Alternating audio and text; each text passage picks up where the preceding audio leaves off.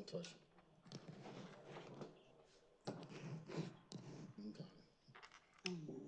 Okay. It's obstructing my view.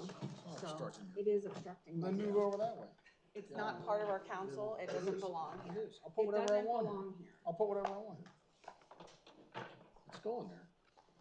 Don't touch You it. need to keep it on your side. If you want to That's put not my side. presentations When I up, you have your side. And I'm side It's over. obstructing a view. So pick the Probably better. Nobody, you're better. It's not going there. This is my space. Just stand there all meeting. We'll stand. No, I'm not standing. Well, then sit. go. But it's not going there. It's going right here, and then There I'll you slide go. it over. There you go. There we go. There we go. There we go. Okay, I'd like to call to order Lower Saucon Township Council's agenda. It's today's date is Wednesday, October 16th, 2024, and the time is 6:43. We apologize for the delay because we were in executive session. So, roll call, please. Ms. DeLeon. Here. Mr. Bononis. Yes, let the record reflect that I am participating by phone. I know that Mr. Optoff has some confusion about participation by phone as opposed to in person. He likes to complain that I'm not there when I participate by phone, but it's certainly permissible for me to participate by phone, and I am participating by phone. So perhaps Victoria can explain that to her father, that council members participate by phone, and that's what I choose to do today. Thank you. That idiot. Mr. Carucci. Here. Ms. Optoff Cordero. Here. Ms. Ray. Here. Also here is Director of Public Works Roger Rossich, Chief of Police Thomas Barnt, and Administrative Assistant Stacy Werkheiser. And our Solicitor Steve Gadusian, and our junior council members. Thank you. Okay, can we all stand and pledge allegiance? Pledge allegiance. I pledge allegiance to the flag of the United States of America and to the republic for which it stands, one nation under God, indivisible, with liberty and justice for all.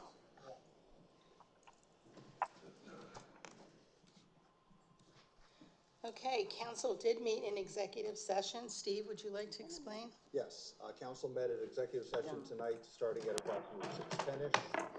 Personnel matters were discussed, personnel matters were discussed related to the budget and others. No official action was taken, and there's nothing further to report. Okay, no potential action necessary. Public procedure. I would like the opportunity to speak about what we discussed in executive session. Yes. Am I recognized? You're recognized. Recognized. Inappropriate, All right, but thank you're you. recognized.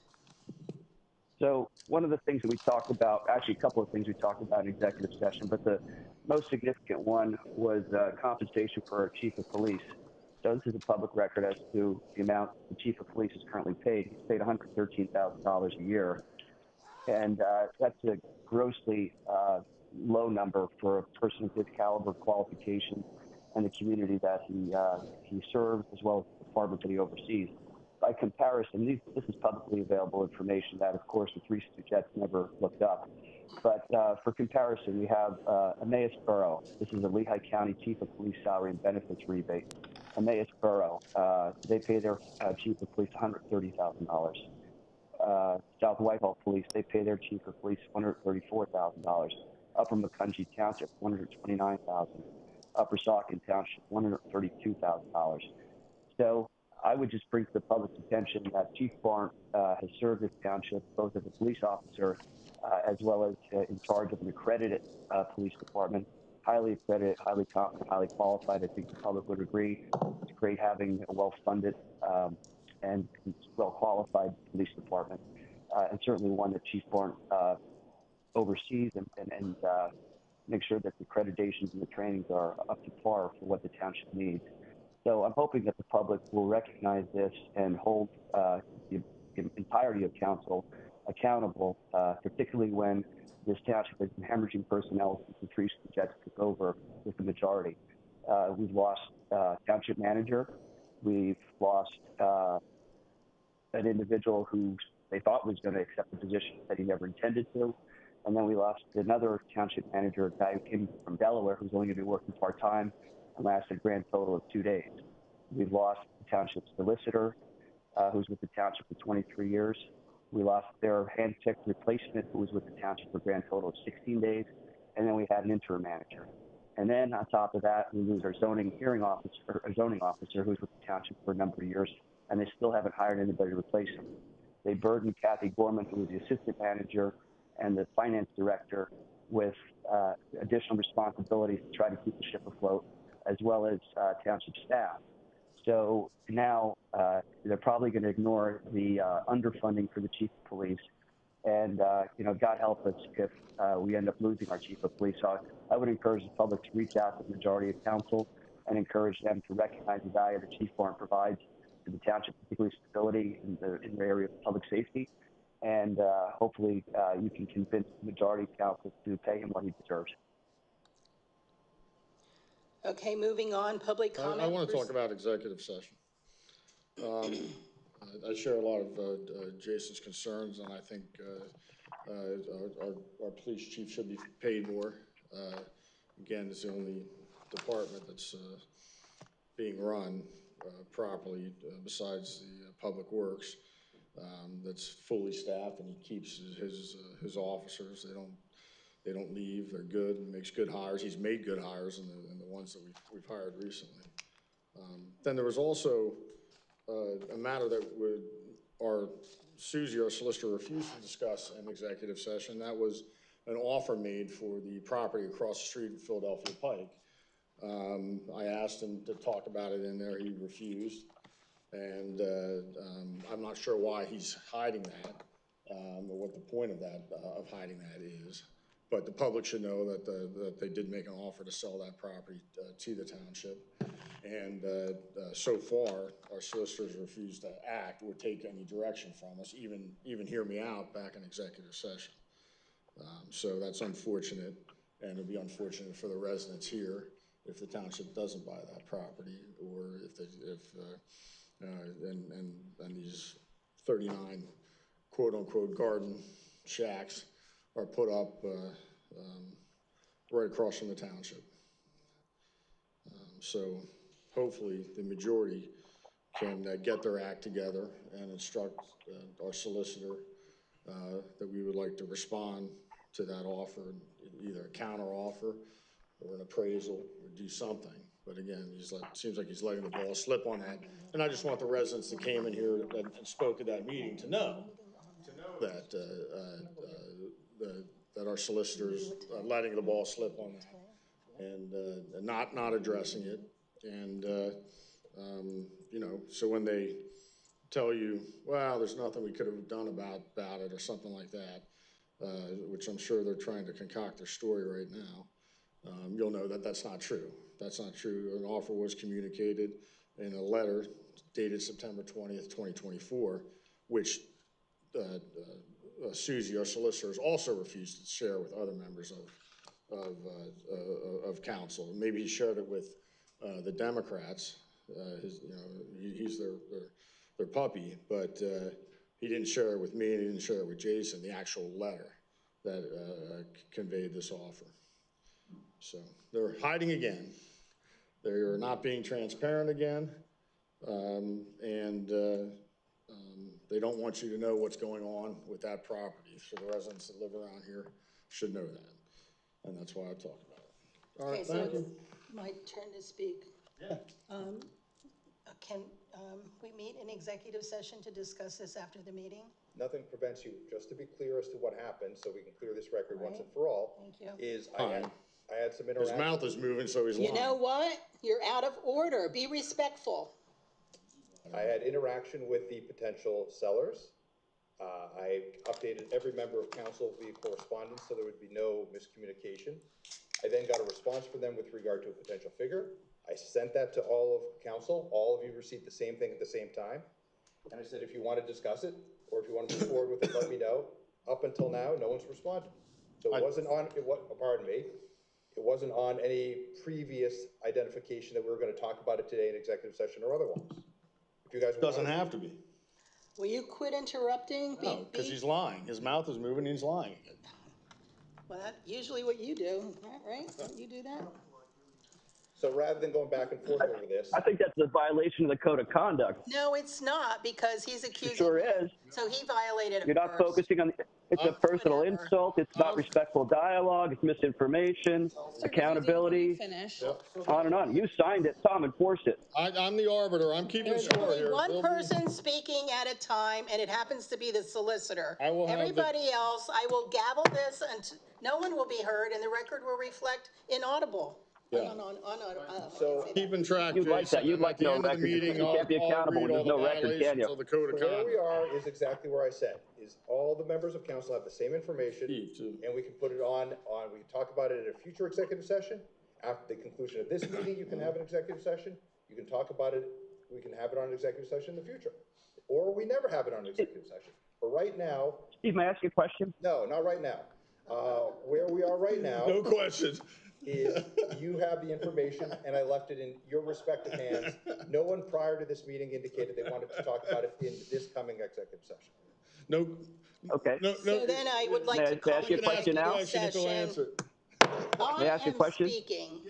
Jason, answer. May I ask you a question? After the meeting, before we May I ask you a adjourn, we question? will go Yes. into executive session. Yes. And then you can ask I'd all like to the ask Steve a questions you question. want. Go ahead, Jay. Victoria? Thank you for recognizing me. So Steve, you said that the information is readily available to all members of Jason, council. you had your Why chance don't you to do the same talk. thing with the Be Hellertown Library? respectful. When we asked you to tell us who you were negotiating with and what was discussed, you wouldn't share any of that information with us. Gaveling until you don't. So why now is there a change in how you handle these things? Have you come to an enlightenment, or were you just acting corruptly before? Victoria? I did forget to Is announce. there construction going on? It sounds like there's a hammer. I did forget to announce. there a new the- roof? Yeah, the over and under for Gavel's 125 and a half tonight. I don't take the bets. I'll take the I just over. see the lines, but, Let if you, Victoria speak. hold on, if you I have a gam- apologize to the audience. if you or someone you know has a gambling Jason went, problem, you call went. 1-800-GAMBLER, It's one time. 1-800-GAMBLER. That's all, now I'm done. You have to give that disclosure when you set a line. It's 1-800-GAMBLER. If you have a gambling Okay. problem, someone you know has a gambling problem. Are we, You may speak. thank you very much. I need to correct some false information that was put into the public just before. When we go into executive session, we discuss personnel matters, we discuss litigation matters, or we discuss property matters. So I think it's highly inappropriate to insinuate that council is or isn't doing something because we have a discussion in executive session. It's even more inappropriate to come out in public and talk about people's salaries and benefits in an open forum where people Public record. are going to have their own opinions. As far as Public record. putting blame They wanna to hide it different from you. people, putting blame to different people are inappropriate because I certainly have a different view of why there are certain situations in our township. So did this council cause people to leave the township? No. Has any staff member ever complained about our conduct? No. Has any staff member ever filed any complaints against any of us? No. So to accuse this council of, for some reason, doing something which then caused those people to resign is inappropriate and it's false. So I want everybody to So to understand reject that first. misinformation, Victoria is to embrace speaking. accountability, Mr. Bernales and Mr. that's on your code of wanna conduct start right there, and blaming you just people. I think when we violated it. look at who's insulting people, So like I who's said, it wasn't worth the interrupting paper printed people, on. who's dragging our meetings on forever, who's using profanity against other Dragging people the meetings in on council, forever. both out here and in Took you an 2 hours to come executive around to the session. monopine. I think this evening we've heard Mr. Croce call somebody a fat cow. Somebody also was called Vladimir. So did I not. think. Well, then if we should put the microphone right over here because you like I didn't to hear that. whisper it. So I've never heard I'm Tom going to call make sure somebody that a fat everybody cow. knows. I did not We've say also, I'm not going to say the words because I think it's inappropriate for any children that may be watching, but STFU, if you know what that acronym stands for, it happens Didn't your generally husband yell that at in our me at executive Pastor Phil's sessions. event So over if and I over and were a over again staff when he had a member hissy fit and then that he worked stormed for out this at township, a religious then event? if 100 I were- religious people there am I carrying gonna on have and a chance on. to Your husband talk acts like a with him talking? lunatic. I think it's Storms I don't know out. how to quiet him unless how do you? I'll take a recess because he wants to mumble the record. This is another tactic. Let's mumble I'm not the mumbling the record. so people can't hear the truth. So I'm going to speak I'm when telling they're the not truth. I'm speaking. correcting your lies. That's the way that's going to be. So when you hear that, people are causing things, I think you need to look at the record. I don't think Mr. Benonis and Mr. Croce have any piece of evidence that says one person on this council caused anybody to resign or move on or cause people not to come to our township. I think it's pretty clear to me, this is my opinion, he has his. So my opinion, and I don't think I'm alone in here, I've heard it from a lot of people in the community, when we have people obstructing our meetings who gladly say that they want to cause more and more trouble at council meetings and drag things on and insult people and use profanity and create a hostile environment for the people in the public. You think it's hostile here, it's not just in here. So I want to make sure that that's clear, because I am not going to be told that it's my fault for why people here are here or aren't here. So I want to make sure that that's clear. It's your fault, for you're a everybody here, liar, since and we take a breath decided- before you pass Since out. we decided to clearly talk your about fault. executive session in the public, so you all understand. That's where I'm done. Okay, I have a question. She violated Is there any 3 way code this of conduct. technology, Tom, I'm speaking. You are? Is there any way this technology can turn off mics when somebody's speaking? Can you just individually turn off like everybody's mic except for the person speaking? That's it, Priscilla. Mute me. That's what you want to do. I already wanna threatened shut you up with the a federal opposition. lawsuit, okay? And I'm going to That's take action Vladimir. on it, and you're going to enjoy choking on it. That's Vladimir. Okay, well, we need to, Vladimir set a meeting Putin. with the audiovisual people. So now both, we have 2 people talking and calling other people Vladimir. That's 'cause So that's you what- all heard that. Because I considered harassment. Calling somebody a fat cow, calling anybody the name of a dictator in another country is harassment. It's not just discussion of our issues here that are before you, the issues that you want to hear about, including our budget and other things on the agenda. They don't want to hear you Let's let the calling record people reflect names. again. That's what I've they never don't heard wanna Tom hear. call you or anyone else a fat cow. So, all right, it's You're not setting harassment. a very good I just example, want you to Jason. understand that from my perspective, when you call me a fat cow, didn't or you call call you. anybody a That's Vladimir, ridiculous. or you say She's lying. STFU with an angry face, it's harassment. So you understand. I think it's harassment when you defame me, Okay, so moving on to, Laura. and then you don't apologize. There's already a lawsuit And then you on that. tell your insurance company not to Did you settle wanna it because try you don't to want to say something? apologize. Just reiterate the fact that when Oh, there's enlightenment. the information is shared with us regarding anything that comes from Steve's office, it is sent to all of the council members at the same time. We do not get privileged, special, secret information that the other 2 do not get. That is. That's not true. They that wouldn't even is tell us who they met with on the a Hellertown lie. Library. And they told them. And The you lie? did? You were having secret meetings off campus with the newly There you elected go. There you solicitor. go. She just admitted it. I wasn't part of that. That's right in the right to knows. And then Priscilla didn't turn it over. Yeah. She hit it. Okay. She hit it. Oh, hit it was the right it was an error. It was in her outbox. to know. Sure it Okay, was. moving on, we have public comment procedure. Lower Saucon Move passed along. Move along. resolutions 64-2024, adopting an agenda policy and code of conduct for township council meetings. You have the right to be here, but you do not have the right to be disrespectful. Please act accordingly, no disruptive behavior. The public meeting of a board or council is considered, and I quote, limited public forum, end of quote, which means the government can regulate the time, place, and manner of speech. Boards and councils regulate speech through the adoption of rules of procedure and conduct. The Acosta Court also approved prohibitions on disorderly conduct when it arises from a member of the governing body. I got a good Members of the council shall not, by disorderly, insolent, or disturbing actions, speech, or otherwise substantially delay, interrupt, or disturb the proceedings of the council.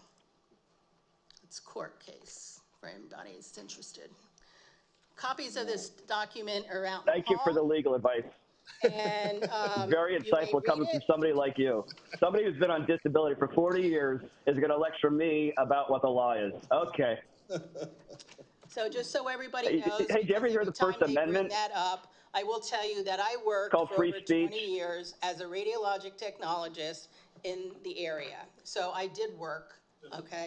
Harassing to, number one, discuss somebody or imply that somebody's either disabled or not disabled, and then imply that they somehow are not competent because they have a disability. So if you want to talk about FMLA I'm saying she's issues not as an competent because she's attorney, not a lawyer. if She hasn't you want worked to for talk 40 about, years. if you want to talk about That's what I'm ADA saying. I and didn't say other anything about her federal disability, but thank you for regulations highlighting that and bringing it up. prohibit you from disparaging anybody based upon a disability that you think that they have, we can talk about that too. So I just want to lay the groundwork again for that one, is that you have a council Take a member breath. Take a insulting breath. people based upon disability. So I want to know who's putting our township at risk for a federal lawsuit, because I don't call anybody out for having You're a out of order disability. if you Let's do just that put again. that one out there.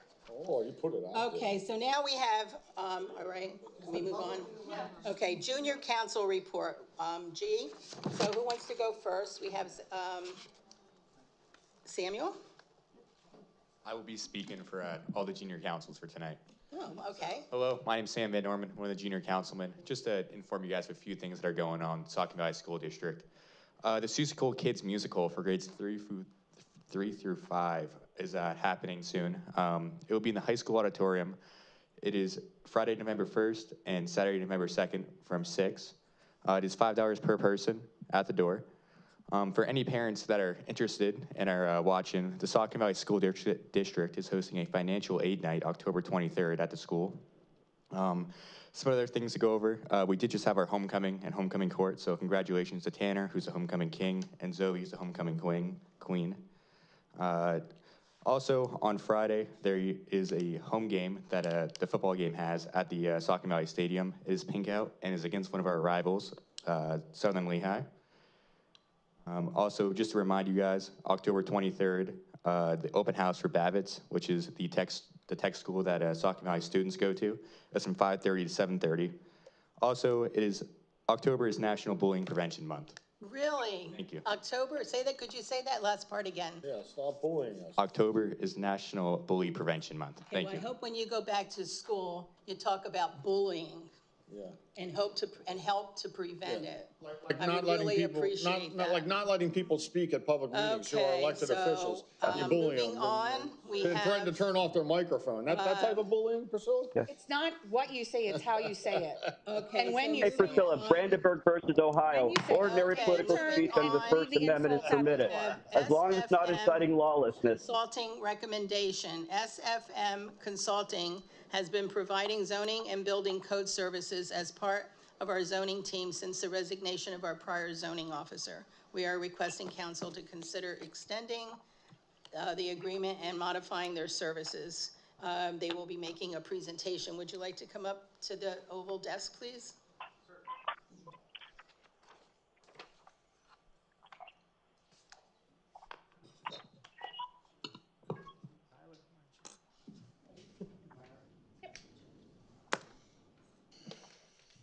There should be another chair. Is there, we have a three? We'll find another chair. Thank you. Thank you so much. We had a zoning officer, they ran him off with emails saying they were gonna fire him. Yep. You know, he was a good guy. I'm sure there's a complaint that you can pull up as evidence for that, because if you do have one, then show it. If not, then tell the truth. Well, it was my right to know, tell the truth. You put it in an email. We have I disclosed representatives it. from SFM. I'd like to And welcome you shortly here this thereafter, he evening. left. I apologize for having to speak over different people. I hope you don't have that problem. I hope you're able to speak freely. So with that, please introduce yourselves and speak into the mics.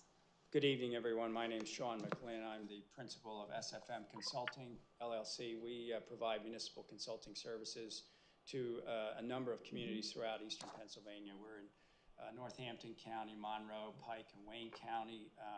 Prior to starting SFM, I worked for another third-party provider in Bucks and Montgomery County. So I'm familiar with a range of different communities, the challenges that each of those communities deal with.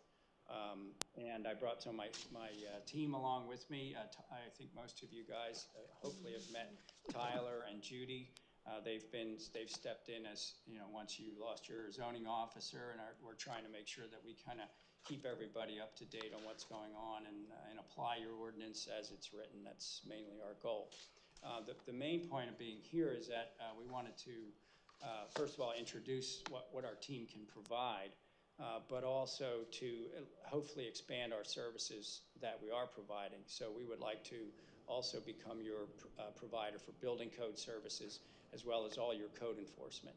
So not just zoning. Now, right now, we are kind of filling in on some of the code, which is your standalone ordinances, but what's really important for us is to kind of do the whole job.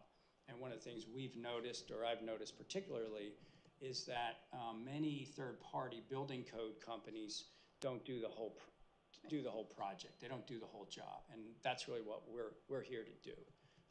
Most third parties will primarily issue permits and do inspections and issue COs. And we'll do all of that too, but we make sure that all the information, it comes through the township and the data stays in the township. It's here for council, for public, for open records requests, all the things as to why the Uniform Construction Code came into effect was to make sure that there was a record of those, all the processes taking place, and that people could access that information in the future.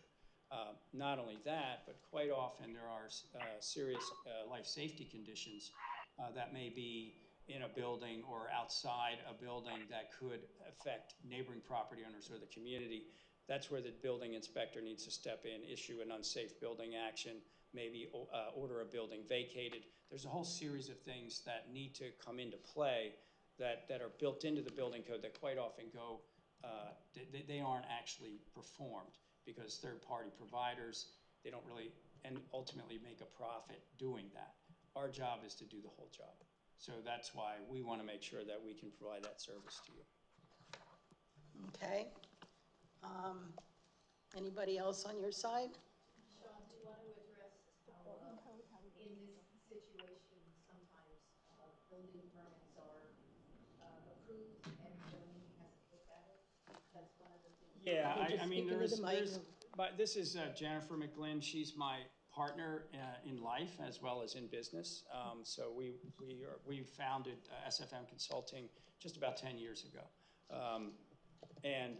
What she's pointing out, and something we've noticed, is that because of the fact that Lower Saucon has the ability for contractors or homeowners to select from a number of different building inspectors, quite often there's a disconnect. So for instance, the contractor may go right to one of the building inspectors that they do business with, hire them to do a plan review and actually get a permit issued even before the township has had the opportunity through the zoning office to review it and make sure that there's justification for issuing that permit. So you end up with people saying, well, I already got a permit. And you're like, well, you got a permit from that entity over there, but it didn't get the approval from zoning. So it can create some conflict, and it can also create some consternation because people are outlaying cash to get that permit moving and that plan review, and ultimately they may not be permitted to do it because it's not permitted in that zoning district.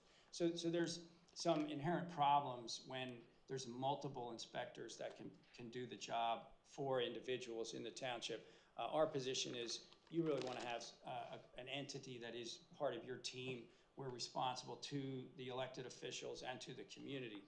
We're not necessarily going to make everybody happy all the time, but at the end of the day, we're going to make sure that it gets done properly and that everything comes back here. So what will happen if you and when you appoint us, the checks come to the township, and this is the other thing I would emphasize. You will see a revenue stream increase on the permits because the checks come to the township. We invoice you at the end of the month for a percentage of those building permits that were issued. But you don't pay that if that process hasn't taken place. Well, we've seen in other communities where third parties are getting the checks sent directly to them, and then they'll send money to the township. Quite often it's hard for the township to keep track of what they should be getting, what kind of revenue should be brought in. Our goal is to make sure that it's very much centered on the municipality. So I think I've talked enough. I want to introduce Judy Acosta. She's one of our key team members. She's been with us probably one of our longest employees. And then of course Tyler Mitch is one of our newest employees, but also is a certified zoning officer working towards his building code certifications.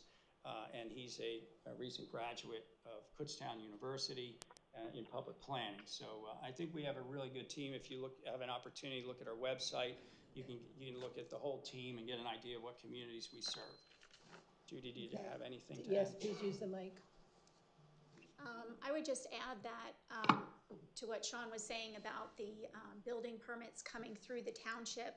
Right now, the way that your building permits are handled, you have a zoning/building permit where the applicant is paying a single fee to the municipality, and they're paying those additional fees to the third-party provider for that building permit, but you're not actually collecting any money off of those building permits. So with this process, that would increase revenue to the municipality as well. That would be all in-house, where that third-party provider, whatever they're charging, they're keeping that full amount at this time. So that's different from what we see in other municipalities as well. Okay. We're also very familiar and experienced with code enforcement, whether it's standalone ordinances or through your zoning ordinance, being able to address issues within the municipalities, send out enforcement notices, be present at zoning hearing board meetings, or conditional use approvals from council, or even through planning commission meetings, providing zoning memorandums as to land development plans that might come in. So we're a full package where we jump in and we're able to be active in all of those different areas. Okay. Tyler's not one to speak much, but he does a great job. Well, yeah. Well, thank you. But I don't have too much to add. I think they both kind of covered all the bases with kind of getting the comprehensive operation going. I think that's covered most of that. Well, I've had the opportunity to meet with Tyler. You weren't in when I was here, so we had a nice chat and told me about your organization and there's different zoning matters that are top priority in the township at the moment, and we had a nice chat. Yeah, and one thing I would add is we try to work very closely with municipality staff as well as your other professionals. So interfacing with the engineer's office, the solicitor's office, police department.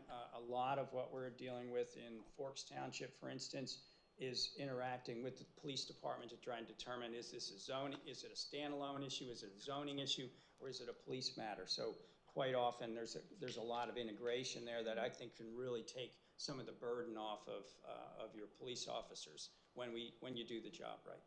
And so I think that's one of the things. It's trying to look at doing the whole project, making sure that you're getting what you should be getting out of the arrangement. Okay. All right, if you're finished, I'm going to turn it over to Kathy. Kathy? I do want to let council know that been working with Tyler and Judy for the last couple months. They've done an excellent job. Items that, we need clarification from, clearly they'll let me know. And we work together as a team to figure out the best course of action. I do think, and I've always noticed here, that there is a lack of procedure of sorts.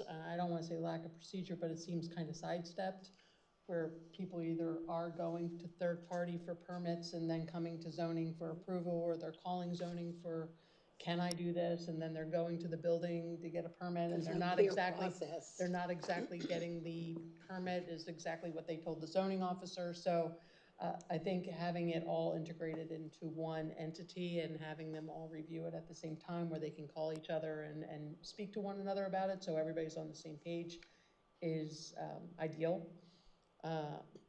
It's also beneficial because we aren't receiving any of the revenue for the third-party inspections at this time, so that offsets the cost of the actual zoning that we'd be charged. And having those documents in-house too is also important. We often get calls from people and right-to-knows from property files that we might not have access to if it's at a third party. So altogether, I think it's a wise move. I would like to, if council is going to consider it, and that's kind of in the budget document, as if you were going to move in that direction, that we do this effective January. That way we have time to notify our current third parties, and we can work together and make sure all of our documents are the way everything needs to be done, since we haven't been doing this way for quite some time.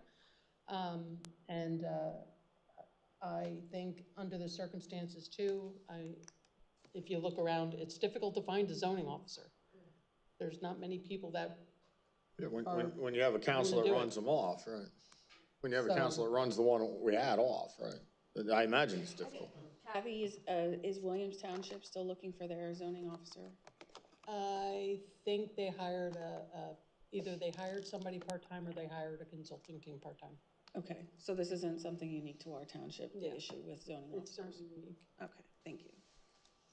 The only other thing I would add, if you don't mind, is that one of the advantages you have with using a third party as opposed to hiring an employee is you can fire us at any time. Because if you're not happy with the work we're doing, you can get rid of us. You're not stuck in some long-term contract. We won't go down that road yet. Okay. That's a concern of mine, actually, and I'll address it when it's my turn. That's Just not don't believe everything you hear at this meeting tonight.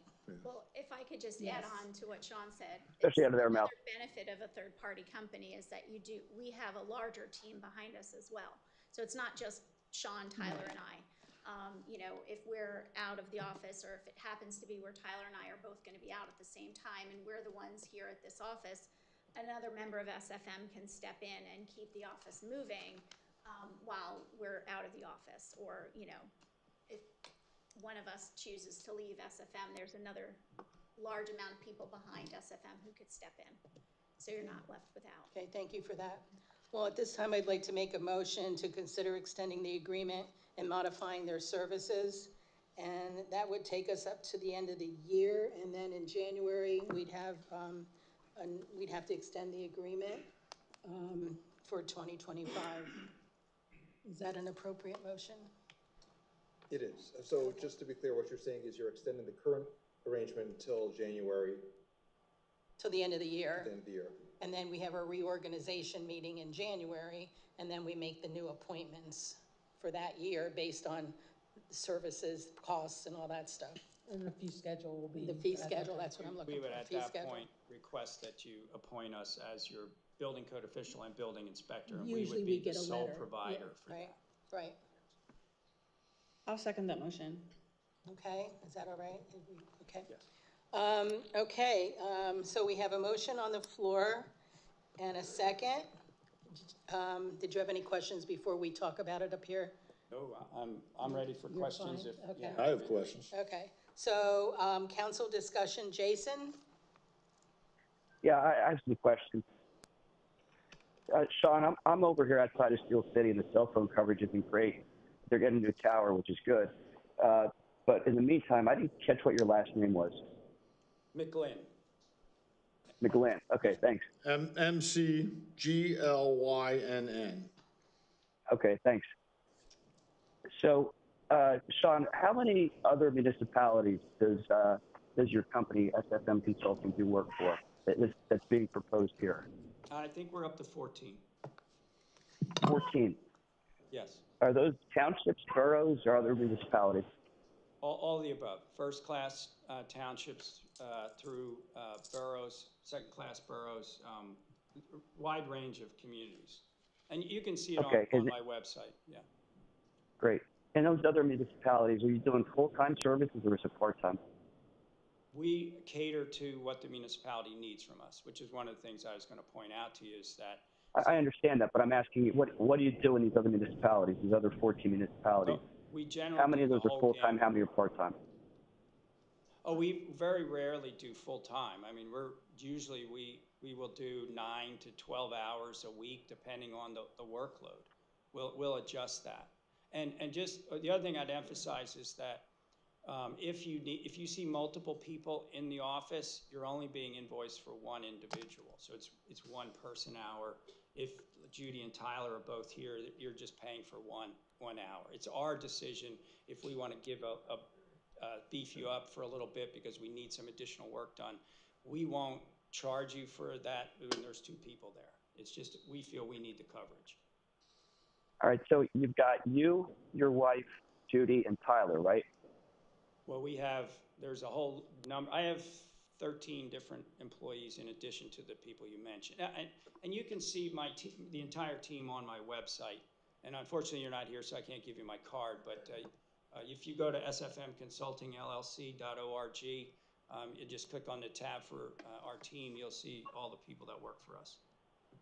Well, I'll be honest with you. I mean, there's a motion that's been made and it's been seconded, and you're telling me to go look at your website to get the credentials of your folks. I think I would have liked to have seen that in the public. Our taxpayers would have liked to have seen that so they know exactly who it is that they're hiring. But since, this is just being told to us now, let me ask you, among the 13 employees, how many of those have very specific zoning experience and code enforcement experience and credentials?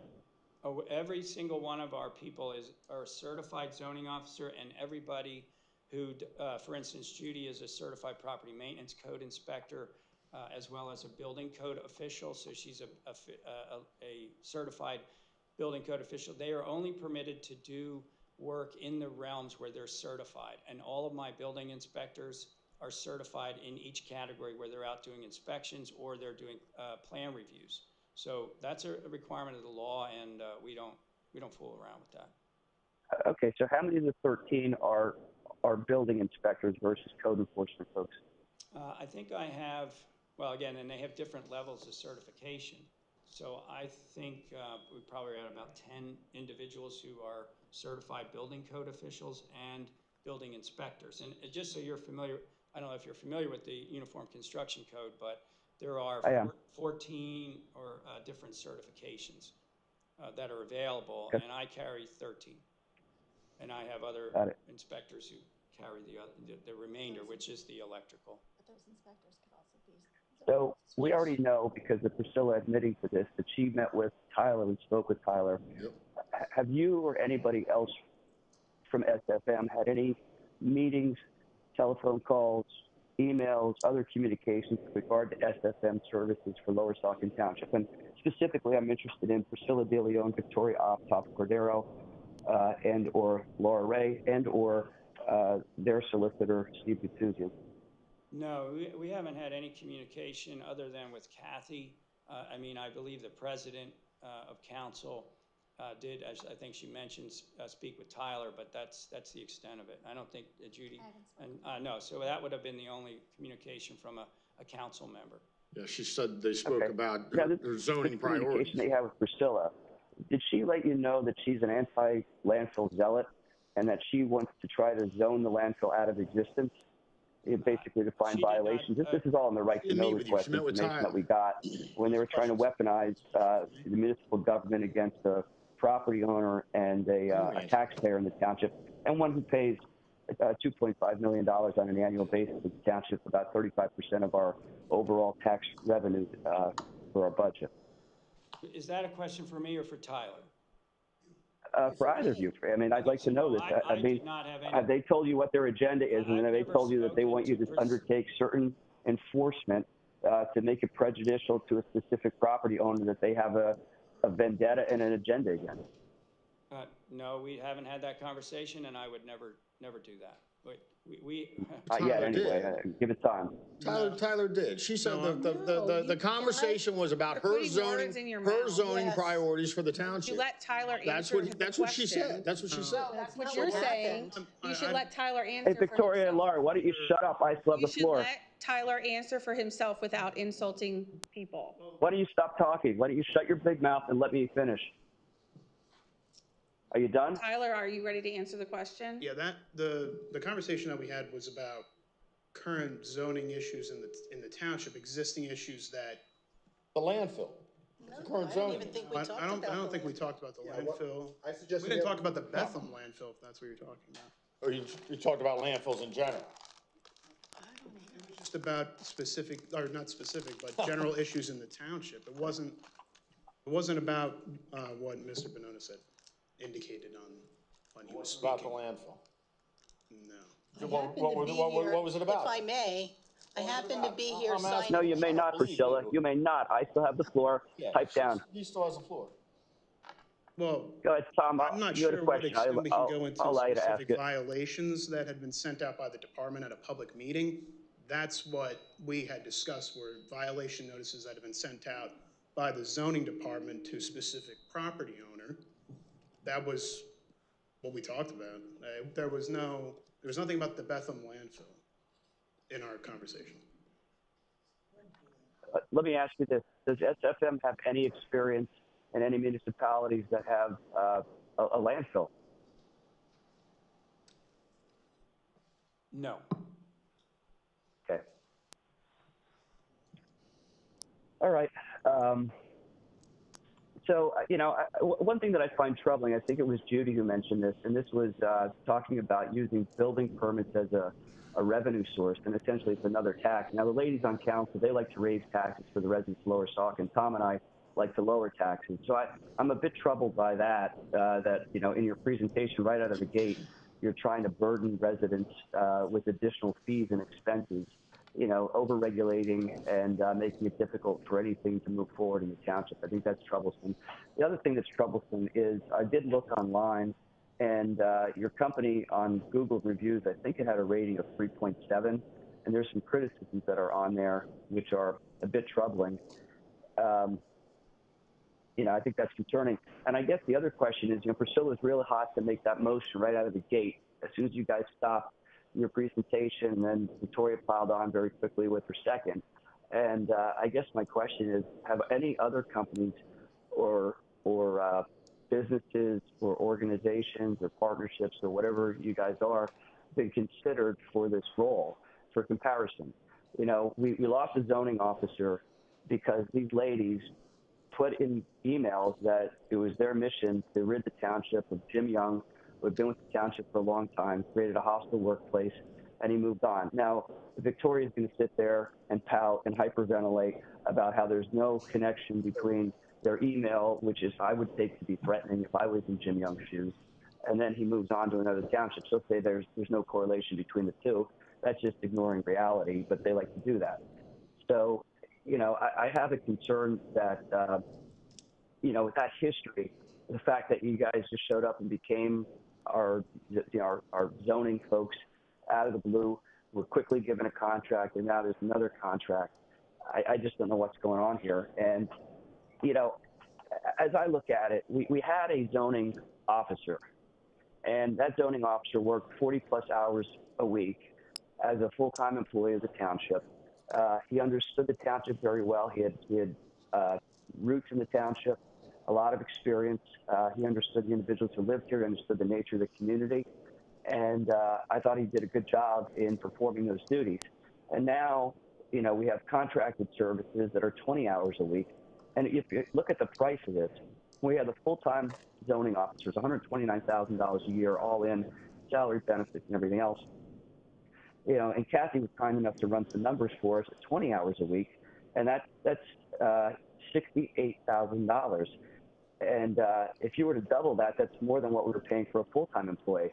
I just think it's better to have a full-time employee on the township rolls doing this job. I just think it makes more sense. Now, I understand why the Three Stoogettes are trying to make this happen. It's because they can't hire anybody because they created such a toxic work environment and toxic community because of their nonsense.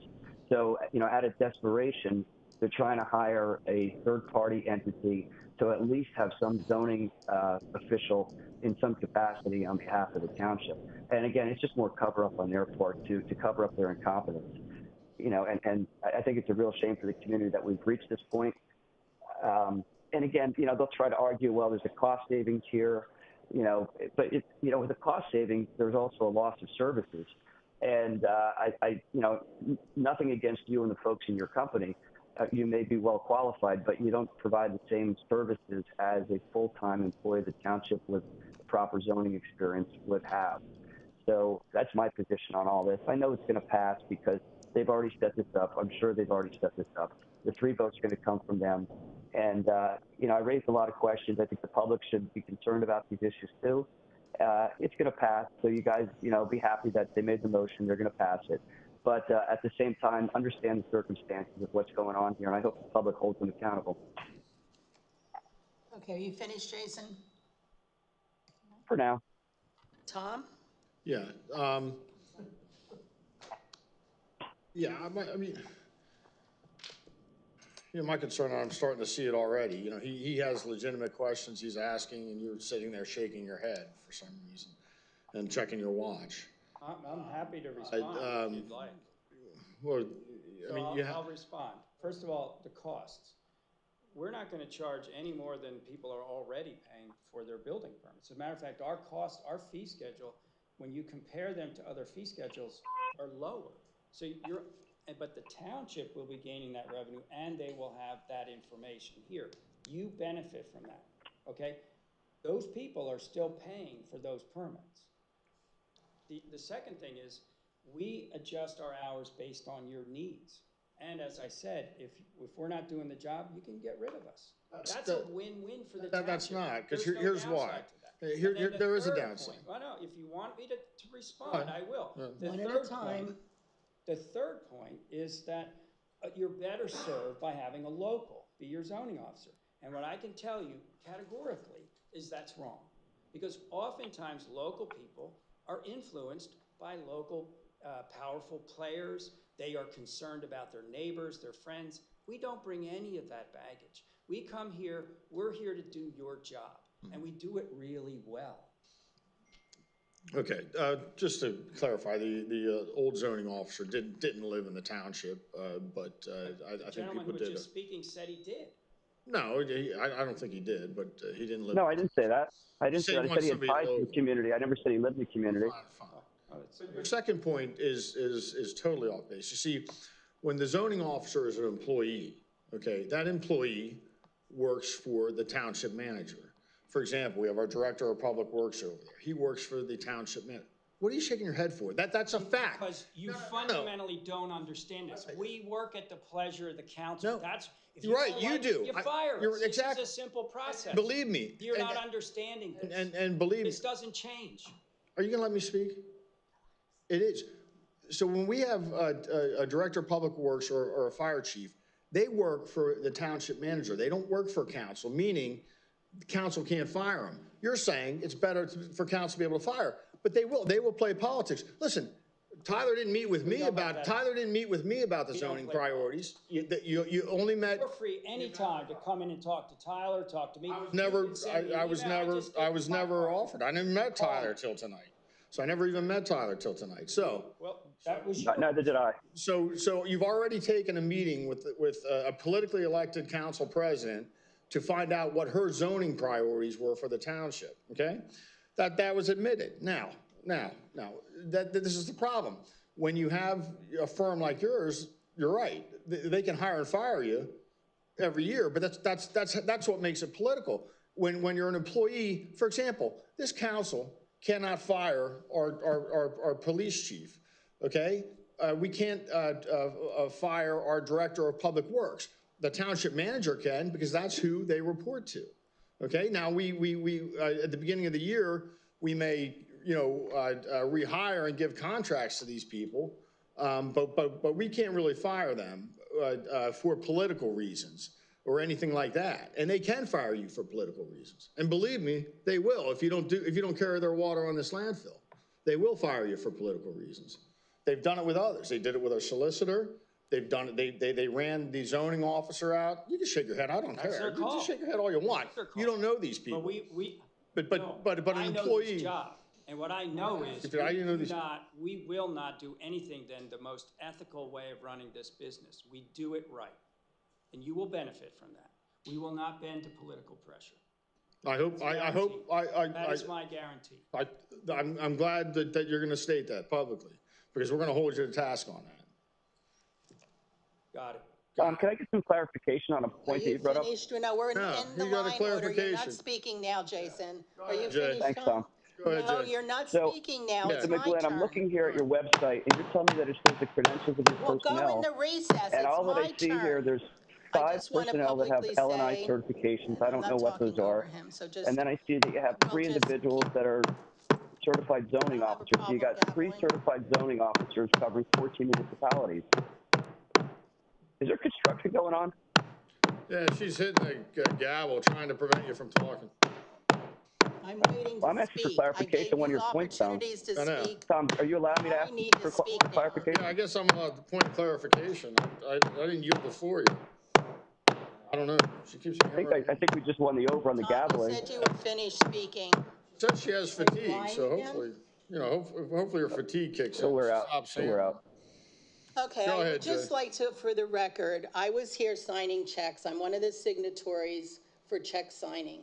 And we had just hired this firm to do our zoning. Kathy did research. She had it on the agenda, right? Didn't you do research into, do you want to tell us a little bit about that story? We did research when the zoning officer resigned. I was very limited as to who would take this position. Everyone that I contacted, engineering firms wise, was incredibly busy and could not take this on as an additional job. Hanover Engineering, Brian had recommended this firm. They came in, I spoke with them, and I presented it to council. Right, and we I approved it. contacted 5 or 6 other firms and none of them had any availability. Right. So if council is of the mind to entertain and continue the services with them, that's fine. If you want me to advertise for a zoning officer, that's fine. So we have it on the agenda tonight for this firm to be our They wanted to come to present to council the opportunity for them to handle not only what they're doing currently under contract agreement that we have with them, but to at one point also start the third party process where they're going to review and inspect building plans for permits. Okay, I had nothing to do with this. I never even heard of you guys. Sorry, apologize for that. And I came in here, like I said, to sign checks, and I wanted to meet the new zoning officer, which I thought I could do. And every time, most of the time, you weren't here, I missed you, And one time you were here, and I thought, you know what, I'm gonna go in and introduce myself. And it was maybe 2 minutes, 3 minutes. I came in, introduced myself, I sat down, so how are you liking this? What are we doing? Just chit chat, normal chit chat. So that was my story. And you seemed very nice and answered my questions, whatever. I don't even remember what they were, but they were just questions. So thank you. And with that, I'm not hiring somebody for niceness. I'm hiring somebody for Victoria. qualifications, competency, ability, being Victoria apolitical. is That's what I'm speaking hiring now, somebody for. Jason. Victoria? Thank you. I'd like to correct some information that was, again, allegations that something that people on this council that I did or Mr. Leon or Ms. Ray did to force any member, any staff member out. Again, there has been no charges or allegations made against any member of council. I would like to remind everybody that there was a specific code enforcement matter that was before council, and Mr. Bononis specifically at a council meeting, which I think you can all see as an example of how people are treated at council meetings, demanded that Mr. Young present himself in person to discuss the matter at an open public meeting. That day, we received a resignation because with his last day to be effective the morning of the next council meeting. So I'm just After you taking threaten them. for me, I can see the letter of the law right there in front of me, and to see what that, how, if we have the conduct right now happening, the hostility that occurs, the interruptions, the insults, I don't know any staff member who would like to come forward and discuss a zoning matter like that in front of public. So to accuse me or any other Mr. Leon or Ms. Ray of doing something improper to our former zoning officers is inappropriate. And I think if you go back at the minutes, you go back at the YouTube channel and you look at that meeting where Mr. Bononis demanded his appearance, I think that you would understand some other things that are going on around here. as far as It's in the minutes. what I've seen It's in the presented minutes. here You wrote the before me, I email. appreciate you coming. Jason, I you're brought out it of forward. order. I appreciate you I'm coming. not out of And I order. You're appreciate rude you and out of providing order. answers. Stop calling me I have names. a question for Ms. Gorman. The violation of the code of My conduct. understanding is there was Exactly. Thank you, Tom, for proposal enforcing that it. would I include got another it. day, if necessary, for them to be available to us on another day, in addition to what they're currently They providing. had provided the information to me that they would make any accommodations that we would need. I thought this was probably the best option to do, because when you have lull periods or when you have high active periods, they're upon request. So it would be a matter of, they're going to be working the hours that they're here. It's not going to be sitting and doing nothing. So we're not in a position where if there's a need, we don't have somebody that we need. Do you feel that they're going to be able to They would be provide able the to services that accommodate we that, need? yes. Okay, so we don't have any issue right now with I have not heard codes any. or zoning issues that are being sitting on a desk because they're only here I have certain not heard of times? any, no. Okay. And I'd like to say also that, you know, there are certain days that they're here, and if council chooses, they can come into the council, or they can come into the office at any time, and with Kathy's permission. Victoria, what days are they there? I'd like to know. So What days? I also had come into the township for other Which business, days? and we also had the code enforcement officer, Tyler, there. And with Kathy with me, I went in and introduced myself and said thank you.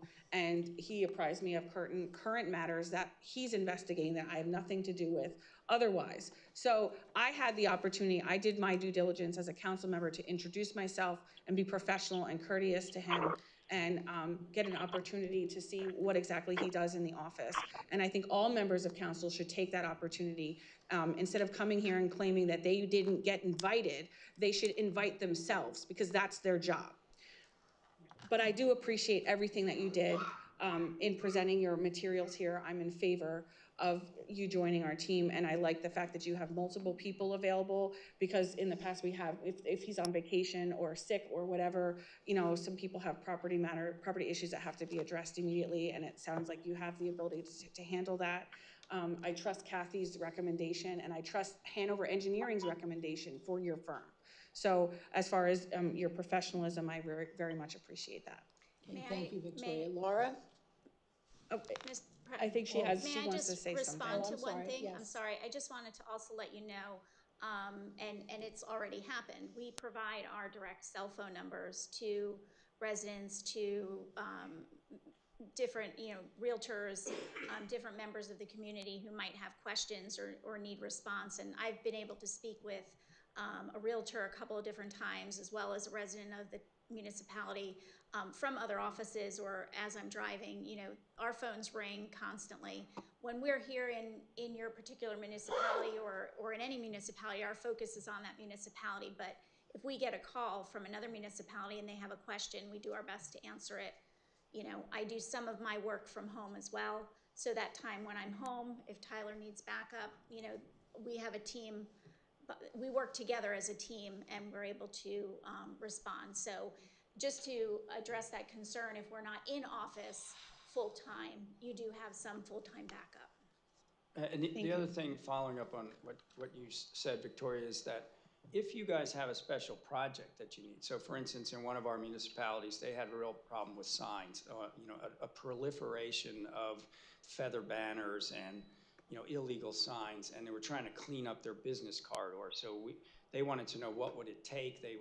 We assisted them adopt a new sign ordinance, and we did an entire sign inventory and identified the non-conforming signs, what we could remove, how we could address those things.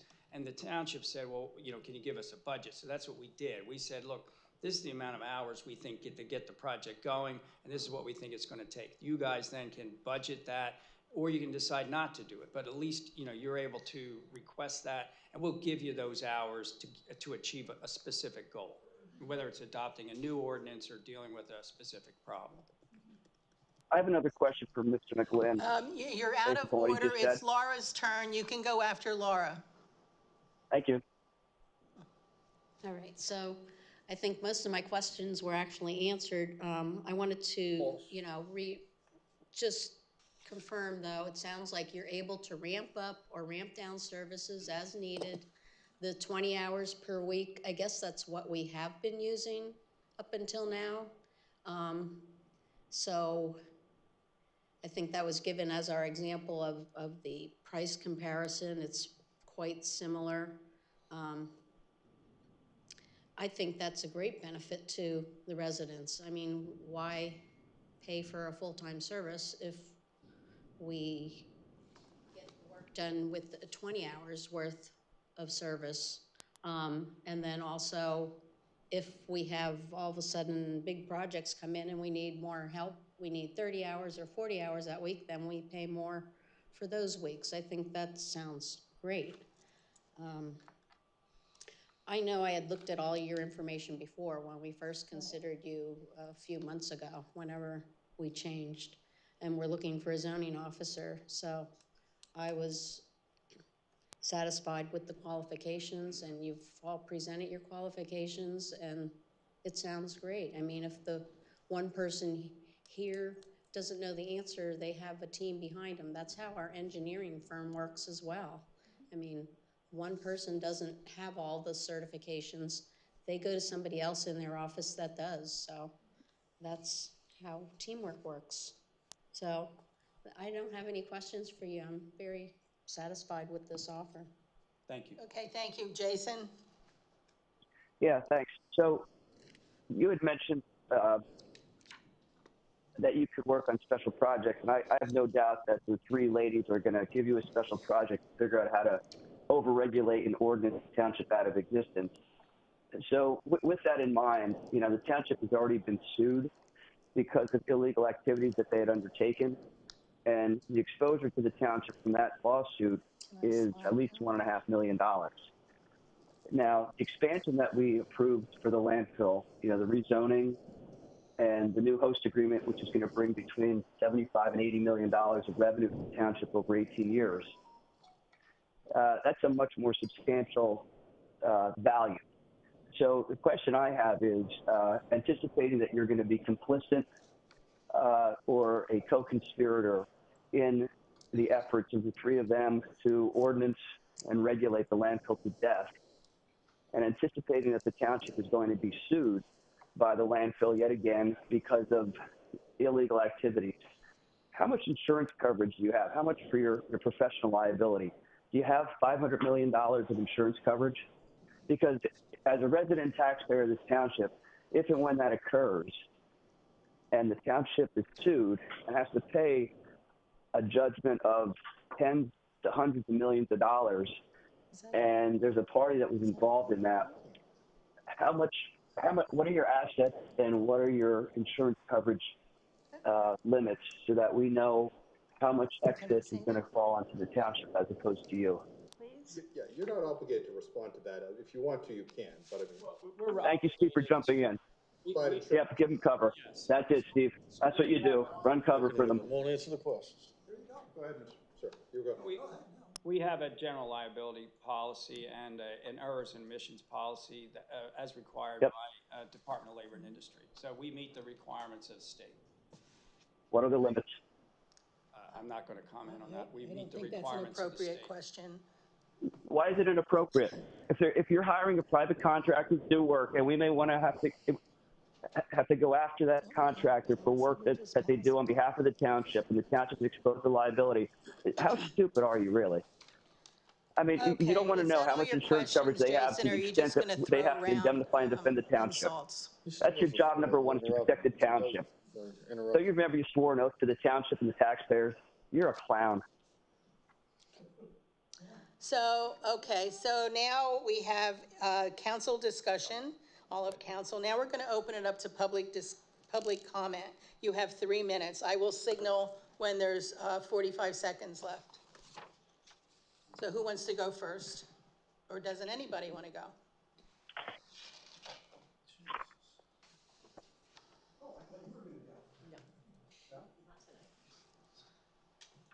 Just touched you. You've been assaulted.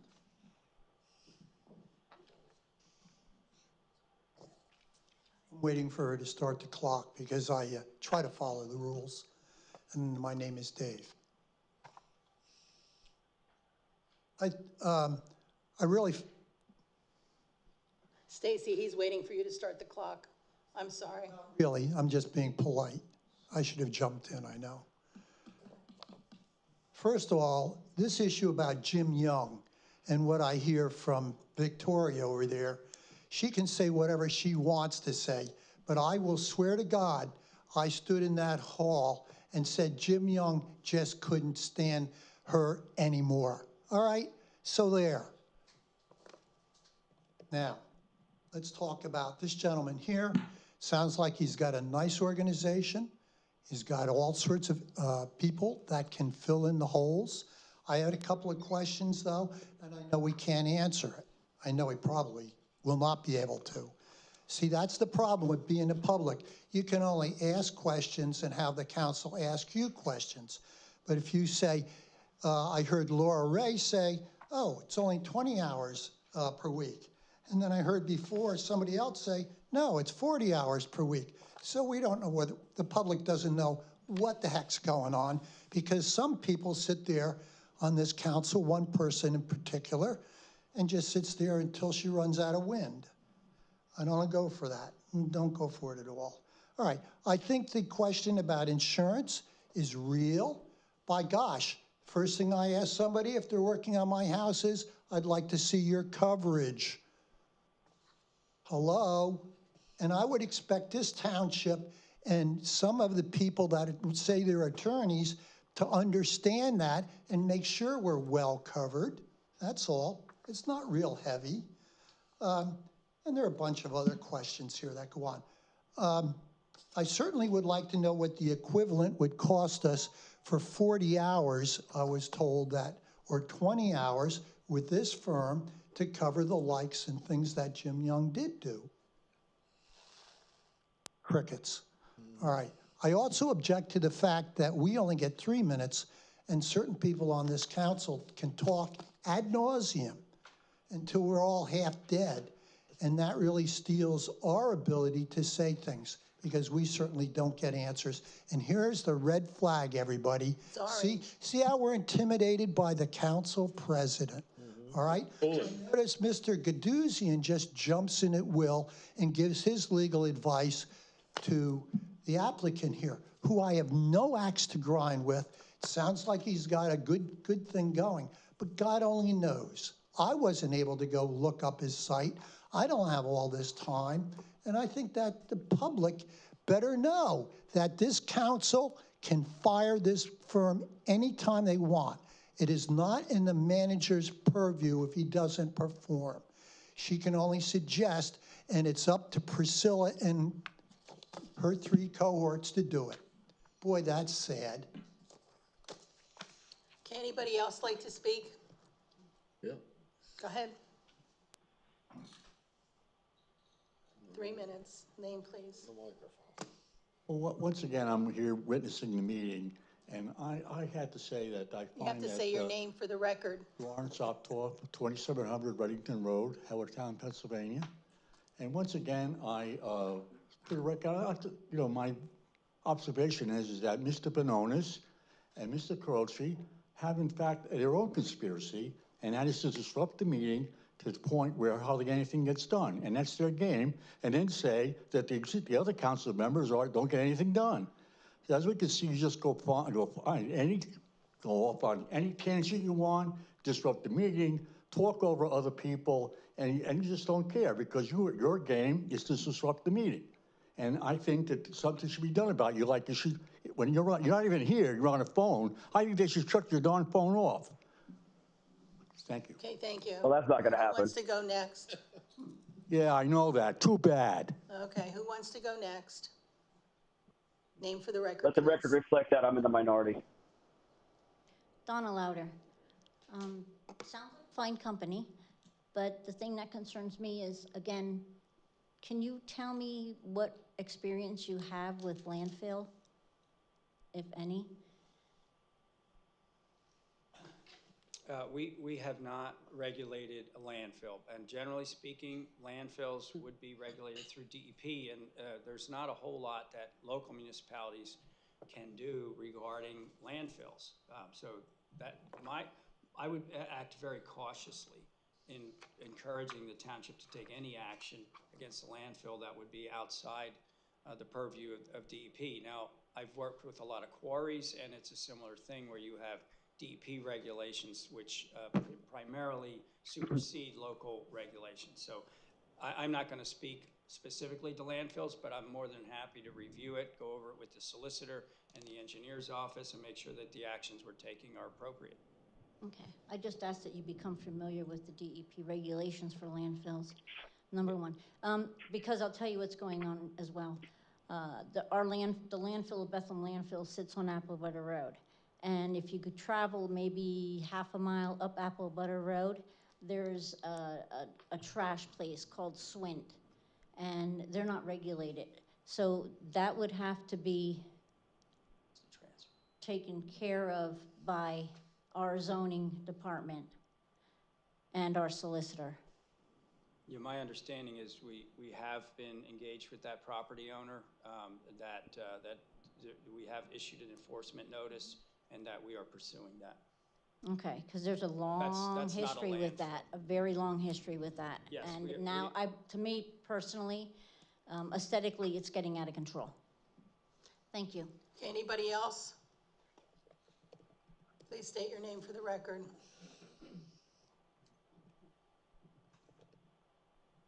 My name is Bob Osman. I think most everybody in this room will agree with the fact that both political parties are having trouble being kind to each other in this day and age. And there's a lot of good reason for that. I would reflect on the situations in some of the biggest cities that are regulated highly and are failing miserably. San Francisco, one of the largest hotels in the country that occupies a full square block, they walked away from. The owners did not even bother to try and sell it. They just turned it over to the city. There was no marketable value, in their opinion, to that hotel because of what the founders had done to the city. Look at the hypocrisy up in the Hamptons, where the governor of Texas sends immigrants up to the Hamptons. How long were they there? How long did the elites allow that? 24 hours before they bust them out. And yet you guys expect us to trust that you got us in your best interests. At what point do my property rights precede your rights to regulate me? There was a comment not too long ago that said, you will own nothing and be happy. And if you're not careful, that's where we're heading. Okay, who wants to go next? That's all they want to do. That's all they want to do. Anne Marie Slavic, Lower Saucon Township. I just had a few really quick comments in reference to the fact that there was a comment made about the time frame that someone's going to be working, and this zoning company obviously has some good qualifications. We do have a lot of problems in this county, in this township. We have a lot of obviously fighting amongst ourselves here. So I would just caution the new zoning team to just be cognizant of that, as you witnessed tonight. We do have issues, in my opinion, from what I have observed in the past few months. We've got issues with our solicitor. We've got issues with the team that's on this council that has the majority, that seems to want to bring in all their people, including the solicitor, to do things that they want to do, and perhaps not in the best interest of the township. There is an issue with the Bethlehem landfill as well, and I would caution them to be considerate of that as well. I also want to just say that it does seem like there are activists on this council, activists that want to do 2 things or 3 things, and they want to make sure that their agenda gets pushed, and that's what's really happening here. As far as I could tell, we don't know how long the time frame is going to be for them to work. I think that's just it. As far as we're going to tell is they have to work to see how things go, but you can't say they're only going to work 20 hours versus 40 hours. It's just doesn't even make sense. they're gonna work as much as we need them to work, and that's how it's gonna go. So, that's all I had to say, thank you. Okay, thank you. Anyone else?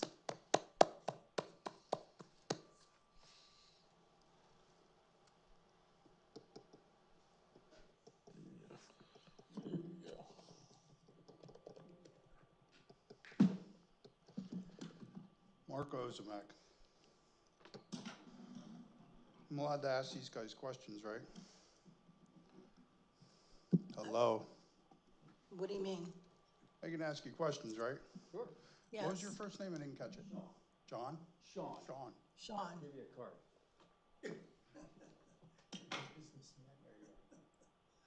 I don't have any on me. I'm retiring, right? Give you one. That's quite all right. But, how long have you been doing work for the township? I think we've only been here for about 3 months. Maybe longer. Maybe a little longer than 5. Tyler, it says 5. June. When you build a township, do you have an hourly rate? Yes. What is it? 65. An hour? That's for zoning and code enforcement. Not for building code.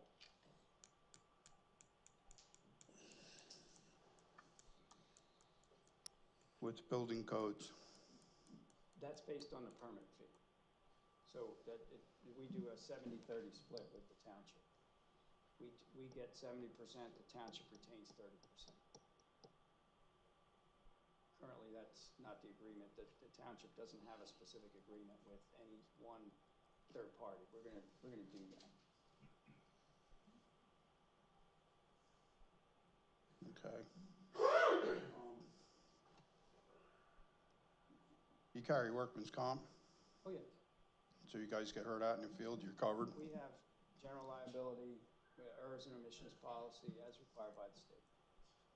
And you won't come back to the township or anything? Nope. So, if I was building a building and I wanted to know what size rafters to use for X amount of length, I could call you and get specifications? Absolutely. Sure.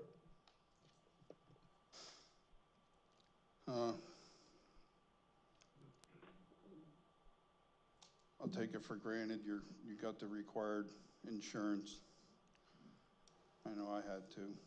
I couldn't get in places without X amount of dollars worth of insurance.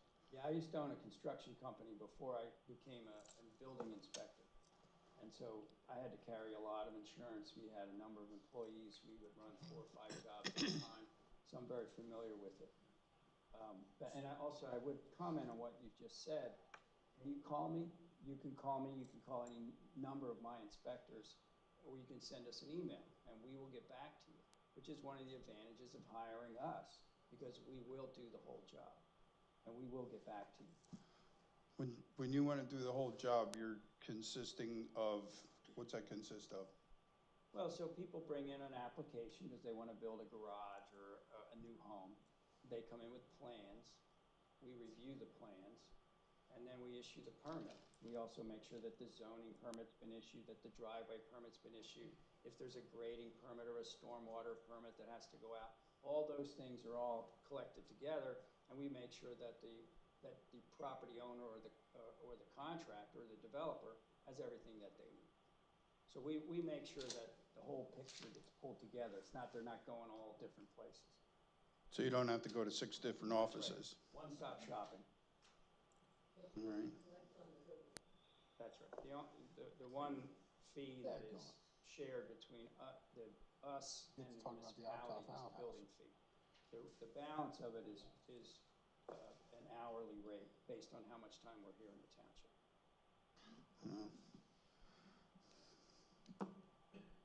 And all those other permits you mentioned are kept. Yeah, there is no sharing of fees for the other permits. All right. You could speak in the mic. Yeah, please speak into the mic, because this has to get recorded. Sorry, I don't think I have it. I'll reiterate. Jen's, my wife is just reminding me. Oh, Yeah, okay. of the other things I'm failing to say. 33 which is not seconds. unusual. I don't know if you're. Priscilla, could you wait a minute? I'm trying to listen to this man. Sorry, Go ahead, sir. 33 He seconds. was talking to me, okay? And you're not supposed to have three-way conversations You're here. not supposed to be interrupting. Yes, I can. I'm the And chair. audience is not Well, supposed it's to a be code of talking. conduct. You did a code of conduct. That's another code of conduct violation. Okay. I'm the We're supposed to arbiter. be- Interrupted counsel. I understand, and I apologize. My wife was telling me things I was failing to explain, so That's good. I don't know, does that happen in your house? Oh, never. Okay, so yes, so anyway, she just wanted to make sure that I was clear on what I was telling this gentleman. I think it was most helpful. You're not supposed to be having private conversations in the audience. You're interrupted again. That's another violation of He the code is of out conduct. of order. Another violation of the code of conduct. Mr. Understood. I got it He's written out right of Public here. order. comment? Please don't, you're supposed to be having a conversation with Mark. Public comment, right? Period, It's so just the a public person at the comment podium period. is the one that has the comment. Yeah. I think if there's other things that Since- they want to since- clarify, they can. go Hello, after his- hello? Since you four have been here, you have just experienced the township issues, It's been very and interesting. every person in the public. I think I'm the only one that came up here and stayed on topic, which is what should be done out of everybody. I But they can't appreciate keep that. their mouth shut. So, I'll look it up when I go home on the internet, but, have you ever been sued? Not with, when I had my construction company? Anytime. No. think that's Well, appropriate. but not SFM. We've never been sued. No. Fine. What, why isn't it appropriate? Because I don't think it is. I'm sorry, but if somebody comes in my house, I want to know if they've been sued. Exactly. Right. She will tell you when you can speak and what you can ask.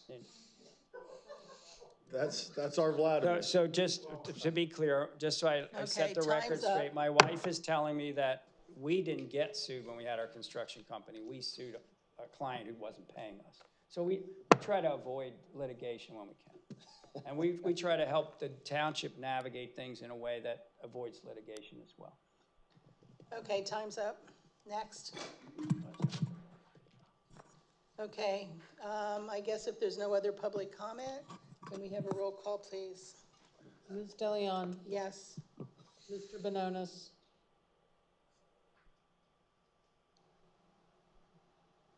Oh, I'm Jason? sorry, Kathy. Yeah, I appreciate that Mr. McGlynn offered the statement. Not a lot of township control, or not a lot the township could do beyond DEP. I hope that Priscilla, Victoria, and Laurie hear that and understand that. And I'm going to vote no. Ms. Altough Cordero, I'm gonna vote yes, and I'm also gonna say, again, I appreciate you coming here. I'm sorry for what's the interruptions and insults that happened during your presentation. I also take exception to certain members of council continuously threatening legal action or implying that there will be legal action. I think it's a course of conduct that some people here are sue happy, and that's what they want to do, and they want other people to sue other people to put the township at risk, and they're not representing this township. They're representing their own. I didn't sue the township. The landfill did because of your actions. So Your illegal actions in apologize for having that, a and vote I in think that this secret, council without will any do public what we do. comment and without any public vote. You should have been in court yesterday. I'm voting yes. Mr. Carochi, My concern is, you know, I believe what you said, and Jason's right when you say there's not much you can do besides DEP, but they will try and get you to do things, or you won't be around for a second year, because that's who they are. And until I see, until I see you stand up to them and tell them, that, they can't, rezone certain things that have already been zoned, and there is a $1.5 million lawsuit which was brought by the landfill against the township. None of us sued. None of us council members are part of that suit. Victoria and her family were before she was appointed to before she was elected to council. So I'm sure you didn't know that, but her parents were part of the lawsuit when the zoning change was made. So that's the angles they're coming from. I hope you prove me wrong, and that you are independent and not just going to do what they ask you to do. And that's why I worry with you being a consulting firm that can be fired instead of an employee that's really reportable to the township manager and that has some civil service protection for being fired for political reasons. Because you're going to be asked to do things for political reasons by the majority of this council. That I can guarantee you, and we'll see what happens. But I'm gonna vote no, simply because I think we should have a zoning officer that's a full-time employee that does that. But I still look forward to working with you. Ms. Rai? Yes. Motion passes 3-2. Okay, and Kathy, you will contact Base Engineering and key codes of our decision and bring this back onto the reorg meeting in January, unless something happens in between. Okay, so, Ms. DeLeon, can I just correct something Yes. again that was misstated? Number one, to imply that any member of council has pressured or expected certain conduct. Have any of you received any phone calls or emails or any communications that expressed any pressure on you to do one thing or another for political reasons? Yeah, I have. I'm asking the consultant, not members of the audience. No. No, we have not. Thank you. Have any member of this council ever pressured you or discussed with you the Bethlehem landfill or anything related to the Bethlehem landfill? No. No. Thank you. And I want to clarify for the record, because there was implications that somehow my parents are involved in lawsuits that are happening right now or pending litigation, and that's absolutely false. I am not involved in any litigation, neither are my parents. Landfill lawsuits that have been filed against this council were telegraphed by two members of this council as we sit here a month before they filed it. So I think that record will speak for itself. I remember parading around, again, another lawsuit threat by Mr. Bononis. Then the next month, what do? We get a lawsuit from the landfill. So I think that there's a coordination going on that end. But that's how I'll leave it. But I want to correct the record because No, I have two eyes and a brain, and I can predict what's going to happen because of your incompetence. Gloria is speaking. It is false to imply that I will do something in the future. Mr. Carochi likes to jump inside my head and tell all of you what I'm thinking, but he has no idea. Thank you.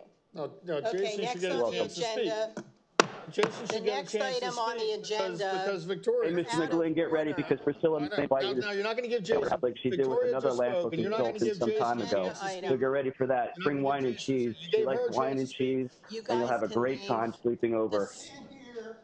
The- Talking to him, he's talking to Victoria. And I am the one that has the floor, okay, as chair.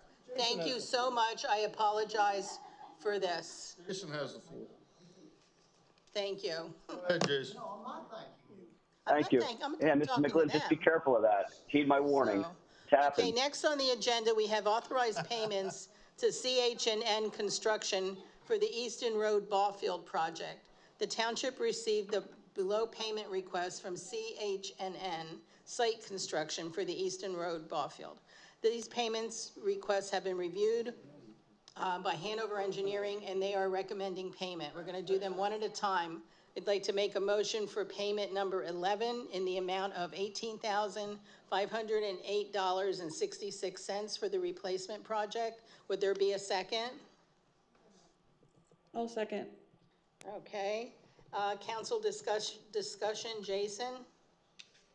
Yeah, does that include the design and construction of a bathroom? Because there were a lot of folks that were interested in having a bathroom or a bathhouse and running water and showers and all sorts of stuff. Does that include it? I can't answer that question. That was not part of the bid. Kathy said it was Part of the bid. Kathy said it was not. That wasn't part of the bid. All right, we'll have to bring that up another time yet again. Because really, public wants a bathroom out there. Yeah. You bid the They project, can't you use the designed top it, outhouse. you created it, you decided to spend $3.5 million and forget Now, he was conveniently. talking. He had the floor. And I didn't create it. I'm more than happy to use the top outhouse. You didn't do anything about it. So when other people. I'm roughing it. It's like going camping almost. You got it. You guys I actually go there to watch a baseball game, not to use the facilities. I think that's what most people would go there to play baseball or to watch a baseball game. Tom, it's your turn. Jason, you didn't. Hold on, I'm not done. Yeah. I'm not done. Whoa, whoa, whoa. You yield the floor. Are you not paying attention? You yield the floor, Priscilla. Slow down. Well, you never can tell when you're done or not, so just. I was talking and you cut me off. No, Tom cut you off. No, he didn't. Victoria Tom would never did. cut me off. He has an award. Look at that award he has there. He's good behavior. An illegal award that Beautiful wasn't award. approved by the majority of council. I'm sorry, what? Jealous. She's very jealous, and it's understandable. I didn't hear. Jason, are you speaking now, or No, are you Jason. not? You interrupted me. I didn't hear what you said. I thought you were asking me something. What did you just say? I just asked you if you were speaking now. No, you said something about majority No, of council. I don't know what you said. My comment is, are you speaking now? No, you said something about the majority of council. What did you say? Hello, can you hear me? Yeah, she's not responding to you. She's trying to disparage your award, isn't she, Tom? Yes, she's jealous. You know, if she was on good behavior, maybe she'd get an award too.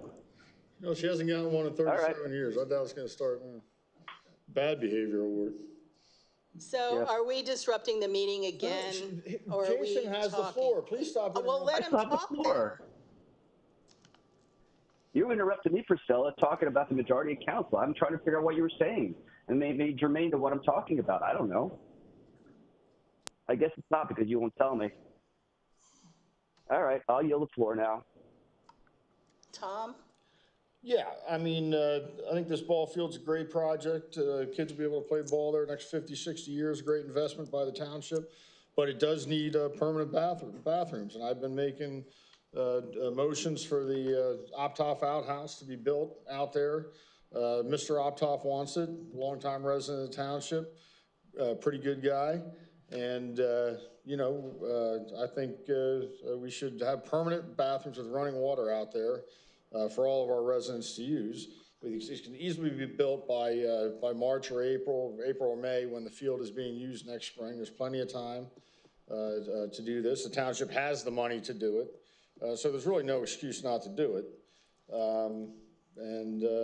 You know, so I'd make a motion that we construct those. You should know better than that. things. There's a motion on the floor I'll second the motion. already. Another motion. Second. You're supposed to have motion been seconded. experience. Motion's There's a been motion on the floor already. Okay. We're discussing it. All right. So it's your turn. Are you finished? Yes, I'm for this. Okay, so it's my turn next, and I'm in favor of this motion. Victoria, you're next. I'm in favor of the motion. Again, I will say to the public, this is a contractual obligation that was placed under this council by the prior council to the tune of about $3.5 million. And no, it doesn't include a bathroom or running water, which I think is disgraceful if they're gonna spend $3.5 million. That's the point. We can rectify it now. Okay, Laura? Vote for my motion. Just like the cell phone tower is an obligation. I don't have any additional comments on this particular payment. Okay, opening up to the inside, public. yes. Anybody in the audience like to speak for 3 minutes on this topic? Please come to the podium. Okay, seeing none. Kathy, can we have a roll call? Mr. Benonis, Yes, play ball. Ms. Optoff Cordero, Yes. Mr. Carochi, This is just for the 18,508.66. Correct. Yes. Ms. Ray, Yes. Ms. DeLeon. Yes. Motion passes 5-0. I'd like to make a motion to reject payment number 6 until all lighting issues are fixed and there's no spillage off-site. Is there a second? I'll second. Okay. Council discussing, Jason? What spillage are you talking about? Excuse me? Yeah, you said spillage. What are you talking about? I'm talking about payment number 6 in the amount of $950 for site lighting and additional amenities. But the motion you made says to reject the because payment. of spillage. So explain that. I'm asking for clarification. What are you talking about? I'm talking The about, motion you made. my words in the motion were until all lighting issues are fixed. And I heard your words. I'm asking to explain your words. I'm not deaf. Wow. There's no obligation to explain. I'm not It's going to motion explain to it. motion. It's English. Spillage. You don't know what the word spillage means? I do. How long have you been on Usually it's council? in the in the form of a liquid when you dump something on the ground or on yourself or on your chin? Well, I don't know what you're talking about. I mean, it's a $950 bill, and you're going to hold up a payment to the contractor over an undefined term of spillage. So you're going to have the contractor wondering, what are they supposed to do to fix whatever is spillage? Why don't you define what you want the contractor to do so they can do what they need to do to receive payment from you for whatever is required? Are you finished? No, I'd like you to define spillage so that the contractor knows why you're not paying them. When the spillage goes over the We don't have any comments here from the township engineer who's been out there, right? The township engineer hasn't come forward. They've been out there inspecting every day the work that's been taking place. They haven't come forward here to say anything. No. Is Brian there? No, Has Brian said anything about this? not Like here. we shouldn't make this payment They because asked they him haven't not to done the come work? tonight. No. I did not indicate for Brian to come tonight because I didn't think this would necessarily be an issue. However, Well, I mean, the contractor's done work. Right. They want to be paid, and we have an untrained, ignorant council member saying that they need to fix spillage. Right. Have we received complaints of spillage? What is the issue? What has the township engineer said about this issue? Can anything be done to fix this issue? So you want to hold this payment over the contractor just because you've been against athletic sports for the use of this township. A field that's going to be there for 50 years for the community to use. You've done nothing of any meaningful accomplishment in your 36 years on council, and you won't even be woman enough to stand up and explain what it is you want the contractor to do to get their payment. And the township engineer isn't here. I didn't receive any email from him. I received no communications from him or Kathy or anyone else complaining about spillage. I will So explain define one it so they time. know what needs to be If done, you'd be because apparently quiet now and let you're me an speak. expert lighting engineer or whatever type of expertise you have. Explain it. When you turn on the lights, there should be no lighting off the property site. It Really? should not go into the neighbor's Who yard. said that? Our zoning ordinance. When this thing was being built and designed, was that what they contracted for? I don't know. Not a guys- single lumen of light is going to Okay. leave the property? Okay. Are you serious? Like, have you ever driven by a mall and you see like lights everywhere? You put your porch light on. Does the light on your porch stay on your property? When the Priscilla pine that's going to be built over there, the mono pine, big Christmas tree, when that's all decorated for Christmas, right? Okay, no light's going to illuminate off of that property from the Christmas pine? I don't know. Maybe they'll let me pick It's an absurd thing. I mean, you're suggesting that the contractor should be held accountable for the laws of physics, which don't allow that which it is that you insist upon. Yet again, proving how ignorant you are. Okay, Tom? I yield. Okay. Yeah, this is, and people listening at home that are part of Hellertown, Lower Saucon baseball should know, this is Priscilla's way to try and stop games from being played there at night for the neighbors. There's about 4 neighbors there who Priscilla is in cahoots with. And so is Laura Ray. We saw it when we were out there for a meeting.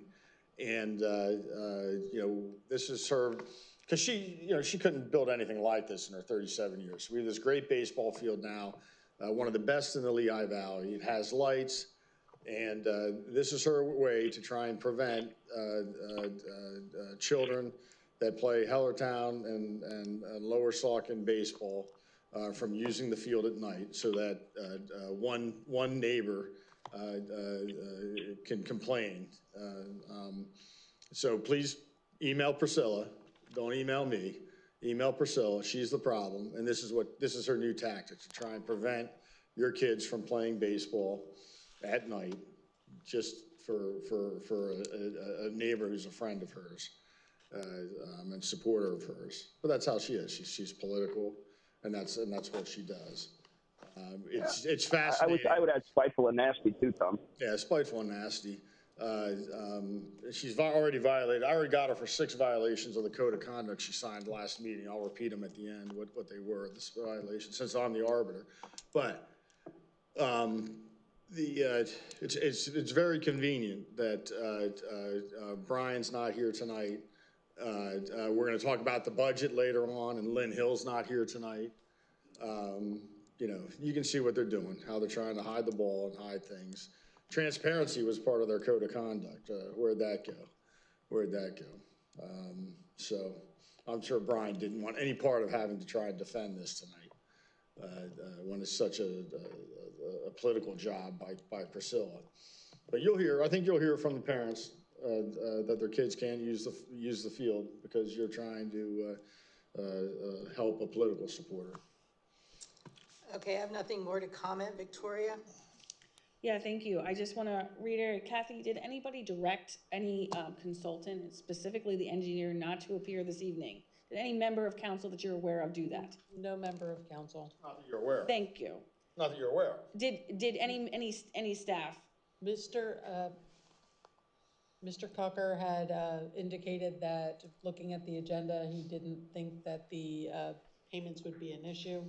We've had to talk about it, so he said, do you need me there this evening? And I indicated that I didn't think he would need to be here. But you didn't know about Thank this you. spillage issue. But I didn't know about Did this. Priscilla ever tell you that she was complaining about spillage? Respectfully, we are still working on the lighting aspects and trying to accommodate what the baseball regulations are for the field lighting so that there's no issues on the field, and trying to accommodate whatever issues that those property owners have. Have you spoken to those property? We've spoken to those property owners. With Priscilla? With Priscilla present? With Priscilla there, and also with everybody there at that one exactly. meeting, yes. And without me there. We've also had meetings with the property owners. Mr. Rossich and I went out with the engineers as well. We came up with different ideas. We're still working on them. So instead of presenting them, I wanted to get all the information together to make sure that what we're presenting to council is the best option for all that's being affected by this. Kathy, do we have a nuisance I think ordinance? it's my turn. Yes, it is Victoria's turn. You already yielded. Thank you. No, I never yielded. I asked a question to Kathy and she still answered. Sure you did. You said you were done. No, she did not. So I want to. Kathy, do we have a nuisance ordinance, and what are the hours of it? Reiterate for the public what conundrum we're in right now. Last year, council decided to undertake a project to redo the Easton Road ball fields into one giant ball field that has lights. In their urgency to do that, they rushed through 2 bids that included multiple things. And I think one time, maybe Mr. Bononis can correct this if I'm wrong, but I think he indicated he had gone out with other people. We don't know because we're talking about transparency and things like that. Apparently, people had gone out to the Easton Road area and consulted with these residents about getting access on the road. What are you talking about? And trying to accommodate the issue of houses being abutted right up next to the field. So for the public's I never spoke with anybody adjacent to the baseball field. I don't know what you're talking about. Benefit, stop lying again. When you You're a serial defamer and a liar. design something and you want to expend taxpayer dollars, due diligence would think. I'm correcting you that you're wrong. Due diligence would call you to say, gee, before I decide to put baseball field in this location with giant lights, I should make sure that I'm not going to cause any trouble to residents who weren't any part of the design plan. So either you did speak with them, they told you they didn't want the lights and you did it anyway, or you didn't consult with them. And that also lends to the idea that you didn't do your due diligence. You spent $3.5 million on a ball field and you've created problems. Because now we have an issue. To be clear, where I didn't. It was voted by a majority of council, so don't say it was me. I'm not a dictator like Priscilla. Okay, I can't mandate what happens. 4 out of 5 people on council voted in favor of this baseball field. You know that. apparently he just can't handle the truth, because the truth is he didn't accommodate the issue of residents not wanting the lights of a ball field shining into their house. For once in your life, please I'll be just keep on honest. talking over him, or we're going to recess. You know, it's my turn Go to into talk. recess. He had Stop his, lying. I and don't I'm care if you're into going to mine. recess. It So doesn't matter I to didn't me. interrupt him. He had his piece. So just be respectful. You may not like what I have to say. You asked me to correct but I if you don't were wrong, and I'm interrupt you, correcting you. And you don't interrupt I'm just me. obliging what you asked of me. It's just common courtesy. It's common courtesy that you don't interrupt people. You wanna make comments and opinions. You have that asked right. me to But if you correct don't like you. my comments and opinions, it doesn't give you the right to interrupt me. I mean, it's just You common asked me to sense. correct you. But You here, invited me to you're do this. interrupting right now. You had your time, and your time was over. We went through 2 other members of council, and now I'm speaking, and somehow you can't control your You words. said correct me if So, I'm wrong, and I corrected you that you're wrong. You so asked me to respond, so and okay, I so am let's make responding. sure you so my question was, did you in 2023 Take a breath. Take a breath. ever direct any member of our staff, or did you yourselves or any other members of council that you're aware of go out and speak with the residents who are abutting Easton Road to see whether they would have a problem with lights shining into their house during baseball games? Did you ever have that conversation? So to answer your question, no, I did not. Okay, well, the answer Yes, is no, it was and on that a means public you didn't do agenda your due repeatedly. diligence before you Yes, decided it was. to It was put on a up a public baseball agenda, field and with lights. notification was given to the So public. now, It's not my job to go knock we on have people's a doors. situation Do you knock where on there people's are doors? Did lights you on knock a on people's baseball doors when field, you and they approved are the cell phone tower in interfering Steel with the City? quiet enjoyment of I don't think you did. people's homes, because I'm sure everybody around here can benefit from the Not the idea job when of you live in council a members to knock residential on doors. neighborhood Sorry. that you don't want Another giant lights shining misunderstanding in of your what your field. duties are.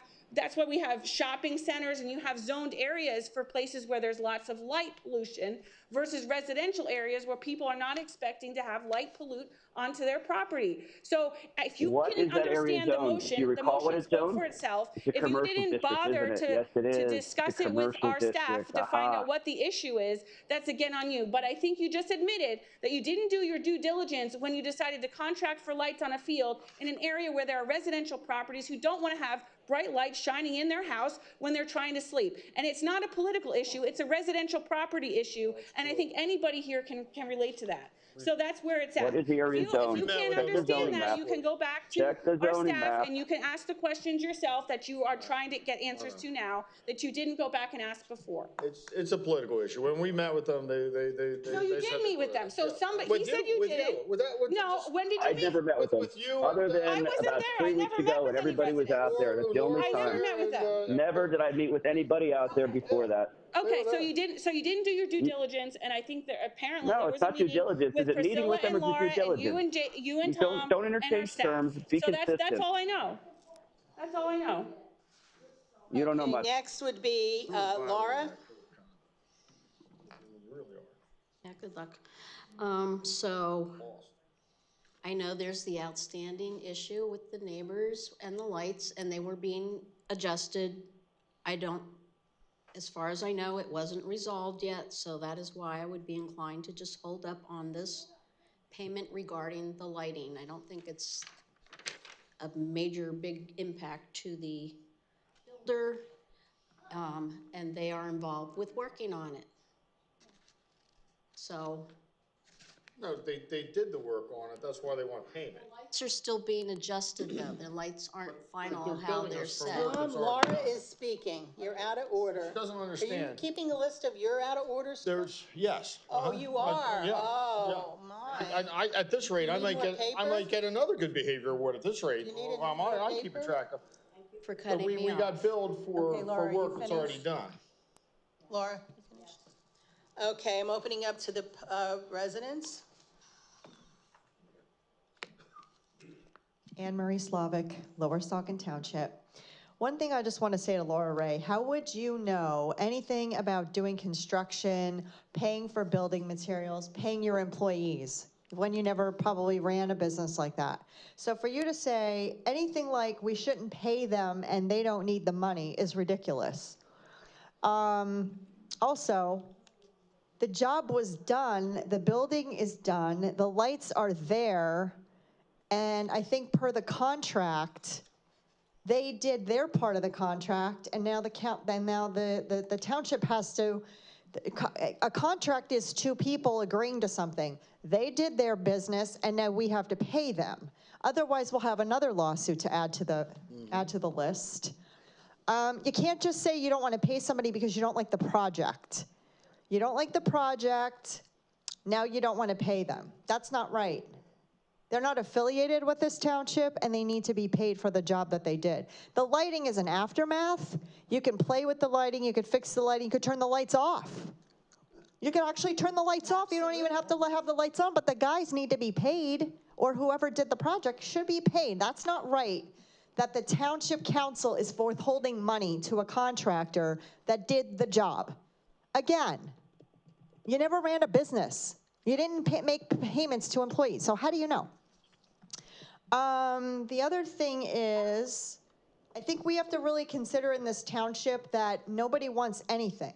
The council doesn't want anything. Again, I've said this before, we don't want a law, we want no cell phone tower, we don't like that, we don't like landfills, we don't like ball fields. We have to worry about every little thing, lights shining into a neighbor's house. I have a neighbor that just put lights in his property, all kinds of colored lights on the corner, and they hurt my eyes. Nobody asked me. They didn't ask me if I was okay with it. You can't ask every single person in the township if they're okay with a project. You can't. It's not possible. The other thing, too, is I just want to say to Victoria, you speak for everybody. You think you have some sort of moral high ground, and you're always speaking for everybody and correcting everybody and preaching. And I just want to say, for the record, nobody wants their thoughts and their words re-spoken by you. Just because you don't like something, just because you don't think something's right, doesn't mean it's not right. It's your opinion, and to be honest, it's probably not the opinion of most people in this township, but for some reason they've been following you, and I don't really understand that. Yeah, only 40% voted. Okay, who wants to go next? Something in the water. Yeah. No, and you're right, Laura Ray has never run a business. She did take $200,000 from the township to conserve her property, though. Go ahead, Donna. Thank you. I just want to know, we're concerned about the 4 houses around the ball field and the light shining on them. Down the road from that ball field, or maybe, let me think, I know there's like 11 houses that are being affected by the industry that Bethlehem City put in. And you know what? That's still outstanding. You didn't give those people a final answer on your zoning change you brought up back in January and February. That's ridiculous.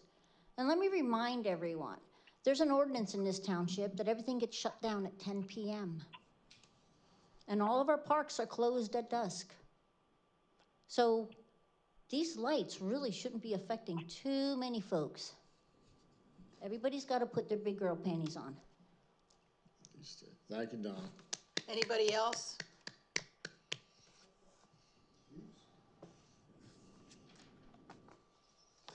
There's another. Okay, somebody decide who's going to the podium, or else nobody's going to go to the podium.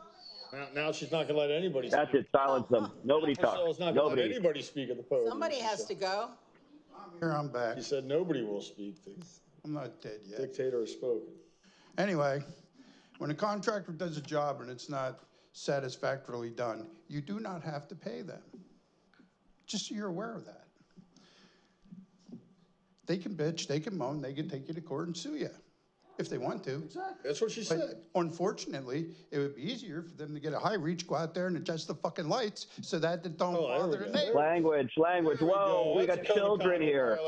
Enforce your code of conduct. My God, what is wrong with you? I'm taking after you. If you think I haven't been home, I'm not dropping the F-bomb in a meeting, sir, and I think Priscilla should get control of this meeting. We've got junior council people that are there. We've got other people that are tuning in who should not be subjected to language like that. So, Priscilla, get control of the meeting or put it in recess. Okay, you can continue, sir, and I think we can start the clock again.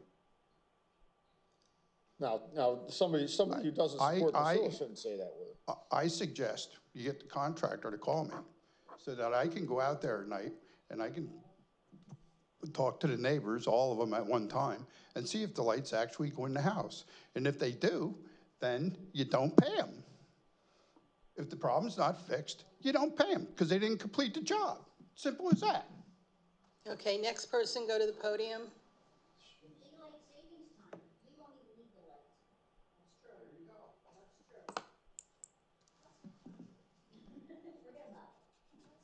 I agree with the first speaker. If you got a contract and you complete the contract, both sides agree to it. Of course, the law's changed now, contract between two organizations. Was there a stipulation, Kathy, about where the light should or shouldn't shine? I mean, it's possible. I don't believe that was in the bid document. It's So- just the type of light and the installation and the, So did they put in the right kind of lights in the installation? they installed the correct lights according to Hanover Engineering. Okay, sounds like they're right. Yeah, Marco's probably right. You could sue them and yada, yada, yada, yada, yada. But you know, the bottom line is if you've been around and had things constructed and all, there's always some wiggle room or agreement in there. And if you can adjust the lights, that's great. But to not pay them is inviting maybe a lawsuit. Okay, I'm not an attorney. And by the way, Priscilla, if you're running this meeting, I'd appreciate it if you make the calls and not just have other pop-up people sitting next to you making calls, because I don't think that's right, especially when he supposedly reports to you, okay? So I would say, I don't know anything about the ball field. Played baseball, couldn't care less one way or the other, but I know I'd rather see kids in a ball field rather than see them out there running around robbing cars in people's homes and such. Okay, anybody else? Okay, seeing none, Kathy, can we have a roll call, please? Ms. Zaptaf Cordero? Yes. Mr. Caroci? Just send your emails to Priscilla De Leon at Lower Saucon Township, because she wants to prevent your kids from playing baseball under those lights. That's her goal, because she can't take credit for this field. Although she'll show up for a ribbon cutting or something like that if they have one. She'll want her picture in the newsletter. That's who she is with that. But she's the one. She's all because her political supporters, four or so political supporters. It's not a neighborhood, as Katie simple over yes here or no would wrongfully. Victoria always explains her vote, and I'm explaining mine. So there's that. So I vote yes. We should honor a contract, and we shouldn't stop telling engineers not to come to meetings. Or Priscilla should have told them she had a problem with this and come to the meeting and talk about it. The motion on the floor is not to pay it. Not to pay, and I say we pay, yes. So you're voting no. Right, I'm voting no. Is it yes or no? It's no, Ms. Ray? because the motion is not to pay. Correct. So I'll clarify my vote and I'll say yes. And again, this is $950 payment of a $3.5 million contract, so I don't think it's going to break the bank. I would consider this like a punch list item, and when you do hire contracts, you do withhold final payments until things are done correctly. And we do have lighting ordinances in our zoning, and if an adjustment needs to be made, then it needs to be made. That's why I'm going to vote yes to deny this payment at this time. Thanks for the insight. Mr. Benonis? Yeah, I mean, I think this is appalling. It shows who these people are. This is not the final payment that would be doing this baseball field. They're comparing it to a punch list. It's not a punch list, okay? It's a payment of $950, a very small amount compared to the overall cost of this project. So remember this, public. PDELEON at lowersaucontownship.org.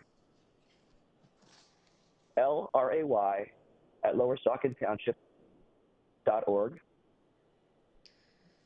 VOPTHOF hyphen Cordero, CORDARO, at lowersaucontownship.org. Those are the three people. Light up their email boxes. Let them know how ridiculous they are, how spiteful, how vengeful, because they can't accomplish anything, and they hate the fact that there's something good happening in the township. Yeah. I'm going to vote no. And Jason, I just want to thank you for, just having the baseball parents just, send an email with their thoughts to these three. You didn't do anything like Miss Ray would have done, like giving out their home addresses and ask people to protest at their houses, like Miss Ray does. We're simply saying send an email to lodge your complaints. Don't go to anybody's house like Mrs. Ray would have you do to us and protest when she's writing her emails and Twitters on Christmas Eve. On Christmas Eve. Motion passes 3-2. Okay, next we have request to advertise for open positions. The acting township manager is requesting council's approval to advertise for open municipal positions. Kathy, would you like to respond? Well, my memorandum covered 2 positions. One was the zoning officer, which we won't need at the moment. The other is the position that council had approved in the 2024 budget for another public works member. We're at a point where we can't really wait too much longer on this, and we need to get some applications in for that department, especially before the winter months. We have an injured employee as well, so we're down staff. So I'm asking council to let me advertise for the public works position, and that it was budgeted in the 2024 budget. So that's one position. I'll make a motion to advertise for the full-time zoning enforcement officer employed by the township. I'll second. Thank you, Tom. It's part of this agenda item. That's a legitimate motion, and there's a legitimate second. So your motion does not include the public works person? No, it's the zoning. Not yet. Not yet. Okay, so we have a motion on the floor for a zoning officer. Jason? Yeah, I mean, I said my comments earlier about how important I think it is to have a full-time zoning officer who's employed by the township, that there's a value to that is not captured by having an outside third-party contractor doing these services. And I understand that the contract was entered into, but here we are, it's the middle of October, and the new year starts January 1.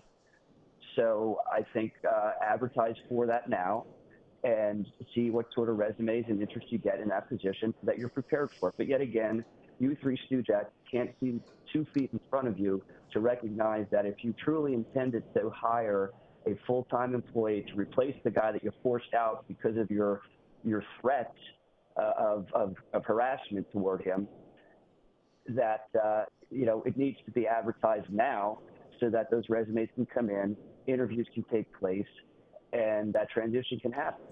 So let's see how you vote on this. Let's see if you truly intended to hire a full-time zoning officer to replace the guy that you forced out, or if you're just going to continue on with this part-time Band-Aids like everything else that you do. It's interim this, interim that.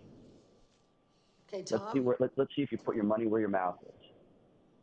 Yeah, I mean... That's all I have. Thank you. Thanks. Okay. Yeah, I mean, I think it's one thing that's shown time and time again is that these three, majority of council, can't be trusted not to try and use a consulting firm like this to promote their political agenda, not do what's in the best interest of the township. We had an engineer tonight that couldn't make it, and Priscilla brings up a spillage issue with the lights. The budget was supposed to be presented weeks ago, and what do we get? We get a memo from Lynn Hill in the package, and where is she? Oh, conveniently away. And the meeting where this was supposed to be presented was supposed to happen 2 or 3 weeks ago, right? So, they co-opt these people for their political benefits, not doing what's in the best interest of the township. And to have an employee who cannot be co-opted or fired by them for political reasons that is reportable to the township manager, to me, would be the most beneficial way to move forward. Now, they'll want no part of it, and they're going to vote against this. You can even see from Kathy's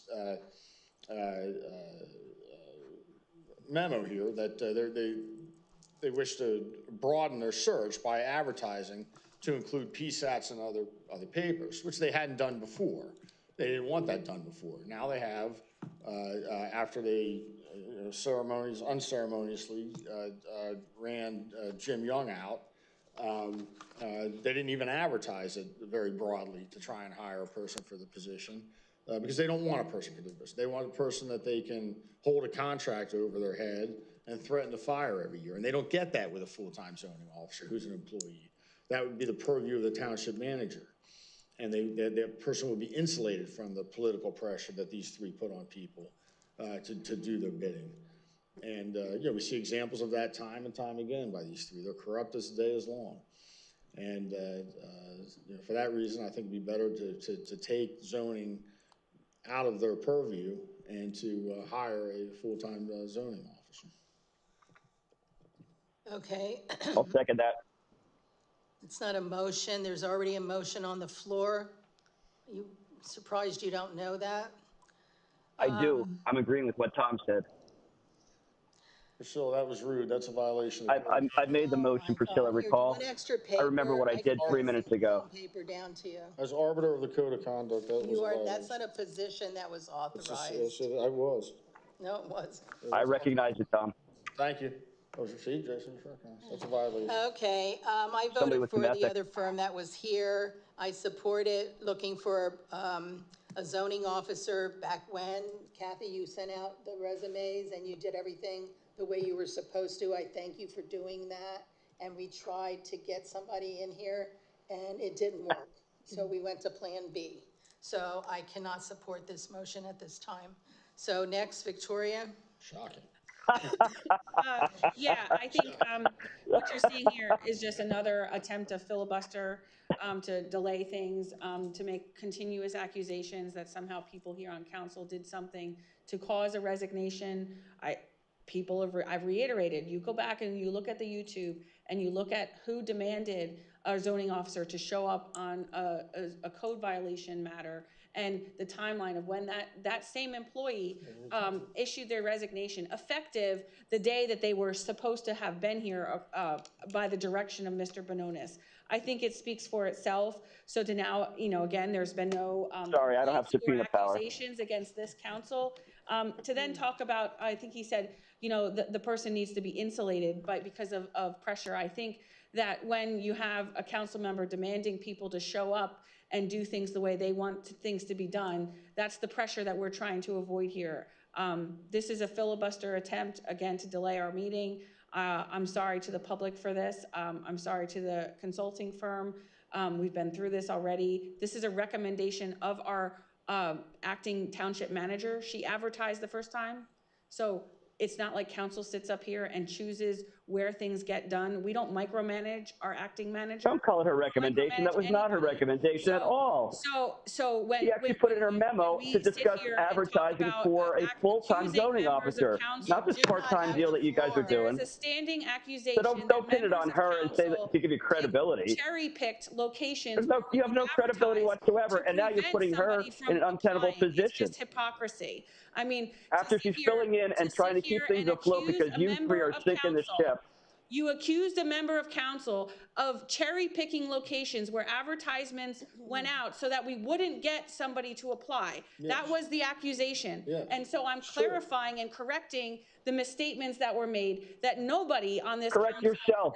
That I'm aware of ever directed anybody, including the acting manager, to cherry-pick and prevent certain places from being advertised versus other places it will be advertised. Take a breath. Somehow this is a conspiracy. This is a recommendation by our acting manager. It is not a recommendation of any member of council here. And I thought that, we should honor our staff and be polite and respectful to them and their job, and not imply that everything they do is something because some other member of council told them to do it. They make the choices, and we're here to do what the staff tells us to do. So the staff is asking us to do what we did, and that's what we did. So I can't support this. Okay. No, they're not. Stop lying. Laura? Yes, I'll also state that we have no say in where the jobs were posted, when it was posted before. they received poor feedback. I think there might have been one applicant, if I heard right. So that has nothing to do with any input we had on where to advertise. We already made the decision now to continue with the firm that was here tonight, so I am not inclined to vote in favor of this. Okay, opening up to the floor, public comment. Anybody like to speak? Come up to the mic. Hold on a second. No, Kathy, Jason, it's did you getting recommend that the township not hire a full-time zoning officer? You already had your Did you do that? You never did that. My recollection as to what transpired was the zoning officer quit. I needed a zoning team in here immediately. I looked for a zoning officers team, couldn't find any. Hanover Engineering recommended a team. I contacted them, I spoke with them, I brought them to council. They were approved on an interim basis. I advertised for a zoning officer after asking council. I was also told by council that they wanted a manager to hire a zoning officer. So I was in hopes that the applications would come in so the new manager would review them and be able to pick who he wanted or who she wanted. And I don't have a manager, and I only got one application for a zoning officer. So that's where we stand. Yeah, but you never recommended to them never to try to rehire somebody. No, I did not. And they're suggesting that you did. That's an outright lie. That's outrageous. I offered options. And so let me ask you, so if you fail, I'm not suggesting you failed here, but if you're unsuccessful in trying to hire somebody, well, then the hell with it. We're not going to try to hire anybody ever again. It didn't work out 6-8 months ago, whatever it was. So forget it. We're never going to try to find somebody to take that position. That's what they're saying. Well, that's subjective. You can't just make things up in It's your not head. subjective. It's not subjective. You're arguing that they could not find somebody several months ago, so therefore we're never going to look for a manager or a zoning officer. The memo speaks for And I'm suggesting start the process now so that you can hire somebody in January when the new year starts. And you're saying no, you want to. So why didn't you bring this up earlier, Priscilla, when you had the opportunity to talk about this third-party contractor? Why do you say they're going to be the zoning for the rest of the township's history? Okay, You were dishonest with the public, weren't you? We're done with council input and we're going to the public. Anybody out there like to speak on this issue?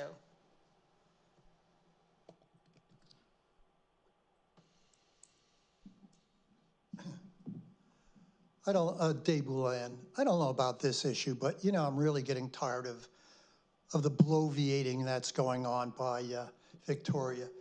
I think personally that when you run over 3 minutes on the council, I have a clock on Victoria. She's already talked over 25 minutes on and repeated, redundant, just senseless, on and on, okay?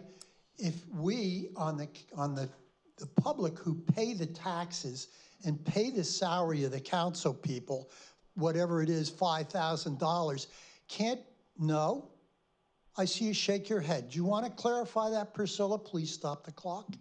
$3,250 a year. That's what you get? She herself has collected over $100,000 in the 36 years that she's been in the township. Yeah, for doing nothing. No. Now let me continue on. Whatever it may be, I think you need to perform your job accordingly or just leave. And if you can't be concise, I can't imagine an attorney standing up in front of a judge and going on and on and on and on about just trivia, please. So I would suggest that you put a clock on your own council members, and that means both sides. Okay, we're not going to get any acknowledgement, and we're going to be here on a few items till midnight. And you know what? You people sit there and say you didn't drive out these good workers like Jim that we had. I want to tell you, if I had to work for somebody like Victoria, I wouldn't even say goodbye. I'd just be gone. There are so many good jobs to be had, and they see this kind of blah, blah, blah, and the goofiness that goes on. There's only one person that sits at this dais in front of me, and that is clearly Kathy Gorman.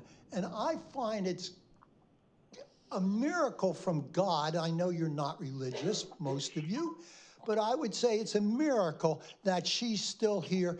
And if she's not looking around, I would be absolutely stunned.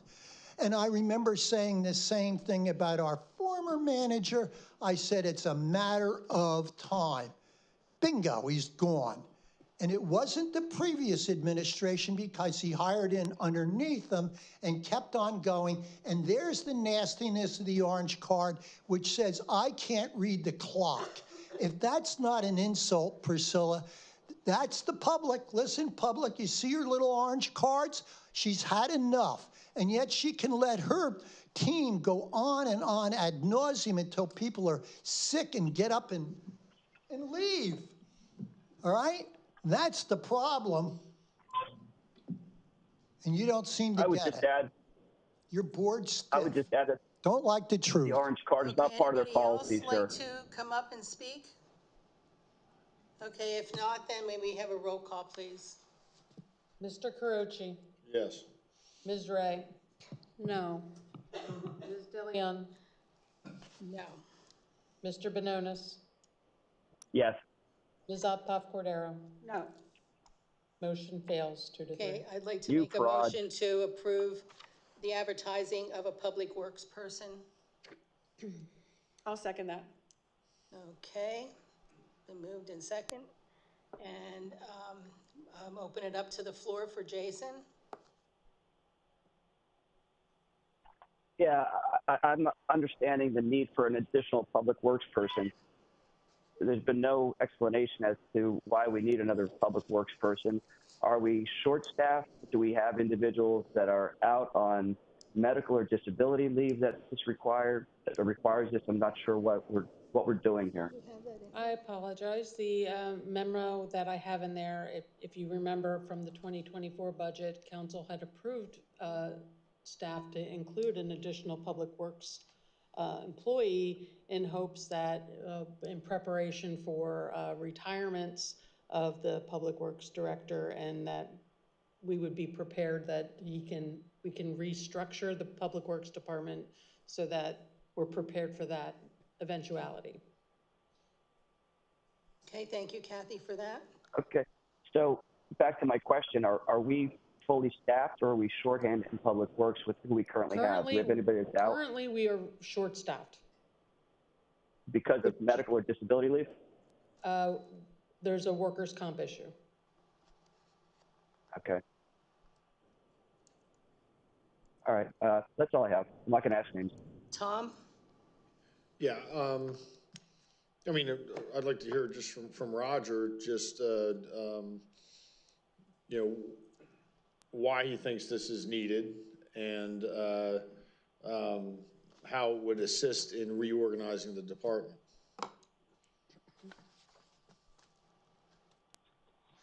You need to go up to the mic, Roger. Down at the table. Just something quick. I don't need, you know, just whatever you. I don't care which mic he uses. First off, as I think everybody knows, this is my 38th year full-time here, 40th year counting my part-time tenure.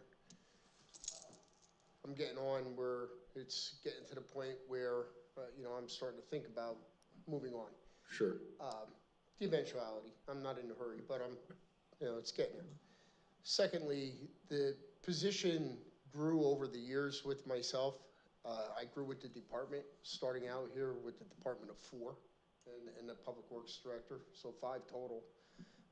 We're up to 11 guys, and that has been that way now for a considerable amount of time. Also, when I started, we had a total of 2 parks. We had the Town Hall Park and we had Steel City Park. We have gained since that time Southeastern Park and Polk Valley Park and so forth and so on.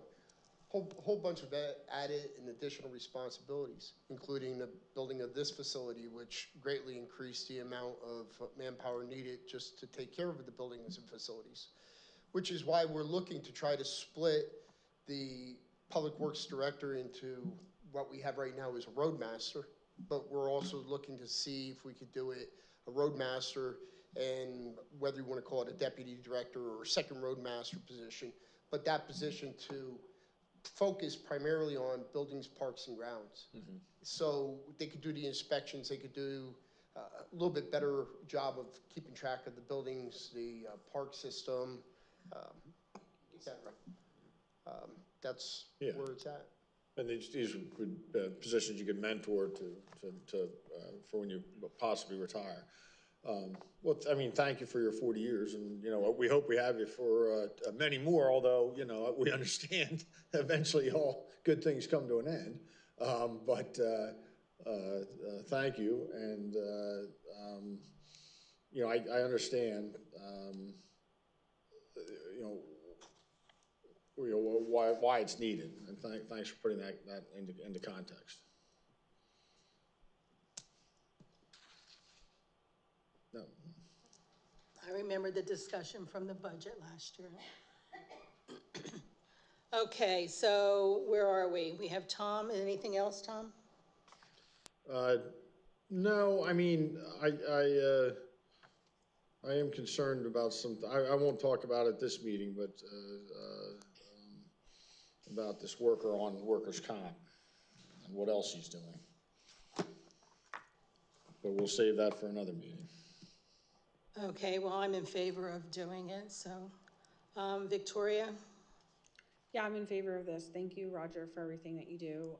I understand that the department's been level while our park systems and road systems have grown, and that this is also a carryover from last year's budget, so I'm in favor. Okay, Laura? Yeah, I'm looking favorable at this as well. I think that we do have the need in the department, and there's the work that's there, so that's my comment. Okay, anybody in the audience like to speak on this issue?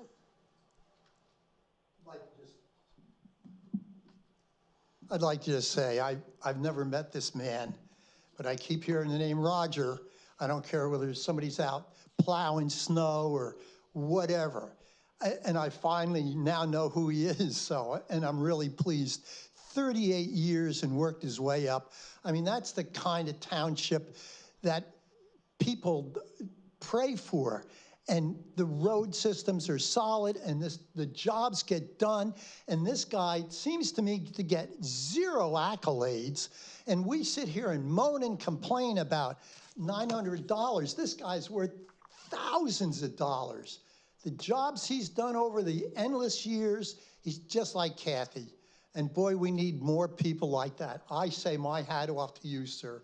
No, I'm not running for anything except for running toward people like that. I would say he's like Kathy and Chief Barn. She's also been. Yes, that's coming along. Okay, next. I just want to say. Name, please. Excuse me, Donna Louder. Just, would it be feasible to just get a part-time summer crew together? And just keep the core folks that are on now and keep them on the primaries? I mean, I don't know if that's something that, just food for thought. But I want to thank Roger for everything that he has done. He goes above and beyond for our parks. When the tree was put in at Still City and the guys came down to put it in, I got a message saying the tree's going in, and I walked down. And when I got there, I got the most wonderful surprise. He had actually run electricity directly to underneath the tree, because I had no idea how I was gonna plug the tree in once I got the lights on it. And I never asked for that. And he thought about it and I never did. And my hat goes off to every single one of the public works guys. And to you, Roger, thank you, and you will be sorely missed, so please don't go just yet. Okay, anybody else? Okay, roll call, please. Ms. Ray? Yes. Ms. DeLeon? Yes. Mr. Bononis? Roger, you do a great job. Thanks for all you do, and I'm going to vote yes. Ms. Altough Cordero? Yes. Mr. Carochi? Yes. Motion passes 5-0. Okay, thank you. Next, we have the request to hire part-time temporary public works. Administration is requesting council consideration of hiring a part-time crew member for the Public Works Department. At this time, I'd like to make a motion, or did you want to, I'll make the motion and then you can talk about it, to consider hiring a part-time crew member for the Public Works Department. Go ahead, Kathy.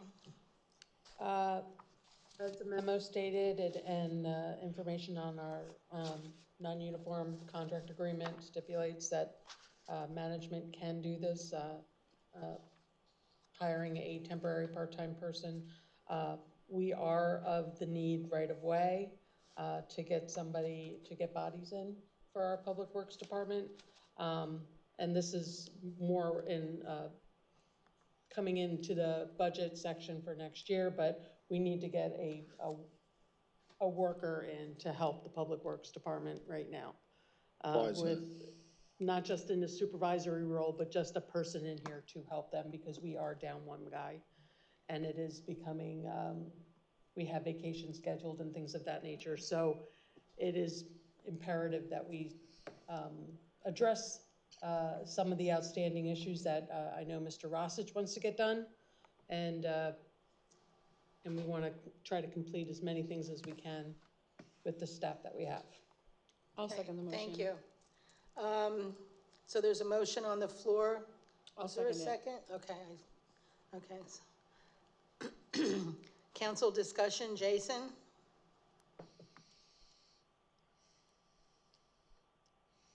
Jason? I appreciate the need. Can you hear me? Yes. Now I can. Okay, take your time, Priscilla. Oh, I will. So I appreciate the need for a part-time public works person, but we just approved hiring a full-time person for public works. And Kathy, you said that they're down a person right now because somebody's out. Do you know if that person is never coming back into that position? Because if they are, I'm just wondering if this is jumping the gun. If we already have an additional person coming on in public works now, we're essentially increasing the public works staff 1.5 people. And I understand that the other position is ultimately, to allow for succession plan. But wouldn't it be better to hire a person at that point when the succession plan is actually implemented? I think it would take, Mr. Rossich is able to answer that question for you of what his rationale was. The part-time crew member, I would like to just kind of say is a temporary part-time crew member, with the hope that it's going to, as it is, obviously there's issues with hiring skilled personnel in all fields. It's in the public works as well. What we're looking for is to have the time to get somebody in, to give us time to see if they're gonna fit in, to move into a position that will lead into full-time.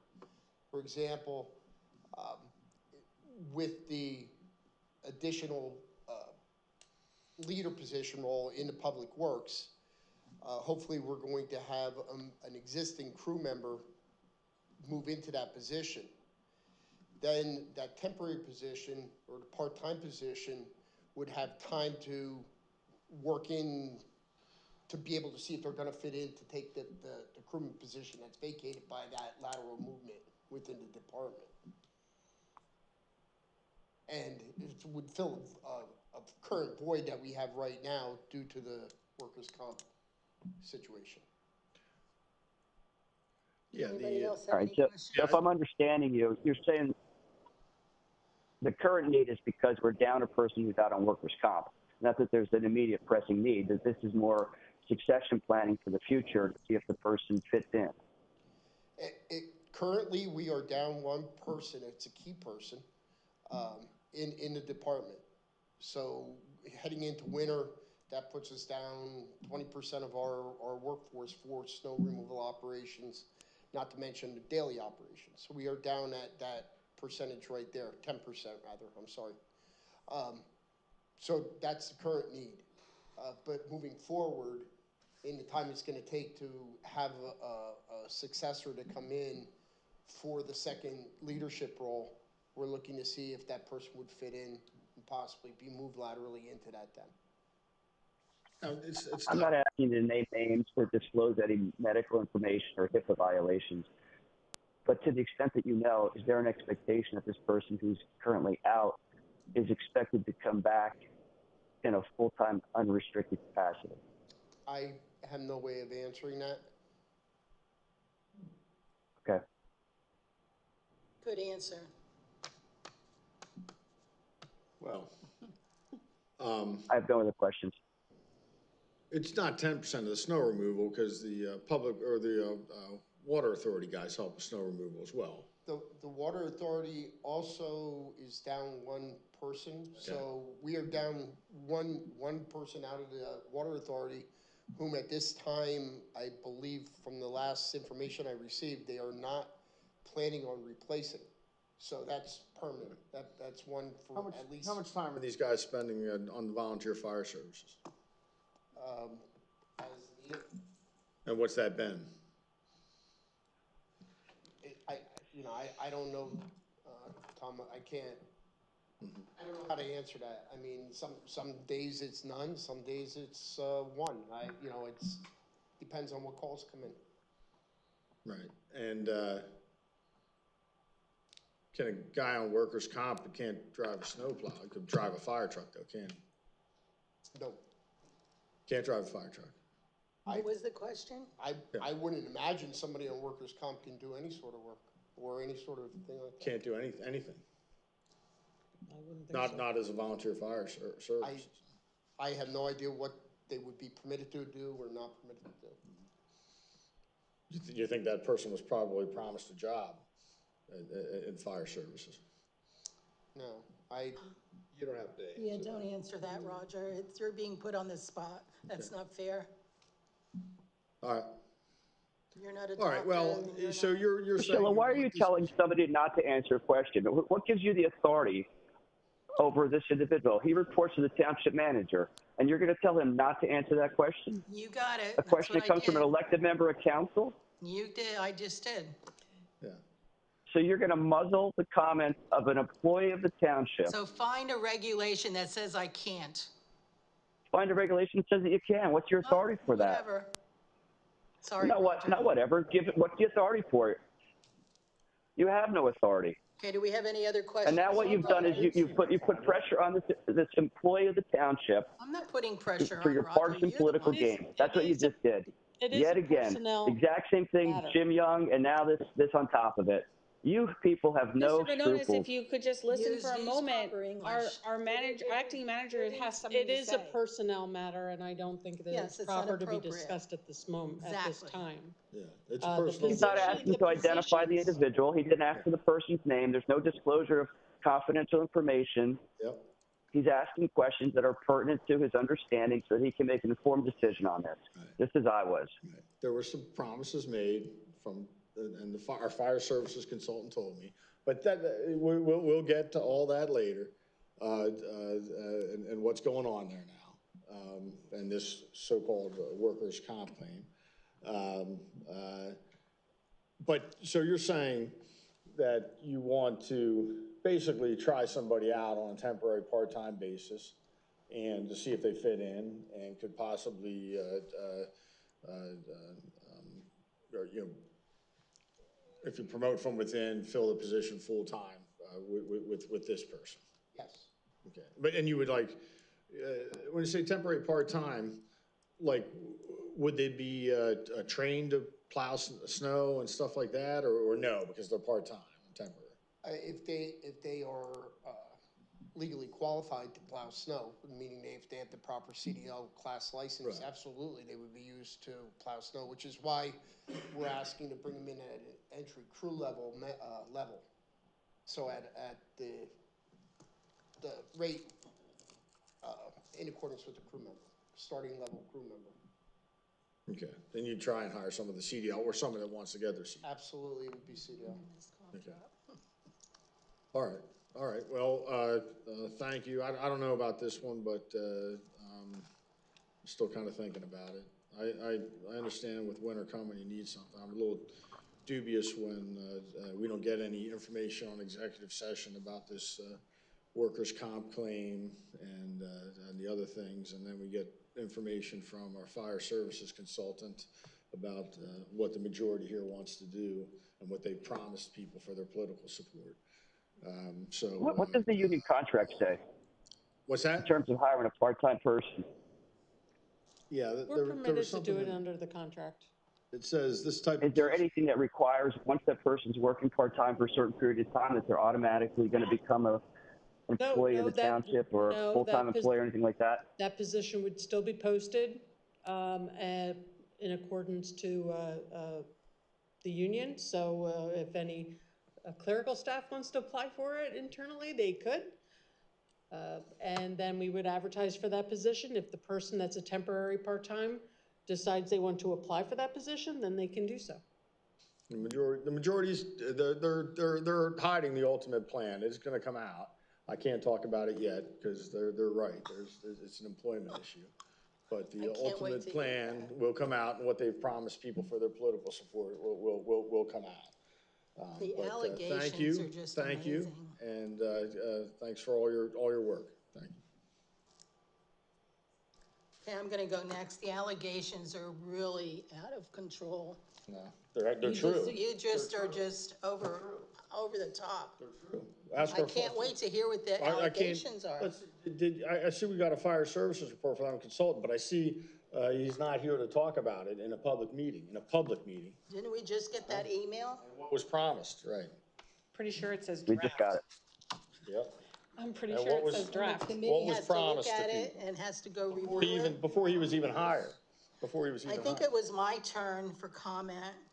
So I just can't wait to hear all this stuff. I can't wait to talk about it. So with that, Victoria? I'm in favor of hiring this position. I appreciate the need. I definitely don't want to be handcuffing our public works department at a critical time when we're entering into the winter season and all of that. So I appreciate the insight and I'm in favor. Okay, Laura? Yeah, from what was presented, I think it makes sense. And this is the right time to do it before, winter season. See if we can even get a part-time person. I don't know how easy it is to come in with no benefits as a part-time person. Probably a tough job to fill. Okay, thank you. And now we'll open it up to the audience. Anybody would like to speak on this issue? Come to the podium. Okay, Kathy, roll call. Ms. DeLeon? Yes. Mr. Bononis?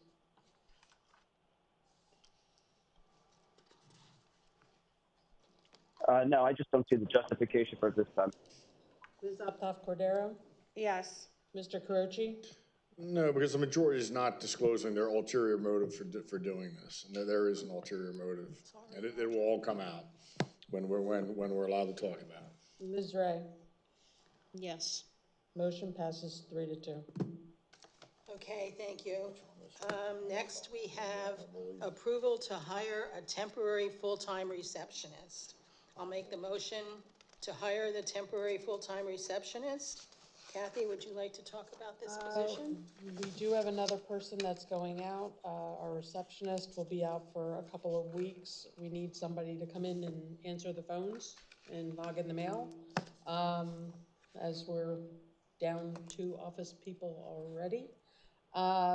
Manpower is a temporary temp service. We're asking council to execute an agreement.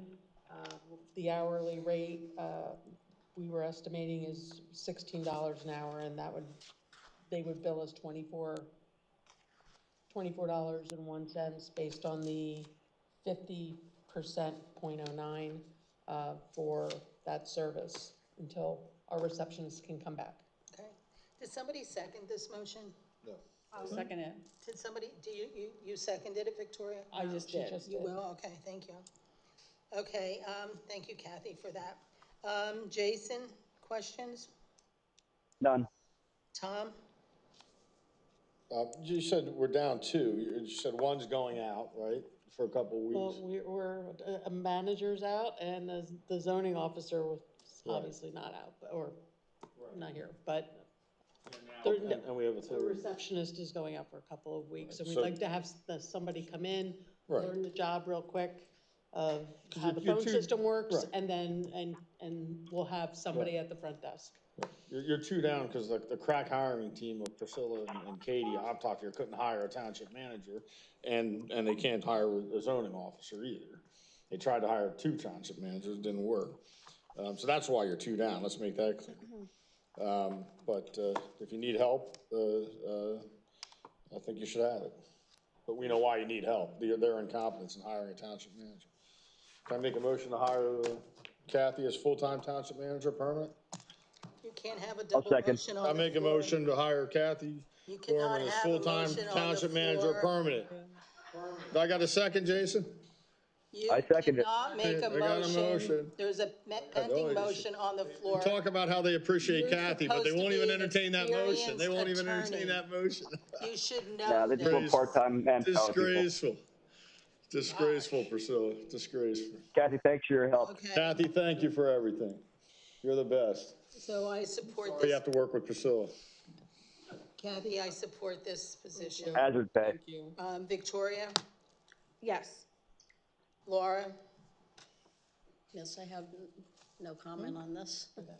There you go. Thanks for the the floor, enlightenment. anybody in the audience like to speak on this issue? Not, roll call, please. Mr. Benonis, Yes. Ms. Optoff Cordero, Yes. Mr. Carucci, Yes. Ms. Ray, Yes.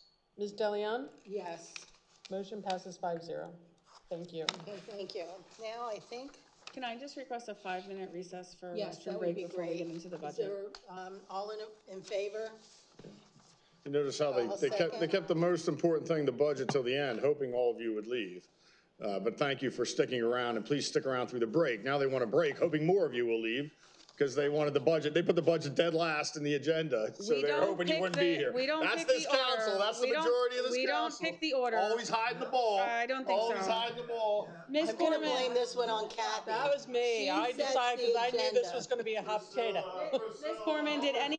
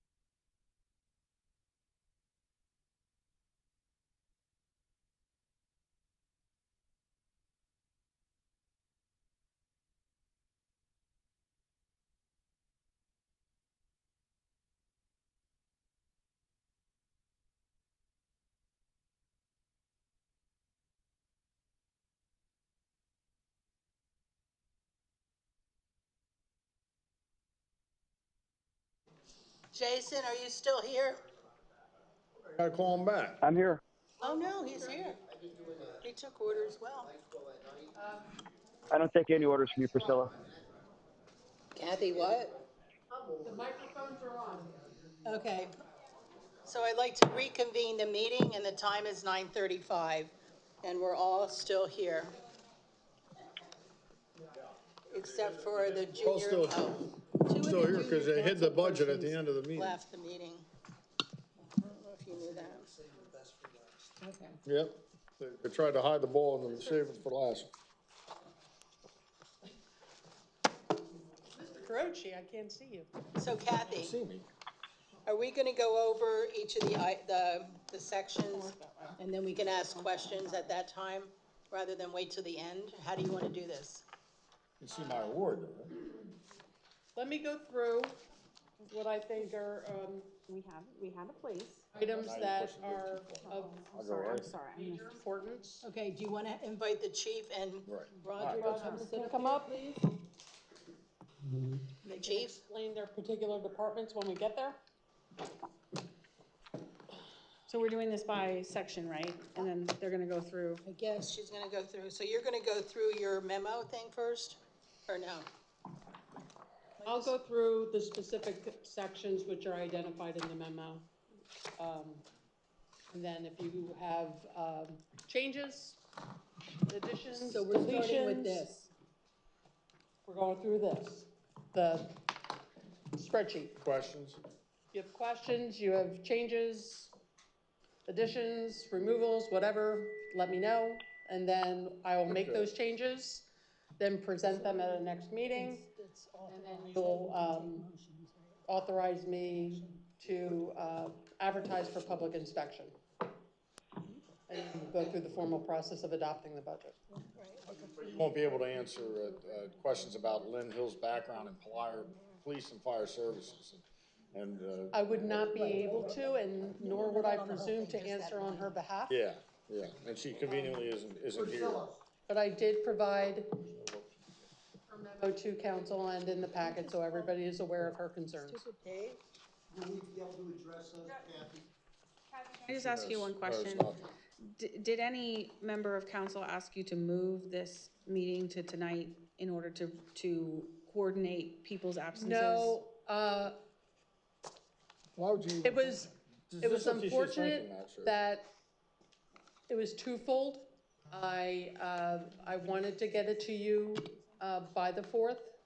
I didn't have time, but I more importantly, I wanted to get it to you so that you had enough time and not just a weekend or a couple of days to review it. I appreciate that. Oh, Kathy, that's not your fault. Time because you're. That's their fault for not hiring a Director full-time and the manager and giving you the support that you need. You're already overburdened, so, you shouldn't be apologizing for this. They should be apologizing to the public for not staffing the township properly, and they should be acknowledging you and crediting you for the hard work you're doing. Thank you, Kathy. I do appreciate that. Thank you. Revenue, we're not proposing a tax increase, or we're staying the same and staying the course. But you will notice in this budget, we are utilizing our revenue for certain items that are being requested outside of the norm, which I'll touch on during this document presentation.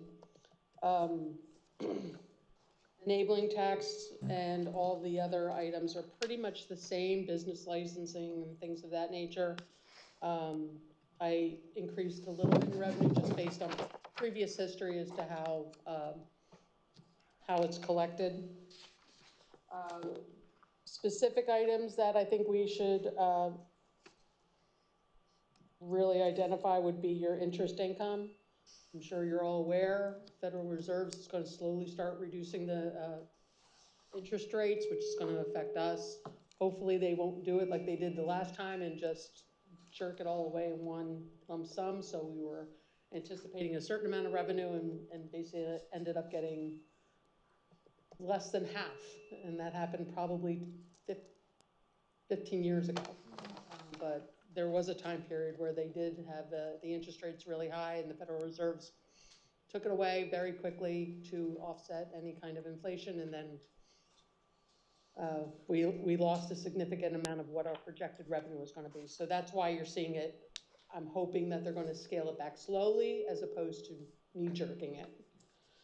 But they are anticipating that. I think there's probably 6 reductions planned between now and next year, from what I remember. Grants, of course, we're always going to try to find everything humanly possible, whether it's county-related, state-related, to offset any of our costs, whether it be services that offset general expenses or capital expenses. That's our goal. That's always been our goal. Zoning fees. I am recognizing an increase in that if, and this was just projection, if you were to have appointed the zoning officer as the third-party inspector and we were going to recognize a slight revenue increase in the 30% of those costs. So that is in there. The landfill, I'm projecting what we had budgeted for last year for this year. Half? We look like we were pretty much on target for the 2.3 million this year. What about the gas And royalty? the last quarterly fee that we'll receive this year will be coming shortly. Yeah. The gas fees? Hmm? The gas fees? We haven't recognized any of that yet. I'm anticipating a little bit because I'm going to, obviously they're working on it and they're in production and I'm sure, I don't want to project too high. Yeah, because I'd have no idea. I want to recognize some kind of revenue in there until we get a basis as to how much they're actually selling. And then we can come to a good projection amount ongoing after we start recognizing that revenue stream coming in.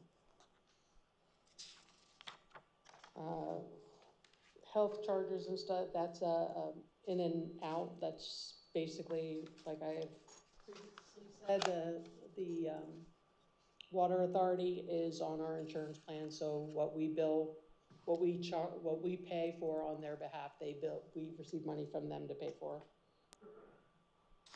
And you will notice that we are transferring the 1.2 million from our fund balance for the Public Works garage to move that into the capital fund, which then brings us to an 11,007,654 revenue. Now the expenses for the general fund. Under 400 is council's expenses. In here are your traditional expenses for your council compensation, any expenses you go to needed for attending PSATs or any kind of trainings, your donations that we always have itemized in our budget as to who we donate to the youth sports leagues and some of the Northampton County services such as Meals on Wheels and the Miracle League. And that listing will be provided in the proposed budget document for public inspection. And we also have $20,000 in here for replacing the carpet in council chambers, and I'm getting a quote for Did you have that. a question, Victoria?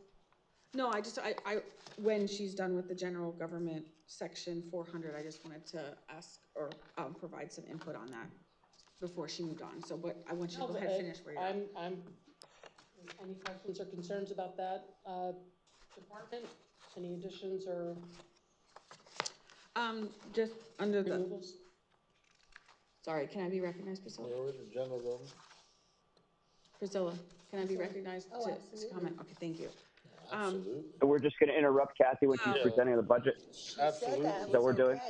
Absolutely. If it's okay with council, if we go department by department, that might be best. Right, I agree. We decided that. I'll reserve my comments for the end. Thank you. Okay, that's. So under the contributions, I think that's the section where you said give to various organizations and youth groups. And I know we have a list, and just for the public's benefit, the list includes various booster clubs for many different sport organizations in our township for youth. And I think it's a wonderful thing that we do. It's approximately, I think, $1,500, depending on which organization it is. And I was hopeful that we could add to that organization list the Saucon Valley Music Connection, which provides support to students who are participating in band and choir, marching band. That's a specific group, Saucon Valley Music Connection.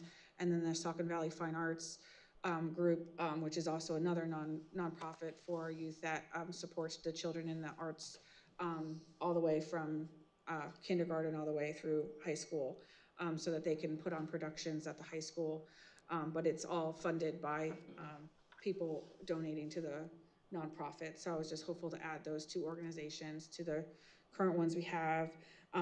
The other thing I wanted to highlight, I see that there is some money in there to do some cosmetic repairs listed for the township council chambers, the carpeting and the tiling. I don't think we have to do that at this time. I don't see any major need for it. I haven't had any complaints about the cosmetics of our council, so I think we don't need that. That's just my opinion. So that's what I have for that area. I would agree that I'm not sure we need the council chambers done, but the other stuff sounds like it should be in the purview of the school board and not taxpayer dollars. These are school board responsibilities, and I know they're private organizations that raise money to benefit these things, but I don't understand why we should be doing that with taxpayers' dollars, residents' dollars. We subsidize, Lower Saucon Township subsidizes that school district heavily with our property taxes through school taxes, and and our police services. And I know you guys are you're all hot and heavy to get St. Luke's in here and the Buffalo Farm across from the Giant. It won't pay any school taxes or property taxes for that property. But your guys are all too happy to do that because they're funding the lawsuit against the landfill for you. And their campaigns. And your campaign for political reasons. Again, acting political with township taxpayer dollars. And this is what this is too. You're involved with the Miracle League, aren't you?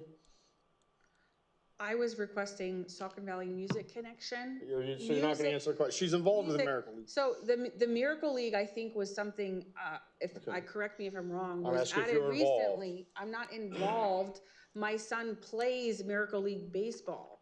So I'm not involved in the organization as in I'm like on their board, but that's not an organization I'm even discussing. Right.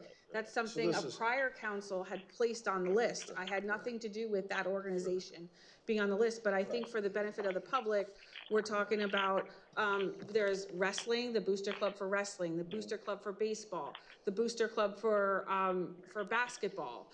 And I know there's even more than that, but just so the public is aware, all of those organizations feed into our school district teams. So I don't see why there would be a problem with supporting the nonprofits that support students that play instruments and sing and students that perform in our musicals. Right. So that's where that comes from. We need to fund the musicals, but we can cut 4 police officers from Lynn Hill's recommendation, your buddy Lynn Hill's recommendation.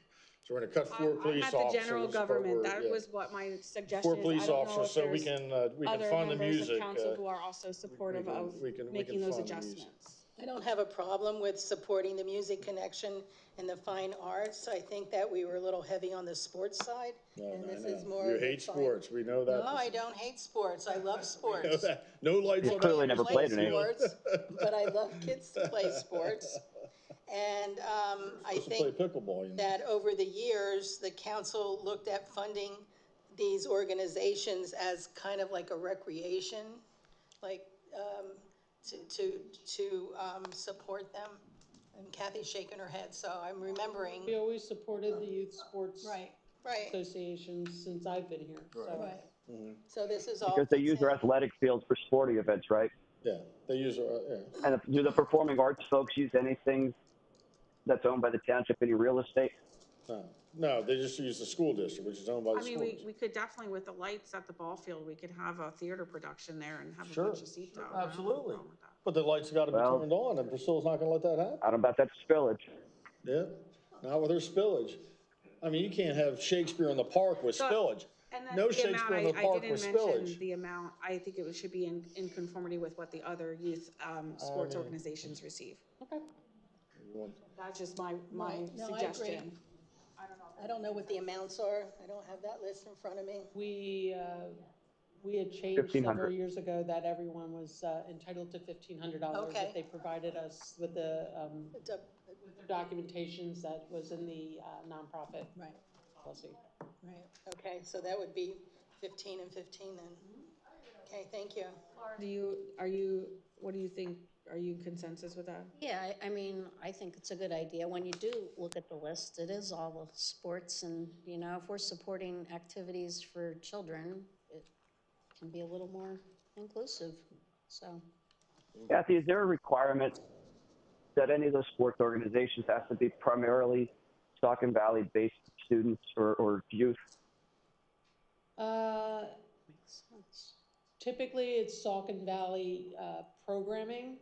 I know there are some of those Saucon Valley programmings aren't regulated to just being Saucon Valley students. Right, but it has to be primarily Saucon Valley, Hellertown and Lower Saucon Yeah, students. yeah. Right, so I would ask for the same requirement for these other performing arts groups that, you know, I don't want to be paying for Shakespeare in the Park done by an Allentown youth group or a group of students that are from out of town that have nothing to do with this organization, no tie to the community. They're specifically Saucon Valley Fine Arts, which is the booster that supports the kids performing at Saucon Valley.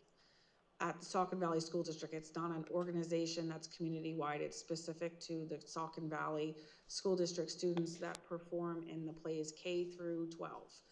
That's Saucon Well, that's what Valley you say. Fine I don't believe Arts. anything comes out of your mouth. And there's Saucon Valley Music Connection, so they both have Saucon Valley in their names. So then we're Saucon Valley Music Connection, and Music Connection is the booster that supports children that are participating in choir, band, and marching band. They do various competitions. They perform at our football games. They travel. I don't care where they perform. I just want to make sure that they're Saucon Valley-based Saucon students. Valley Music That's Connection. all I want. I don't care where they perform or what they do or anything else. If it's going to be Lower Saucon Township taxpayer money, it should be toward Lower Saucon Township, primarily Lower Saucon Township students, but certainly Saucon Valley-based students. Understood. Now, disclose to the public, are your kids involved? You seem to know a lot about this. Are your kids involved with those groups? That should be disclosed to the public. Any student that, Are this your is my students? understanding. Are your children? This is my understanding. My Okay. son is not Okay. involved That means in yes, Saucon Tom. Valley I Fine know. Arts I know. or Saucon Valley Music Connection. My son is not involved in those things. Okay. Saucon Valley Why don't you Fine just say that? Arts. I'm I sorry. mean, like, just What's the answer. Just question? yes or no. It's not that hard. I People am bitch about how clarifying. long I have these meetings two go. It's because children, your so I have diatribe. to answer one child at a time because they do different things. So my son does not participate in any activity that would be funded by Saucon Valley Music Connection or Saucon Valley Fine Arts. My daughter has in the past participated in the elementary school productions. Saucon Valley Fine Arts will raise money that will be used for both the elementary, middle, and high school performances. So, and it's not allocated to a specific student. They use it for the production of the show, which includes, you know, the props and the costuming and the things that would be used for all of the students. My daughter is not currently participating in this year's musicals that would be associated with her grade, but I don't think I need to provide any more information about her. This is for the community. It is not for a specific student. I would not go. So Tom, the answer is no to both, but one of them gets at one time. I would not She go wasn't and gonna ask you, disclose that. I I'll would not tell go you. and ask you Yeah. what activities your children play, Yeah. and whether, if they play a specific sport, that must be implied that there is some bad thing that you're doing because you want to support that sport. It's not bad. All I'm saying is disclose it, and you weren't gonna disclose it until I called you on it. There's And no, now you- there's no and this issue. is for next year. And then there was a word salad of This is for next disclosure. year. You said your daughter is not doing issue. it. You said your daughter's not doing it this year. No. This is for next year, though. This is funding for next year. For The next school year. year, this school 20 year this is for runs 2024 to 2025. This is in our 2025 budget. This is our Yes, and the 2025 budget. school calendar runs from August 21st to June whatever. And nobody said, 2025. and I want to make something clear, nobody said there's anything wrong with it, but disclose that you have a personal interest in the Miracle League. I don't have a and you personal interest in these. it. That's the point. Kathy, in all the years that you've been here, Transparency. and I've been here. I refuse to have as somebody allege or claim that I have some Indignation. personal All right, interest the in the indignation. music Now play the connection or the fine indignation arts card. committee. So- That's ridiculous. Blah, blah, blah. I would like to say Sorry to all the that students that perform in those organizations. in all the years that I've been up here and that you've been doing this budget, has any council Code of conduct, accountability, said number that their 6. child was involved in Just any to of these make sure you things? got that. No, that was never a policy. Accountability, right. So I'd like the Accountability. record to reflect that. Since we're on this section, you have council compensation. I think all these youth sports and the Miracle League and the fine arts are fine. I think council should, in light of current economic situation, Lynn Hill says we're in dire straits, according to Remember, that all council members should not be compensated next year, that this money should be reappropriated to other things. If we can give them to these youth groups, but it's only $3,200. I'll second that. I don't take my compensation. I never have taken my compensation. So maybe we just have, I'd like to make a motion that council not receive compensation in 2025, that this money is reallocated. And Jason seconded that motion. I'd like that in the provisional budget. Okay, so there's a motion on the floor. Jason, any further discussion? I just have a question. No, I think it makes sense. Tom brings up good points. And let's see if you guys will follow through on it. I doubt you will. No. Tom, any other But discussion? nonetheless, Yeah, I mean, this is, if you're going to do public service, you should just do it. You shouldn't ask to be compensated to attend a couple meetings. I mean, look how fun they are. Look how entertaining they are. I mean, why would you need compensation for this? And I've never received, I've been on council since 2019. I've never taken a dime in compensation. I never would. I wouldn't. And you got an award, I Tom. would never want my neighbors' tax dollars when there's so many better things they can be used for, whether it's one of these youth groups or whether it's replacing some street signs or paving a road or filling some potholes, or even something for the fire services. There's no need, to my knowledge, the school board members aren't compensated. There's no need, just because you're allowed to be compensated under the township code, doesn't mean you have to take the money. And I'm a perfect example of that. I've never taken the money, and it's never been a problem. And I just don't think, I know, Priscilla with their disability, Laura Ray, I'm not sure any of these three work. They don't seem to work. But these are taxpayer dollars, and there's no need for council members to be put it in their pocket when there's other things they could do. It's only $3,000, $3,200, and do the right thing. Don't take your neighbor's tax dollars and put them in your pocket. Well, Miss Ray already took $200,000 taxpayer dollars and put it in her pocket. But do the right thing.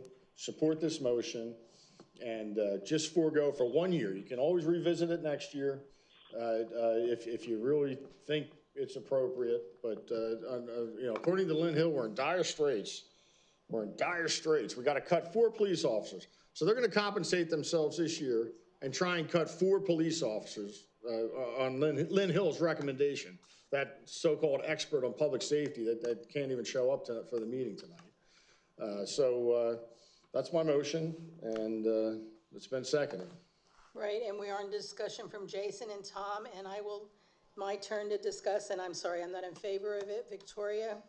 I think it's an Of course individual not. choice. and it Take should more be money. that way. It's an individual choice to take it What up. did you say? I said I think it's an individual choice and it should remain that way. Right. Laura? Yeah, this is pretty ridiculous.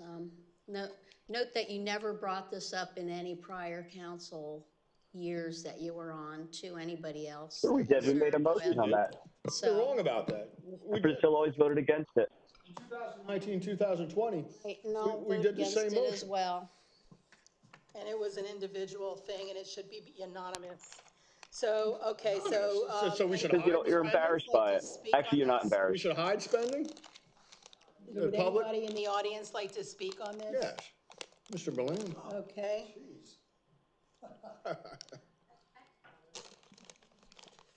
How about the council pay all these people who are called citizens who get their taxes paid on time, just like clockwork?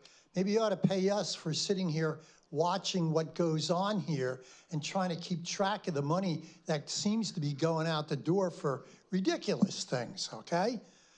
So when I hear Mr. Carochi say he's not given any, taken any pay, gee, I thought for sure somebody like Laura Ray, who's got hundreds of thousands of dollars from the township, and of course Victoria, she's a high-class attorney here. I mean, why would they ever need anything? They should be doing this gratis. I sure as heck am doing it gratis. I'm not running for anything. I'm not making any money. I don't have any supporters or anything else.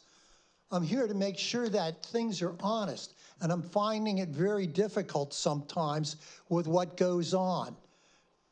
So you can tell I'm not, I certainly am would like to say, I hope you three pass this motion and take that money and return it to the town, because this is civic. But it sounds like maybe it's more like a power play and money play than civic. And that's really sad. So that's the my opinion, and I'm here every meeting, as you well know. And yeah, I do get hate mail, if anybody wants to know. And I know who it comes from. They want to put it in their pocket. Anybody else in the audience like to speak? Anne Marie Slavic, Lower Saucon Township. I would just say that I would rather see people in our government that have, that come in from the outside, from private industry, that may already, I don't know, have income from somewhere else, instead of taking the tax dollars to be on council. Again, you know I'm against activism in the government. I also like to make a point too, and also say that even though people in the audience like to say negative things about Jason and Tom for not being here sometimes, you know, the fact of the matter is that they have jobs. And I'll be honest, if I was on council, I'm not sure I can make every meeting either. It's just one of those things. If you have a job, I would prefer that the council members have jobs, because then they could bring in outside experience. I know we're gonna get a chance to speak on this later, maybe in a few weeks, but I would like to not hear that we're gonna maybe cut the police force. I don't want to hear that at all. We cannot do that.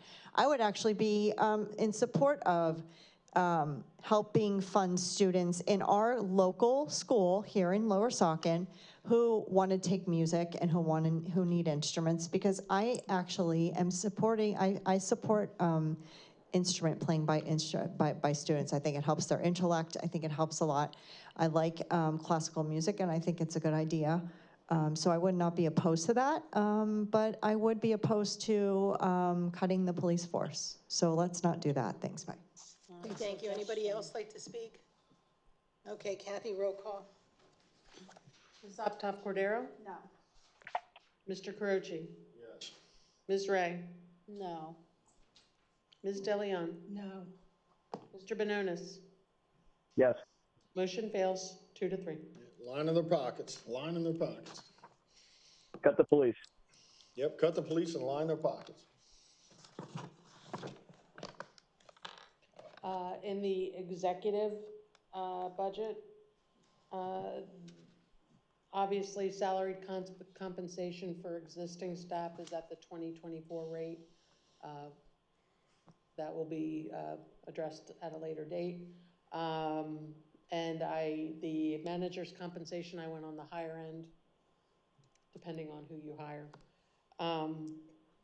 So that will depend on whatever agreement you have with them.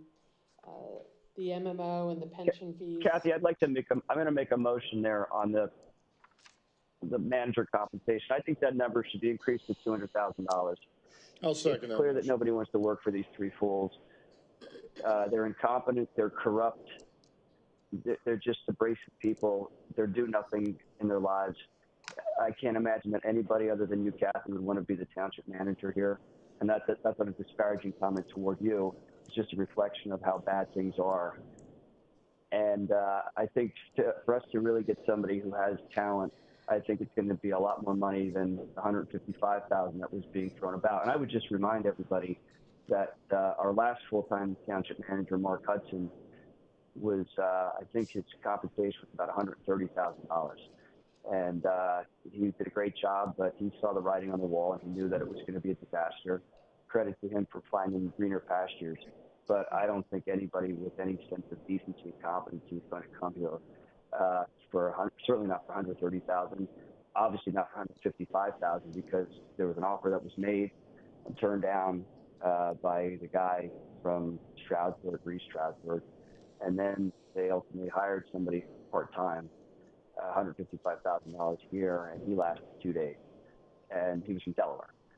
So I just can't imagine we're going to get anybody decent. I think that number has to be much higher than what's being proposed to have any shot at getting anybody. Yeah. That way, I mean, the first guy was the guy, he actually worked in New Jersey. They thought he worked in East Stroudsburg. No, he was from East Stroudsburg. Get its story straight. But they offered him but I mean, you know, everybody knows my feeling. I think, you know, Kathy should be our township manager. I wouldn't trust anybody that they would hire because the person would be either corrupt. They'll hire somebody who's either corrupt or corruptible by them. And so, you know, I don't know if I'm for raising salary. I'm afraid they would get someone in here that's corruptible at that salary. But I'll second it and we'll have a vote. Okay, so I said there's a motion on the floor. And I second. And discussion, Jason? I guess not. I said my piece on this. Tom? You know, nobody wants to work here. Tom? Yeah, I mean, I don't know how I feel about this. The part of me feels like to get somebody, I feel like we have somebody qualified, and it's Kathy. And I don't know why we're really not out there looking. I don't know. They paid a firm like $20,000 or $10,000. What'd you pay that firm? $15,000 to provide all these candidates, and they said they got 13 resumes. We never saw the 13 resumes. Then they said there were 3 candidates. I guess I talked with one of them. We never talked to the guy that they hired, then never took the job. It was a tough time tracking him down between New Jersey and Pennsylvania. Didn't know where the hell he was. You know, you know, if we raise it to 200,000, you know, they'll get all kinds of resumes in the door, you know, and they just want a political hack. So, you know, I don't know how I feel about it, but I think we should vote. I think we should vote. That's why I seconded the motion. Okay, so it's my turn next, and I really have no comment on this. I'll vote when the vote is called. Victoria?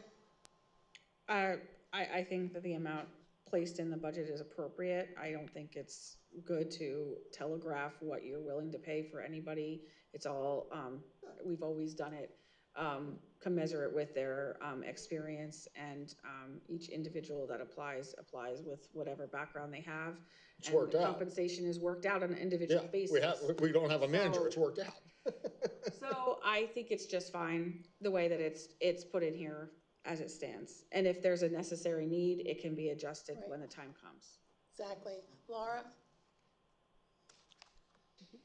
Right. It's not appropriate to change it, and I don't see that we should be doing a motion on every single line item in this budget. We're just having discussion to provide general direction to Kathy. So. True. Right, but how does she know the general direction if? By if just what council discussion, we supports? don't have to do a motion on every line item in the budget. We're not. You've never. No, we've done two. We've done two line items in the budget. Okay, we're on page 1, and how many No, we're on pages page to 8. go? The page 8 is on my screen. Well, for the general fund expenses, Page 8 is on my first screen. page. I don't know what's on your screen.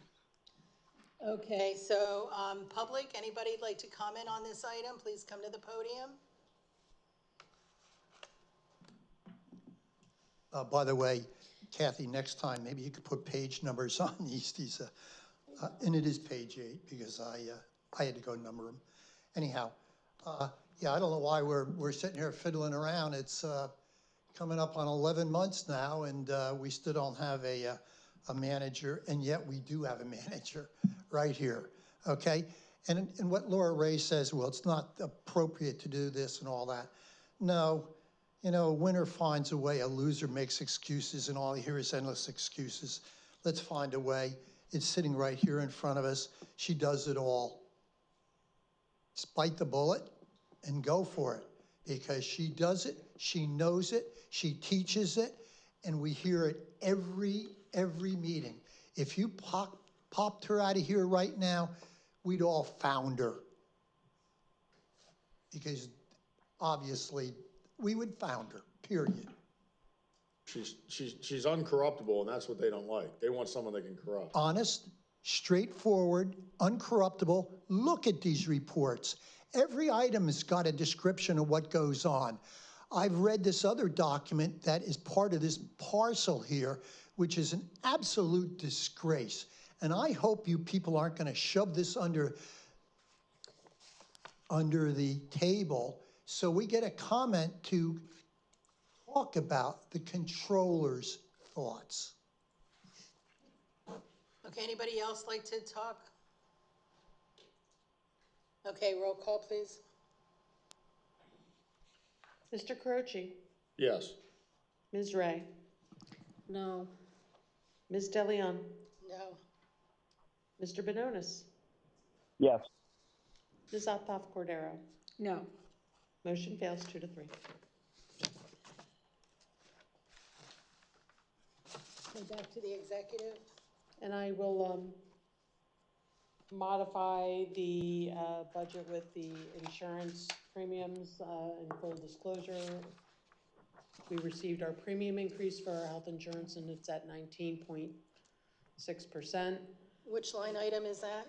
Well, it's in every department under benefits, Oh, which is okay. 01-401-150. That line item includes all the benefits for the employees that are in the administrative department, whether they're family coverage, single coverage, whatever their life insurance premiums are. If it's, I think the managers is set at 100,000. Salary, other staff is 50,000. Short-term disability insurance, dental, vision, all of that's inclusive in that. And it went up 19 what? What was the percentage? 19.6 for medical. 0.6%. Which was the most. So are you saying, that we've is the had. amount on this page incorrect? I will need to modify that based on. 126, because when I calculated that, I came up with that's a 48% increase, and that's why I was trying to figure out the percent. My assumption is that whoever takes the manager position might take family coverage. I'd rather be on the high end than on the low end. Mr. Hudson opted not to take medical, and he took a payment instead. That's why there was such a difference, which could be in the negotiation for whoever takes the position for the manager under your contract agreement. But that is the difference between what we paid and what I'm presenting. Yep.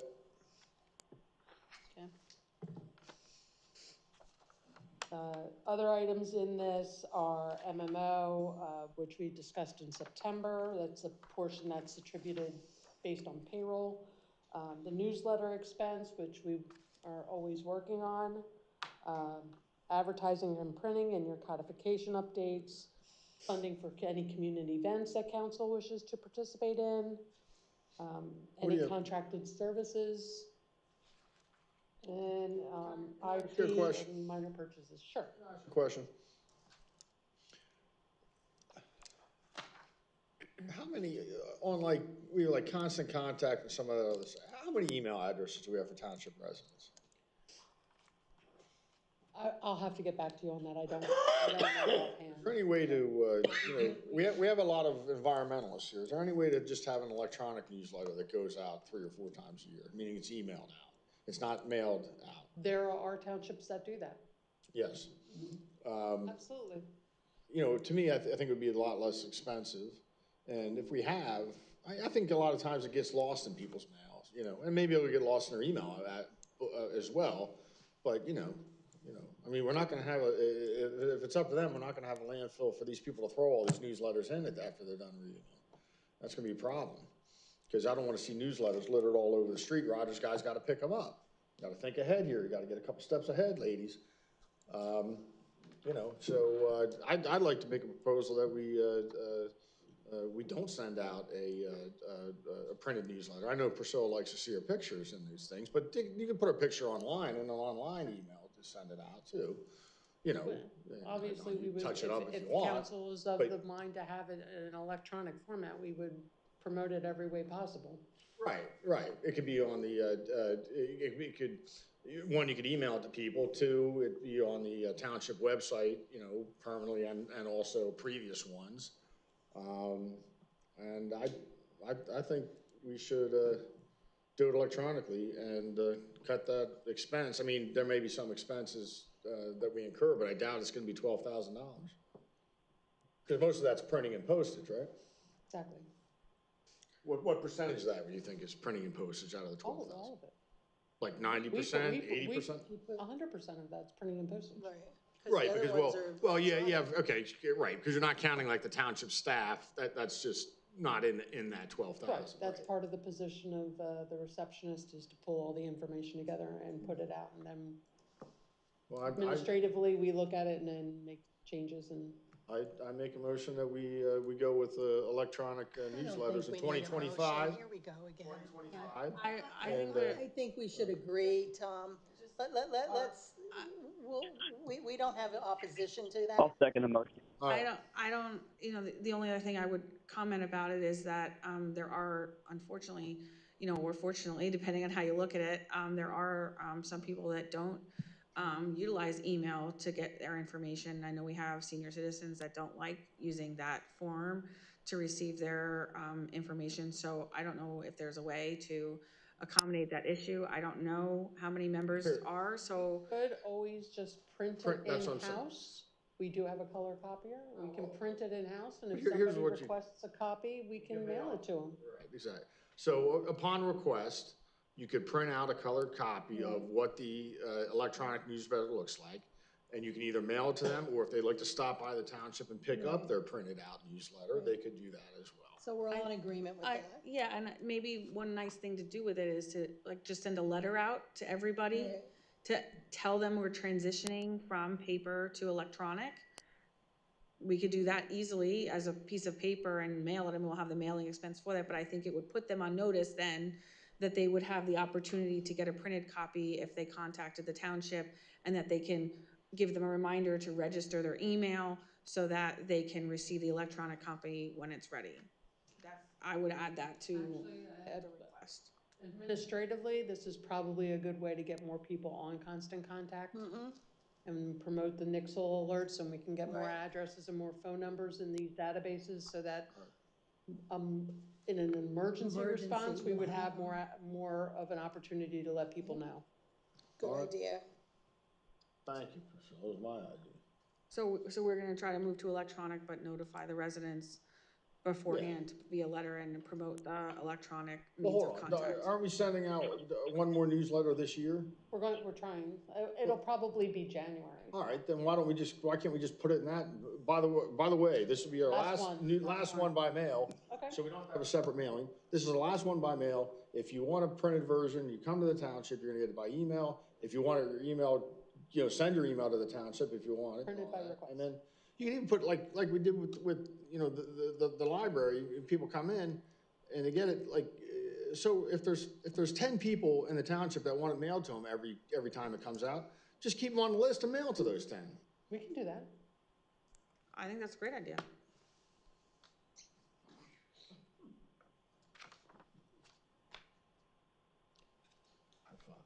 There's a motion and a She second. left me hanging. She left me hanging. I think, were you withdrawing your motion, Tom? Did we formally make a motion on that? Can we Tom just did, and I agree that that's seconded. what we're doing? I thought we Karen, were. whatever you want to do. I wait instructions from Priscilla, you know, she runs the show. I think, if I can speak, I think what is happening is you have your direction, I think it's a consensus, I don't think we need a motion. you don't can need a just motion. advise. Does that work for you, Mr. Croce? Yes. Thank you. Okay, Kathy, go ahead. Finance department, salary, employee, which would be myself, is at the 2024 rate. And the two items that I want to bring to your attention here that have inflated is one, our auditing service. Our auditors have,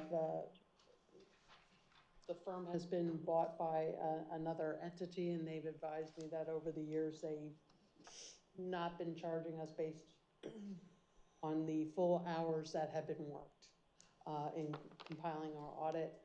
I kind of saw this coming, and in many ways, because the more bank accounts we open, the more investments we have, the more escrows that we do to save money in one capacity in engineering, it's going to cost us a little bit more in the auditing process. So it's kind of the nature of trying to balance things out. Does it make any sense to put an auditing contract out for bid? We can RFP. I think I talked to you about this, but I also, I think I understand that you said that this year would not be advisable, but I'm definitely in favor of RFPing We this can next year. RFP whenever you want, that's fine. I would leave that amount in there, because I don't know what I'm gonna get. Right. And it will delay the auditing, review. So if we're getting a whole new firm in here, it's gonna take them longer to build the database and so you're saying the first couple years might be more expensive than later on? Well, we certainly don't want to do that because of all the shenanigans that are taking place. I'm sorry? Yeah, I said we certainly don't want to delay the audit because of all the shenanigans that are taking place. These secret meetings, these votes, you know, taking action without legal authority, the incompetent dribble that we got from Lynn Hill, which I'm going to talk about when I have a moment. But, you know, I don't think there's ever been a more important time to have accurate and competent auditing. Now, when would be a good time to do it? Like in okay, so this is for 2025, but I mean, if we RFP'd it in like, I don't know, If we June, May or RFP'd June. next year for 2025 audit, for Right. them to do the 2025 audit in 2026. Six, right. That would, When, you would be, I could RFP that right away. And if you appoint that person at that time, that would give them enough time to create a file on us so that they can understand what our accounting system is. They can do all the, Why don't we be do that? prepared for the, why don't we do that for 2025? Certainly. And just leave this, yeah, we won't change the budget amount, but I want to formally give Kathy direction. I'll go for it. So I don't know if we need a motion, you want a motion, you don't want a motion? I think we're in consensus, Laura. That's fine, definitely Jason? RFP Jason? for. I didn't hear Jason. Jason? Yes. So did you hear the? Yeah, the auditing proposal is to budget what Kathy's recommending so that at least that's the ceiling for the current auditor and the RFP and look to make a change perhaps for 2026. Right, for the 2025 audit. for the 2025. Correct. In 2026. So it is for next year's So we'll audit. get an amount, we'll have somebody ready on board by what you decide whoever it is, and I'll bring an RFP back to you to review and approve for me to send out. All right. The other item in here that is higher than normal is our finance IT. Amongst other things going on in the finance world, our finance software company has been bought out by another entity, and I'm at this point recommending going with that entity, and only because other people that I know that use Freedom Systems have been able to review it too, and they're all going with it, and it's basically the cheapest option to go with it, because getting a new accounting software in here can cost between $70,000 to $80,000. So this company that bought it out, they have all of our information. They would import into their new system, and hopefully this new accounting software I'll be able to generate better reporting and cleaner documents for you. Sounds good.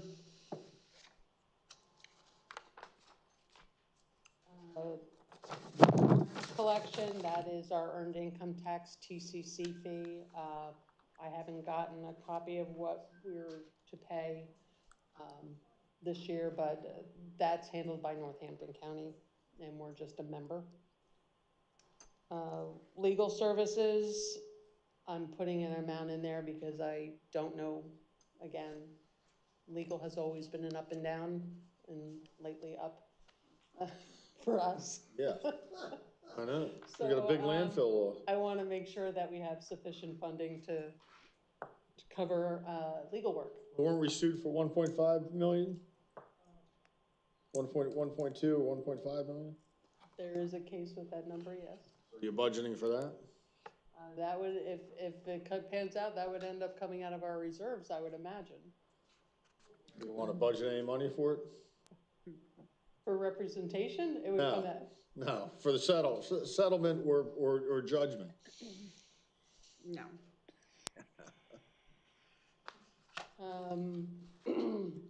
Just so I'm clear, does that legal services account for any fluctuation? Because I don't know what that will be for next year, so you're saying it does?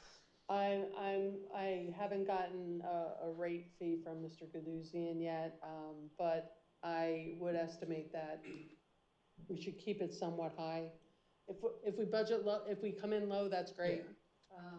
Believe me, I try to avoid calling our engineer and our solicitor. They both have enough on their plate. They don't need calls from me all the time. That's for sure. But I do think it's prudent to estimate on the high side for the time being, and when things settle, we can get to a baseline again. Okay, thank you. Data processing, we're keeping that the same. I am carrying over the $20,000 for the servers because they do need to be periodically replaced. IT, typically it's a 7-year replacement schedule. We replaced a server a couple of years ago.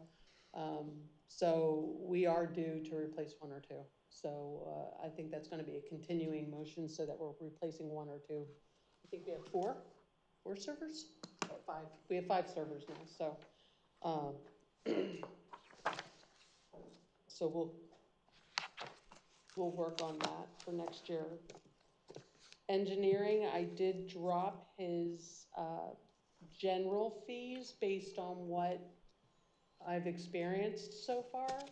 Most of the work that Hanover is performing for us is more project related in our capital fund. I would anticipate that continuing for next year. And if there's more work needed by our engineer for day-to-day items, I'll bring that to your attention. But for now, I think the escrowing that we're doing is assisting in reducing the amount of expense that the township is paying for residential issues. So that system has come, is pretty good, and we got it down pat, and so sewage enforcement and grading, all of those expenses are addressed to the property owner that's affecting, other than specific issues that might warrant the engineer to be working on the behalf of the township. Buildings and grounds, the larger items here, I budgeted for, obviously our building infrastructure is now getting older. Things are gonna be needing to be repaired here and there, which will be explained later in the Public Works budget as well. The other item specifically is in the communication expense. Our phone system is now obsolete. We're requesting council to consider going to a internet-based service that would not necessarily require a hard phone. Obviously, some of the phones would need to be hardwired, such as the phone in the council room in the back, and maybe the receptionist and some other phones. But the majority, I think we could actually get rid of the actual hard phone component and have an app on our desktops that we can answer the phone through that. It's expensive. It's a little bit more expensive, but in the end, we're removing our monthly phone bill that we get, which was like around $400 a month, and it would end up removing the maintenance agreement that we have for our phone system, which was about $3,000 a year. So Roger can talk to more about that if you want to discuss that a little bit more. It's going to be about, I think it's about $12,000 a year. It's $15 a month for the connection for the if you opt for the computer internet, and if you have a hardline phone, that's $25 a month. Kathy, would the phone numbers remain and extensions remain the same? Excuse me? Sure. You talk about the phone system, right? Correct. So my question is, would the phone numbers and extensions remain the same for the township offices? Yes. And I ask that only because we have letterhead, website, Yes. People know what the township number is. They may have it like on a speed dial. No. All the phone numbers will remain the same. Okay. I just have a question. Did you look into like reliability of the internet phone program? Like, do we have some, I'm just get concerned because I know a lot of times we have like power outages or different things that happen and people's Wi-Fi and all that internet stuff goes out first thing. So I would hate to have that situation. Yeah. There's always a potential for There's 911. any wire to go down, of course, but we do have cellular backup on a lot of it, and what we currently have is a premise-based system, so it sits in a data closet over there. If that goes down today, it's down today. That's that. It doesn't matter if you have power or don't have power. It's down, it's gone, it's could be totally wiped. A hosted service, the nicest thing about that is it's a once and done.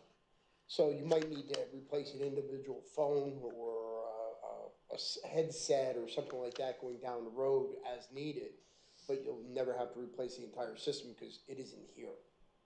Okay. And just so I understand, our current cost, you said it's $400 or $300 a month? It's our local long distance runs around $400 a month. The maintenance agreement for our existing phone system is around $3,000 a year. And then if for any IT, for them to come out and make repairs and stuff, it's obviously like $120 per hour. Okay.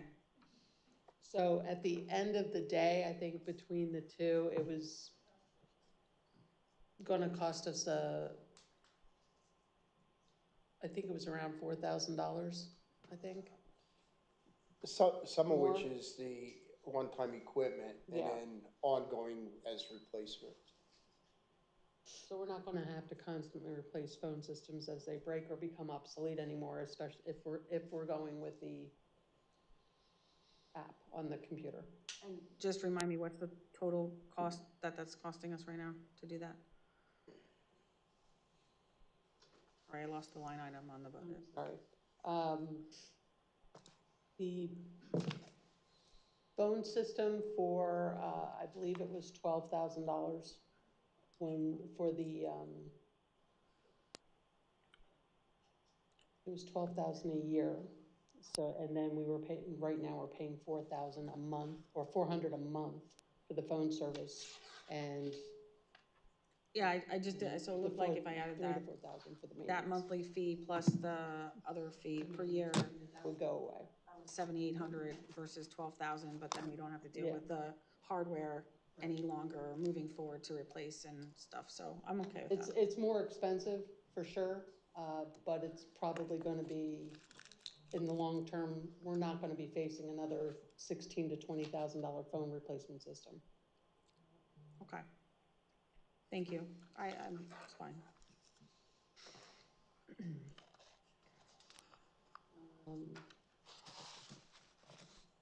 Also in the capital outlay, which we have discussed, and it's been brought up at safety committee meeting for a parking facility out by the side.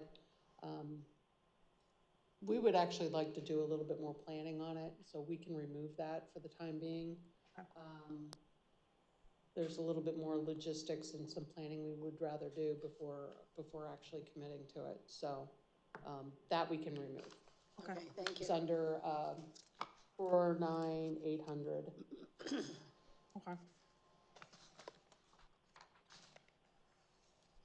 The police department. Oh, can I? Sure. In this section here, since it has all the heating oil, electric, all those things. So at one of the sessions that I attended at the EAC conference, one of the townships, they went through a whole process of doing benchmark studies they started with to see how their costs for running their buildings, their utilities, matched up against other comparable buildings. And then when they saw that they were kind of doing pretty poorly, they moved forward then and did some energy audits and control audits. And then they were able to, make adjustments to how they operate their system and what they use, and save themselves an awful lot of money. So I do not have a price on what a starting benchmark study would be.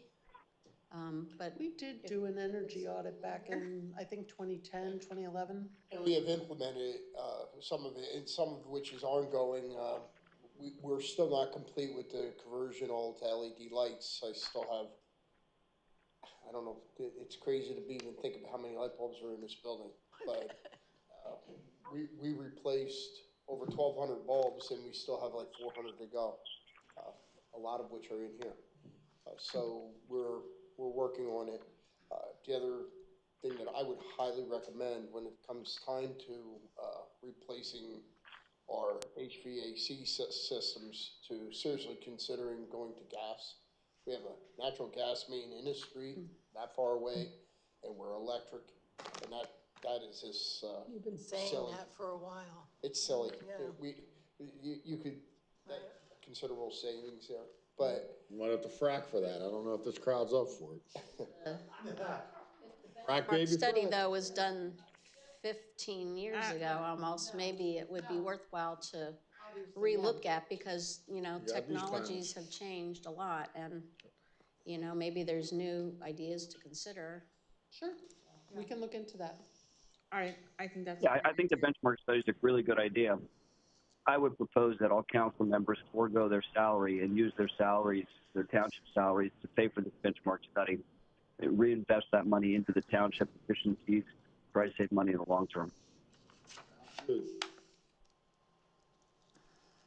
I don't know if that's appropriate here, but I thought it would be interesting to also look at, since we're talking about the energy savings, looking at what kind of grants and the cost would be to add like solar panels to our public works buildings and any kind of facility that we have to try to look at the energy savings, but that might go right into, I mean, right now, I think there's a lot of grants that were driven from the federal government on down to support municipalities in doing energy efficient projects, and I think that's one of them.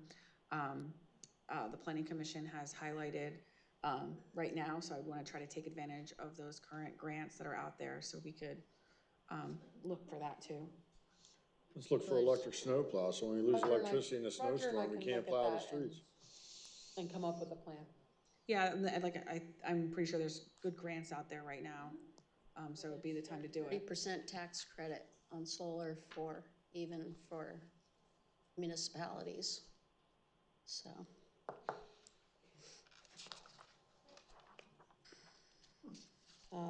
Police department's budget, the chief is here to explain some of that. Just to highlight on some of the items that are new, our chief is recommending hiring another investigator to his staff. This is inclusive of that. That would have been under the full-time compensation. The other items in here that he is looking for, one is a subscription to FRCC, which is a benefit for the police officers for dealing with any of their emotional issues related to their work. And the chief can explain some of that. And also in here, that would be new, is the first payment of 5 for our tasers. They're very expensive now. It was over $100,000 for an outright purchase. A lease agreement would be $21,200 a year. I think we also got an email from the vendor that if we don't lock in soon, next year's prices are going up 6%. So he can discuss that as well. The other item in here also is the replacement of their weapons. That is, I'm a numbers person, so I need to look at it here. In firearms in 410-242. He wants to replace all of his full service weapons. And in 410-700, it would be another LPR system, which of course I'll be filing for a grant for that in hopes to receive it under the Northampton County Emergency Services Grant. And the other item under 410-800 is some funding for fixing the fence out by the carport area. So those are the items that the chief is requesting outside of his normal general operating budget. If you have any questions on any of those, chief is here to answer any of those. Yeah, I was hopeful to hear from the chief. I was hopeful he put something together to discuss some of the requests related to the request for the additional investigator. If you could, I don't know if you have anything. I do. So first of all, I just want to address some of the information that was put forth to council and out on the internet before the meeting here. So it's stated in there about our crimes are down and it's low crime. First of all, the information that was posted for the uniform crime reporting does not show the complete picture. Uniform crime reporting comes in 2 parts. There are Part 1 offenses, which are serious crimes. There are Part 2 offenses, which are less serious. The only thing that's listed in there are the most serious, the Part 1 offenses. And I think, first of all, we should all be proud and ecstatic that those Part 1 offenses are low.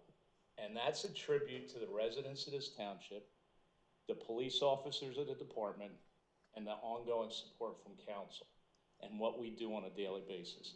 So the Part 2 offenses, let me go back. Part 1 offenses, when I say serious crimes, are criminal homicide, forcible rape, robbery, aggravated assault, burglaries, larceny or theft, motor vehicle theft, and arson. Obviously serious crimes. The Part 2 offense are other assaults, forgery, counterfeiting, fraud, embezzlement, stolen property, receiving, buying, and possessing, vandalism or criminal mischief, weapons violations, carrying or possessing, prostitution or commercialized vice, sex offenses, drug abuse violations, gambling, offenses against family and children, DUI, liquor law violations, drunkenness, disorderly conduct, vagrancy, and all other offenses listed under the UCR reporting, curfew and loitering laws, bless you, under 18 years of age, runaways under 18 years of age. So that gives you a good description of what the real crime is, okay? And I'll give you a definition of Part 1. Those occur regularly and are likely to report it to police. The FBI collects data on Part 1 offenses to measure the scope and level of crime across the country. We report that on a monthly basis to the FBI. Lieutenant Leidy does that as part of his duties. Part 2 offenses are less serious crimes for which only arrest data is collected. We have to do that on a monthly basis. So the request to add a detective isn't just because our Part 1 offenses are low. The request to add a detective is to assist with not just specifically fraud and identity theft crimes, which have nearly doubled since 2019. 2019, we had 27. As of this date, or yesterday, we had 48. But other investigations such as children and youth referrals, which have drastically increased since 2019. 2019, we had 3. 2024, as of yesterday, we have 22. It will allow the department to categorize crimes and assign detectives to focus on specific investigations. Right now, we have one detective, Detective Sergeant Marth. He takes all of the investigations that are assigned to him by myself and Lieutenant Leidy, or takes over for the full-time officers, such as burglaries, the child crimes, threat investigations, things that are long-term. And the investigations today, with the increase in technology, we all know comes more complex, time-consuming investigations, such as drafting a legal process, including search warrants, court orders to gather digital evidence from smart devices, phones, social media, and text messages. That is the name of the game today. That's how these crimes are done. Everybody knows the computer crimes, when you get the guy from Microsoft, you get the fraud for the grandmother, grandfather fraud deals, you get your uncle's got a warrant out of, and we get them all the time. Those take time. You got to track the phones. You got to go down to the courthouse, get court orders. So with financial and fraud investigations, often suspects are out of the state or country. What we're doing right now is triaging them. We're trying to take the best shot at what we can. In my eyes, we're not doing what I would expect. We're doing the best we can because we're triaging. We can't spend the time to go through and specialize in investigations to do that. We have to draft and obtain the search warrants, bank records, surveillance records from cameras and surveillance cameras, phone records, email accounts, social media. It's an extensive review and documentation of those records. Plus, we have to coordinate assistance from other law enforcement agencies if the suspect resides outside of the area. That's just financial and fraud, includes embezzlement and all of that. And you heard me say, they've doubled since 2019. Child abuse investigations, we have to coordinate the interviews with children and youth caseworkers at the Child Advocacy Center, coordinate and conduct interviews of suspects, sometimes travel to present cases to medical review boards in Harrisburg. Time consuming. School threat or threat investigations. The same thing, drafting and obtaining search warrants and court orders, cell phones, social media. Last year or the year before, we had a gentleman who did it from North Carolina. That was time consuming. We ended up having to spend money to get the guy up here once we eventually caught him. Then we have to go through the arraignment process and all of that. Suspicious death and drug delivery resulting in death investigations. High priority. We work with the coroner's office, the district attorney's office. We have to process these scenes. Attend the autopsies if necessary.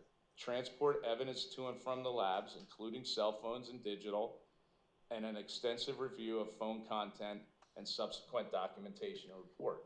So just that for an example, in that type of investigation, we may seize 1 or 2 phones. If people think information is not on those phones, there's stacks of paper that we have to go through. 1 investigator. Burglary investigations. Respond to process crime scenes. Prep evidence to go to the crime lab. Draft and obtain search warrants and court orders for cell phone data. Do triangulation on cell phone towers. Review substantial data upon receipt of the legal process. Once again, good old cell phones we use every day. Then we have to check with pawn shops in search of the stolen property. So that just, right there is what, 5 investigations I named out of all those ones I listed before. And we have them here. I mean, we're not exempt from crime in Lower Saucon. So the detective, in addition to what I just said, he fills the role of an evidence and property custodian. He's responsible for maintaining chain of custody, transporting and picking up evidence to and from crime labs, an annual evidence purge, which we have to do every year. He supervises crime scenes, incident reports involving crime, assist patrol officers with drafting legal process, follow-up and interviews with suspects, victims, including out-of-county prisons. Yes, we have patrol officers. Yes, they know how to do that, but they're not available all the time and they can't stick with it all the time. So those major crimes go to a detective. Keeps victims informed of case status. Assist with serving arrest warrants and transporting prisoners, including out of state. Assist outside law enforcement agencies, included but not limited to drug, child porn, and sex investigations. So just because we're Lower Saucon, we still assist outside agencies, just like we go to them to assist us. Attends regular crime meetings in the Lehigh Valley to share information regarding crime trends. Very important part of the job. Department services such as drug take-back receptacle, scheduled fingerprinting. We do fingerprinting for township residents. They have to schedule it. He's responsible for all that. Missing person or runaway investigations. Very complex investigations. To try and find them, we have to stay on top of it. On top of that is the extensive documentation and all the police incident reports. And then he attends various training courses to obviously expand his knowledge and career development to stay up to date. And he assists with high priority calls for service when needed, if available during the day. So we have 1 detective to do all of that, okay? And my request is to add another one. We have a detective sergeant right now. He would be the supervisor to that detective, and we can split it off, specialize some of our investigations, focus and spend more time on major investigations.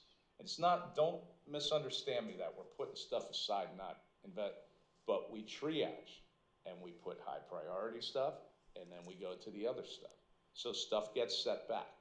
So that in itself is for my request for the detective. If there's any other questions, I'll try and answer them the best I can. Well, I mean, thank you for those statistics. I perplexed. Lynn Hill is truly, I mean, my power rankings of like the most ignorant people in the township were like Kathy Pitchell McGovern and then Russ Sutton and then Lynn Hill. But Lynn Hill has gone to the top of the power rankings as the most ignorant person in this township. She writes in this thing twice, especially here where Lower Saucon Township where crime is low because there's not murders or rapes. But crime is not low, and we do need our officers, and we do need an investigator, an additional investigator. You know, and we have to give our law enforcement the resources they need, whether it's tasers or new guns or the counseling. And for her to write this is just an insult to every officer we have and to our police department in general. What she's written is offensive. And then she doesn't even have the courage to come here and defend what she's written. It's really disgraceful, truly disgraceful. I would just add, I do have a list here and I forgot to mention it. So as I stated, we have 1 detective. Bethlehem Township has 4 detectives. Easton City, they have a lieutenant in charge, 2 inspectors, and 8 detectives. So that's a total of 11. Palmer Township, they have 6. Upper Saucon, very compatible to Lower Saucon, yep. 3 detectives. Salisbury Township, 2 detectives. And if I would add, Upper Saucon has 3 detectives, but when their school resource officers aren't in school, they get pulled in to assist with investigations. So in the summer and stuff. Correct. Yeah. So I don't think my request is that far-fetched to add a detective to assist our township with clearance rates of crimes within the township. No. And take on the additional responsibility. I agree, and I think it's ludicrous to what was written here by Ms. Hill. Disgraceful, absolutely disgraceful. And I'd just like to comment on that quickly. So, unlike Tom, I operate on the premise that Lyon Lynn Hill is totally incompetent, unqualified, dishonest, and a partisan mouthpiece. She's in this memo that she provided, whatever you want to call it, she's engaging in policy and opinions that have absolutely no foundation in fact. And for her to put this out and suggest that there's some air of legitimacy to it is utterly absurd. You know, I'll just point back to about a year ago. Chief, you remember this very vividly, I'm sure. The township, not just Lower Saucon Township, but Upper Saucon Township and Williams and other places, they were experiencing a rash of break-ins around the holidays. And, you know, a lot of efforts were thrown at it by our police department and surrounding, as well as the state police, to try to stop this.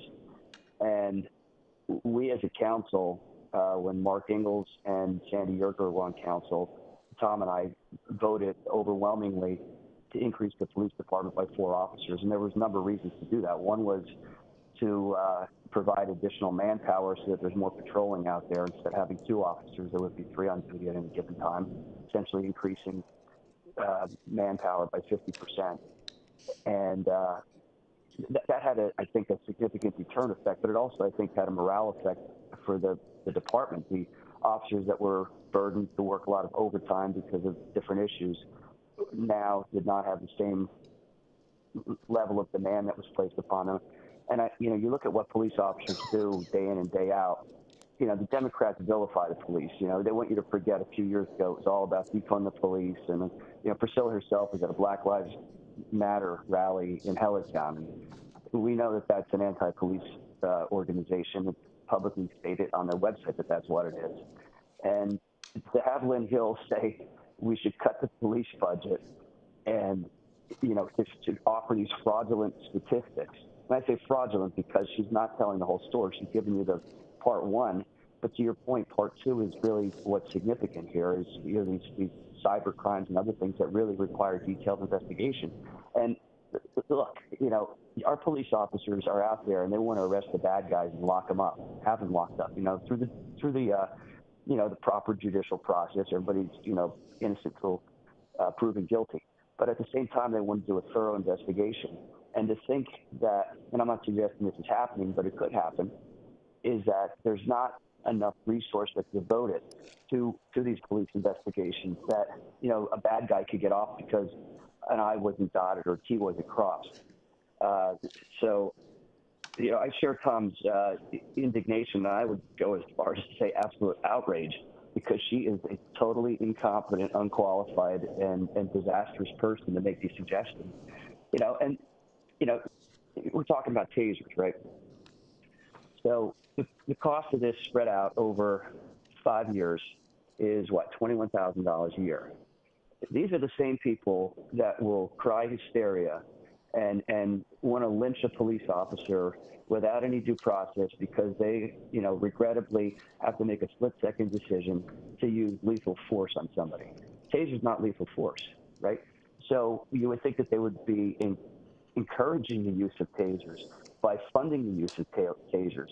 But no, they want to take the tasers away from you, or at least Lynn Hill wants to take the tasers away and have you use a weapon that is, you know, highly lethal, and then they want to vilify you when you're forced to use it because you have to make a choice between that person or the officer's life itself. And, you know, credit to the officers, they should go home every day and live with their families and be able to go home safely you know, at the end of the day. And, you know, talking about the police pistols and, you know, red dot sight. You know, red dot sight is a tremendous tool because it allows faster acquisition of the target. By having faster acquisition of the target, you're potentially reducing the loss of life or serious injury to individuals, including our officers. You know, and getting back on the taser thing, you know, the liability to the township would be reduced by paying for these things. You know, to reduce the amount of lethal force that's needed is a great thing to have. You know, I think it makes total sense to have a second detective. When you compare our township size and the nature of the crimes, I think it's imperative that we have a second detective at a minimum. Just like I said earlier, Chief, I don't know if you were there when we came out of executive session, we were talking about salary. Same thing with you. You do a tremendous job running the township's police department. It's really, you know, very well run. And, you know, these ladies can't take any credit for that. That's entirely you. And now what they want to do is they want to screw with that too and make that a mess like everything else that they've made a mess. So I hope, you know, that they recognize the need in this budget to compensate you more for the hard work that you do. You do a tremendous job. You're an asset to the community. You're committed to it. And I think they also need to recognize the need for a second detective so that investigations can take place properly and bad guys can get locked up, and to keep our community safe. And to suggest we should cut our police force after we just increased our police force with great results. I mean, quantifiable results, both in terms of deterrent of crime as well as increased morale of the police officers that serve our community and keep us safe. I mean, no offense to Roger, I would rather be driving on dirt roads and knowing that some bandit isn't going to rob me. I think policing and public safety is the cornerstone of community. And without that, we don't have any community. And, you know, I guess maybe that's what they want. They want chaos. They sow chaos. But I'm hoping that, you know, taxpayers lean on these people and inform them that you damn well better not affect the police department and the public safety. And in fact, you better fund them and provide what we need, because we're living in dangerous times. And when the bad guy comes knocking in the middle of the night, what are you going to do? First thing you do is you call the police after you grab your gun if you have one. And if the police aren't there to respond, then you're in a lot of trouble. I want to make a motion to approve the police budget as proposed. And the reason I want to make a motion, Jason, is so the public can comment. There are people here, I know you're not here, there are people here in the public that I think want to comment on this issue, and that's the only way Priscilla may let them comment on this issue now, as it's almost, it's after 11 o'clock, and they've been here all night to comment on this issue, which Priscilla conveniently put at the end of the agenda. I make a motion to approve the police budget as proposed by Chief Barn and Kathy Gorman. It's right here. Can you please second that? Tom, I'll second that, but I want to make sure that I understand it correctly.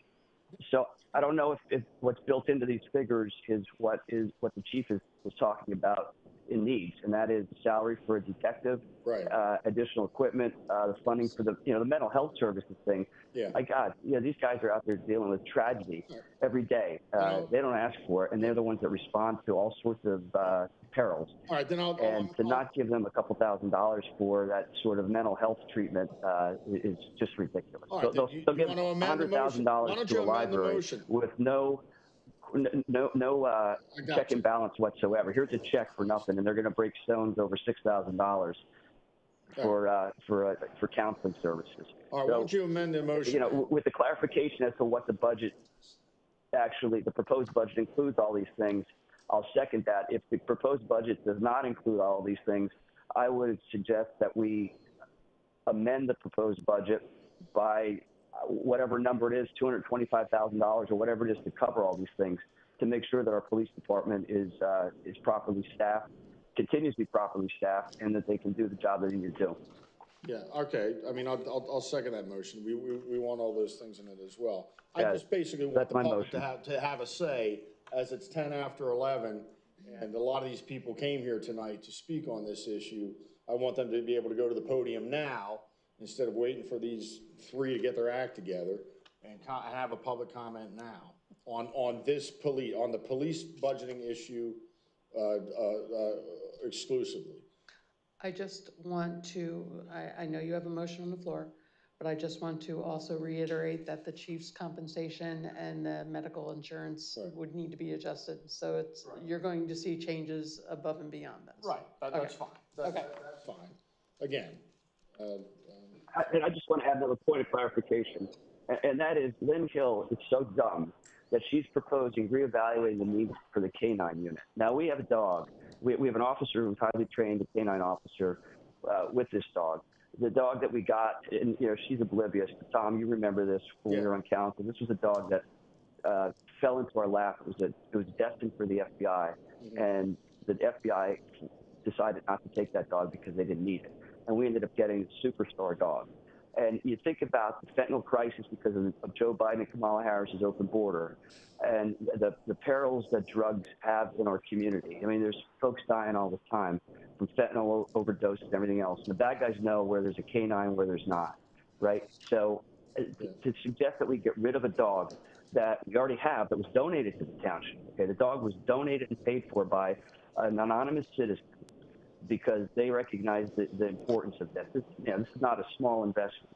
And the fact that we have an officer who's trained, who takes care of this dog, and the cost of that is minimal for the benefit that it provides, truly shows how utterly stupid this person is. Utterly stupid. Tom, I agree with you. I mean, she is number one on the list of really, really stupid people that have no competency whatsoever, and should just go home and shut up. She is the most ignorant person in the township by far. It's not even close. All right. Yep. Priscilla, I'd like public comment on it. I made a request. I made a motion. I'd like public comment. We have a motion on the floor, and we're going to start with Jason for public comment, like we normally do. We're still going through council right now. We're not doing. What's that? We're going through council comments and Yeah, questions. Jason's first. Okay. Because What is it, Jason's comment or public comment? Which one? No, well, are you Public finished? comment, the motion. Usually I do alphabetical, Jason, Tom, me, so. Yeah, so here's my comment on it. I have nothing to add other than what I said, other than Lynn Hill is stupid. And if the three of you vote in accordance with what Lynn Hill's partisan idiocy is suggesting here, you are the most deplorable people in the world. And I hope that every member of this community that supports the police contacts you incessantly, over and over and over again, to point out to you how ignorant you have treated them and the public and the concerns about safety. It's that significant, and if you don't see it, then to hell with all of you. Yeah, you're right. I think your political tool here, Lynn Hill, carrying your water for you here, it's disgraceful. The township, if any of these cuts go through, the township will be less safe, and less crime will be investigated, as Chief has said. And the K-9 dog's important in all of it. And that this is even a consideration with the financial situation we're in, which is a good situation. it's just absolutely disgraceful, and it's political by you people. You hate the police, and you've shown that over and over again. Priscilla voted against the police contract last time. She's voted against bonuses when we gave bonuses the past couple of years to our police and our employees, and that's who she is. But I would love to hear the public's comment on these. I know it's getting late, and thank you all for sticking around for this comment. Okay, I'm gonna pass. Victoria? Yeah, thank you. I was just at the beginning of asking, so I appreciate Chief Barnt, you providing a lot of that detail because it's not something that I received before. I was going through, I went through at least what was available for 2024 in our database of crimes. And I was looking at the fraud and credit card ATM listings that we have here. So I understand, I think you said that, there was a figure from 2019, I went 20 something and 19 to today. It's like 40 something. Yes. Okay. So, I also, and I appreciate you also provided the information about, what the other municipalities, what levels of support that they have. I guess my biggest concern, is just when we look at the per capita expense. When I'm looking at, and I can appreciate like Upper Saucon Township, has more, but their per capita expense for police is, at least what's reported, is $204. If that's correct, that's correct. If it's not correct, I'll look at what's the corrected number. I just am looking at my biggest concern is the per capita expense, and I would like, if we only have one detective, I think it would be nice to have more than one detective, but we also did just hire 4 new officers, so I don't know if there's a potential to upgrade one of those officers to a detective, or if there's another officer in the department that would be at the level where they could move into that position. But let me explain that. So to do that, we're taking a patrol officer off the street, so we're losing a guy. We're not gaining nothing. So it's a moot point. I would not take a guy off of the street that we put on the street to protect the residents of this township to do detective work. We need to add another detective, and it would be through an internal process of promotion, just like we do for all the other supervisors. So we would do testing, interviews for that detective position, and then we would advertise the hire from the outside. We just had our detective go out for 2 months, and for the first time in my 34 years, we used a clause in our contract for temporary rank, and I requested to pay a patrol guy at temporary rank of a detective for approximately that 2 months to cover the detective's office while we were out, because we couldn't survive. Correct me if I'm wrong. I'd also like to point out, though, that there's one thing Victoria's failing to mention. These are 2022 per capita expenses. We're talking about a budget for 2025, and she's quoting 2022 numbers to you when she's talking about the per capita. She failed to meet the truth. She tried to hide that fact. Can I finish the question? There's no hiding of a fact. I'm looking at the same data everybody else looks at. I can't imagine that the figures have gone down anywhere. I would assume that the percentages or differences between the different municipalities are probably similar, unless some department got rid of police officers, or they might have even added police officers since 2022. So I don't know. But that's what I want. I want you to make a decision based upon assumptions. You don't know the information, and you're talking about cutting police officers and cutting funding and other stuff based upon assumptions. Brilliant. My other, I guess my other biggest concern with the FRCC, I think that it's a wonderful program, but I also know that in our health, my understanding is our health policy also provides for counseling on an individual basis. I think that if there was an event that occurred within the township that impacted the police force, I would be happy to entertain a request for additional services on an as needed basis.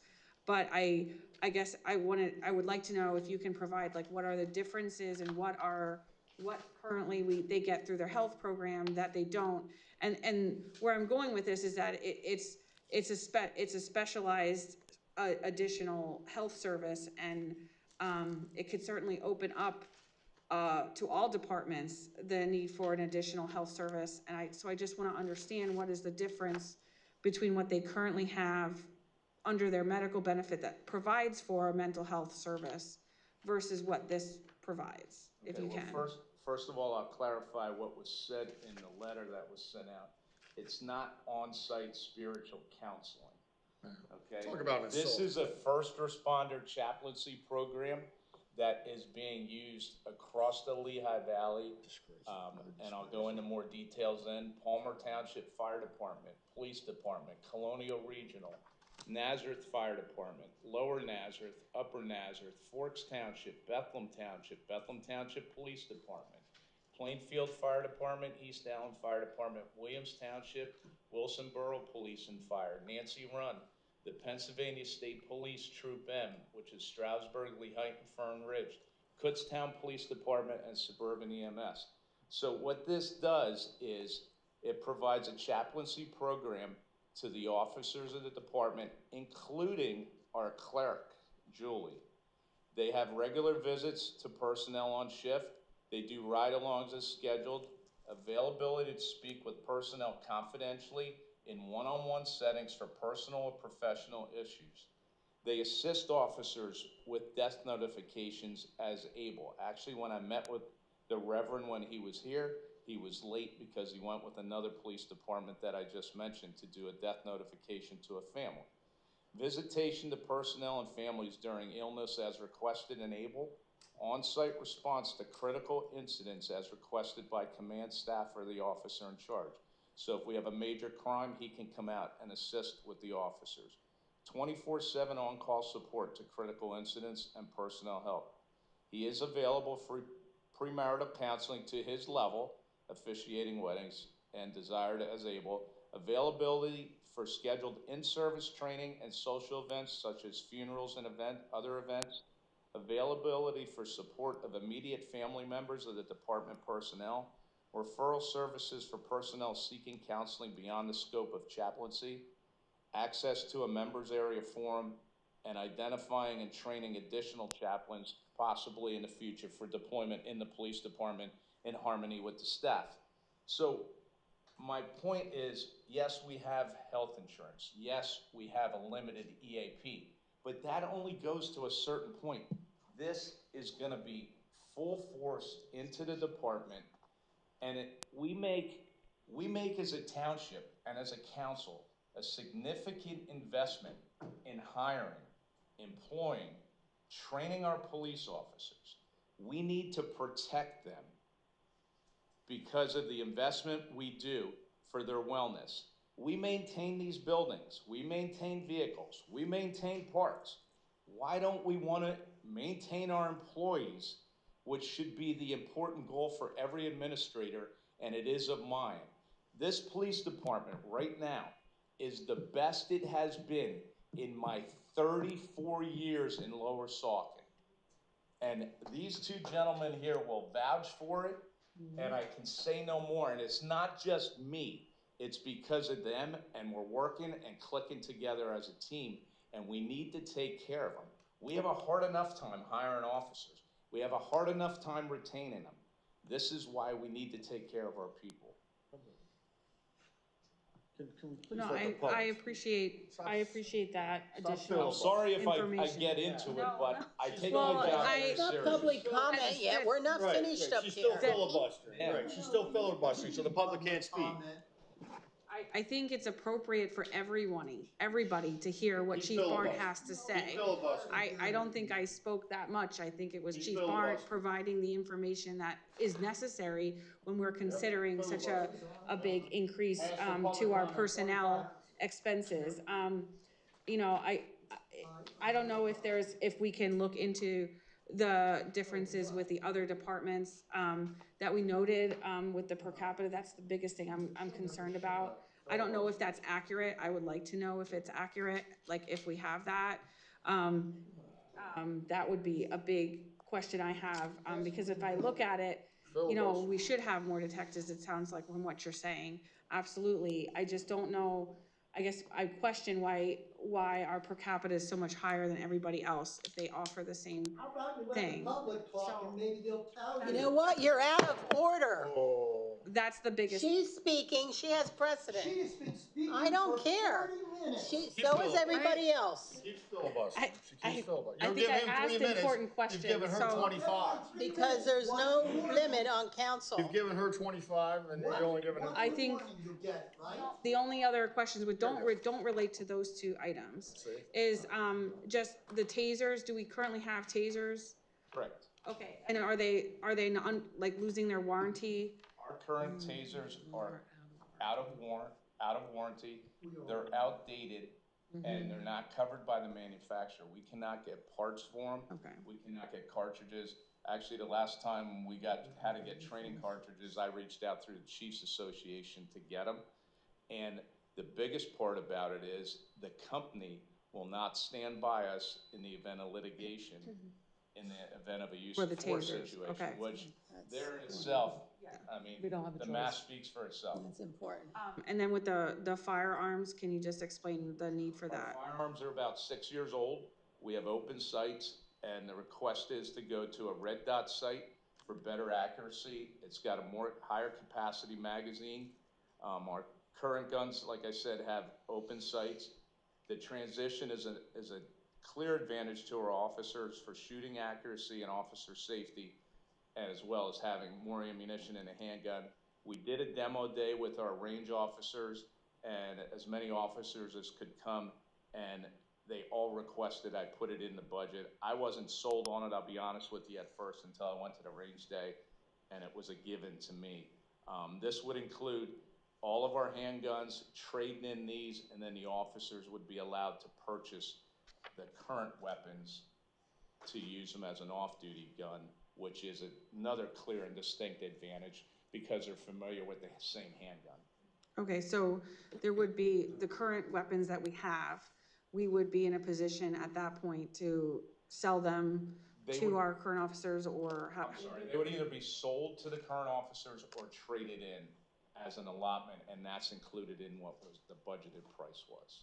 So we either trade them all in, Okay, all 22, or 16 officers buy them for the same price, and we trade in 6. so when they get traded in, there's a decrease in the cost of the new ones because you're giving the old ones away. Okay. Absolutely, and that price includes the holsters, flashlights, everything. Okay. Okay, Laura? Sure. So this was great information. You're an excellent spokesman for your department. Thank you. We didn't have all this information, as you know, so everything you're telling us is new. Blame Lynn Hill. Lynn Hill's the one who put this together. Didn't have it either. She made her. Okay, it's my turn to talk. Keep filibustering. Tom? Keep filibustering. Yeah. It's her turn now. Okay, so we did have a lot of questions. You have answered a lot of questions. I probably need to circle back to Kathy on this whole thing with what's in the numbers that we have in our budget compared to what all was said and presented as far as, well, I think the additional officer was already on this. Additional officer is in here under full-time compensation. That's why it bumps from 1,765,000 to 1,953,000. Okay, That's that's what I inclusive of contractual obligations and adding the other detective. The weapons is under firearms, which is 01-410-242, which is 28,000, or excuse me, 22,000. You can see last year we budgeted 1,000 because right, I don't we know. only keep Is that money just in there like in the event that maintenance we on guns? need replacements. And the tasers is under, I have under, I believe, contracted services. Right. And everybody gets a taser. Agreement. It's not like a shared thing that you. Currently, we only have a limited amount of tasers, so we share them, we turn them in at the end of every shift. But what happens is when we go to larger events or we have overtime details, we don't have enough for everybody. So we have to manage who gets one and who doesn't, which cuts guys out, not having a less lethal use of force. With the newer style, they're all electronic and they have docking stations and everything, and they can download and upload the information. So it would be one assigned to each officer, which is another clear distinct advantage because then they get better taken care of, just like our duty weapons. Right. And the way this leasing works, it's a 5-year lease, it says. So at the end of that period, Exactly what you're gonna say. ones on a new lease, or, you know, They'll be- like they'll like when you probably lease a be- car, you can have the option to buy it or things like No, that. Is they'll that probably anything? be outdated at the end of those 5 years, and they'll have another model to purchase. Because right now, there's 2 models to purchase. We did a demo day on that. I don't make these decisions on my own. I include all the officers from the department, so we're all in it. We buy in. And the 2 we demoed, the one that is being requested here is what the officers liked and what we felt was the best fit for our department. Okay. And I had the question, I don't know the acronym here, LPR system, what's that? LPR is a license plate reader, automated Okay. license plate reader. We have mobile ones on 3 of our patrol cars, and we have 2 fixed ones, Right. one on Mountain Drive at Sidersville, one at Polk Valley Park. Okay. And just to tell you that we haven't had a theft at Polk Valley Park since we put a license plate reader up at that park. Awesome. Yeah, I just didn't know the acronyms. Yeah, I didn't know what that meant either. Yeah, I think, like I said, just need to know, there was a pretty long and convoluted motion with lots of variations in there as far as what numbers are included or not included, so trying to get that clear from. We're trying to let the public Yeah, we'd like to comment before next week. Wow, have your friends talk less. Are you finished, Laura? Yes. Okay, now it's time to open it up to public comment. Your name for the record, please. Louder. I just was standing here because I was tired of sitting. I can't hear you. I said I was tired of sitting, so I came up here to stand. First, let me start by saying this piece of paper from Ms. Hill, atrocious to put out to the public and to the taxpayers. First of all, none of the facts were there.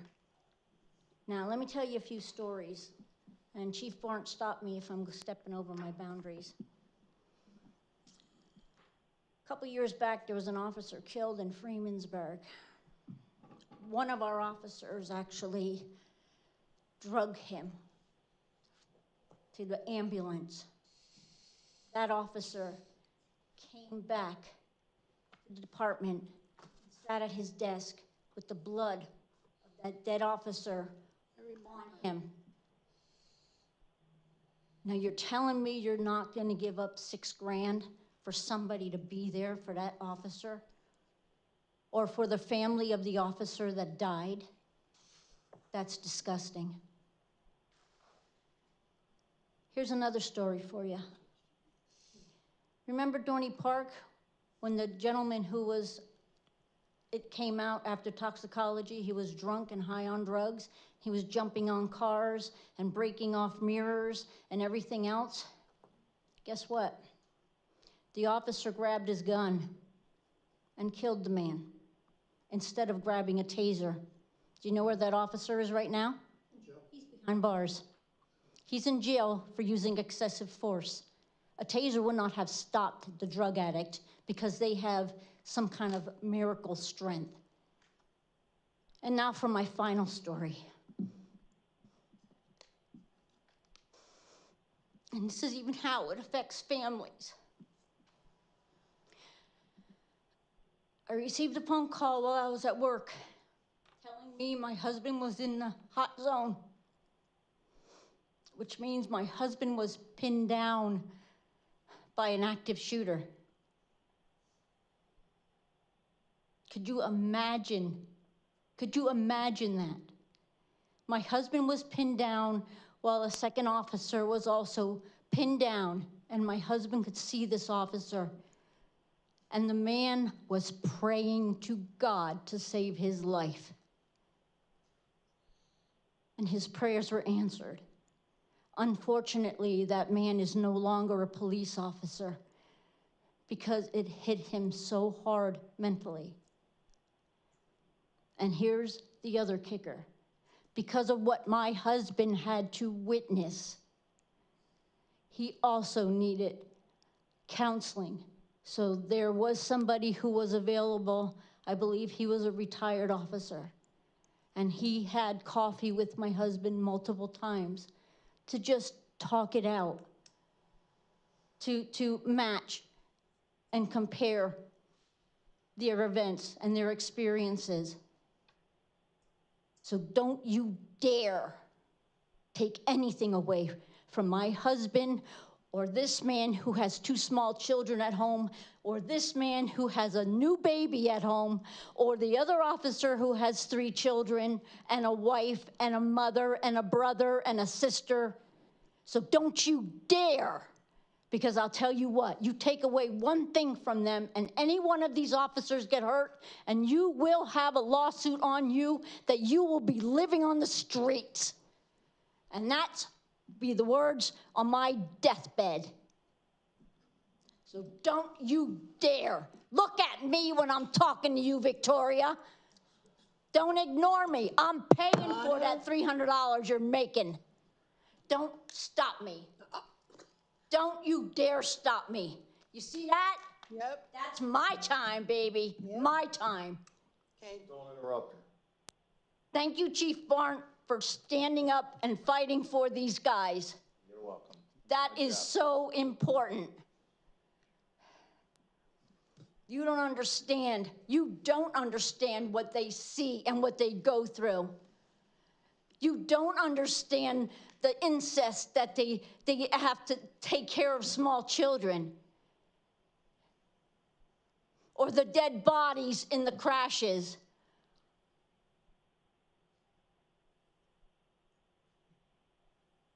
Victoria, look at me when I'm talking to you. I won't even give that courtesy.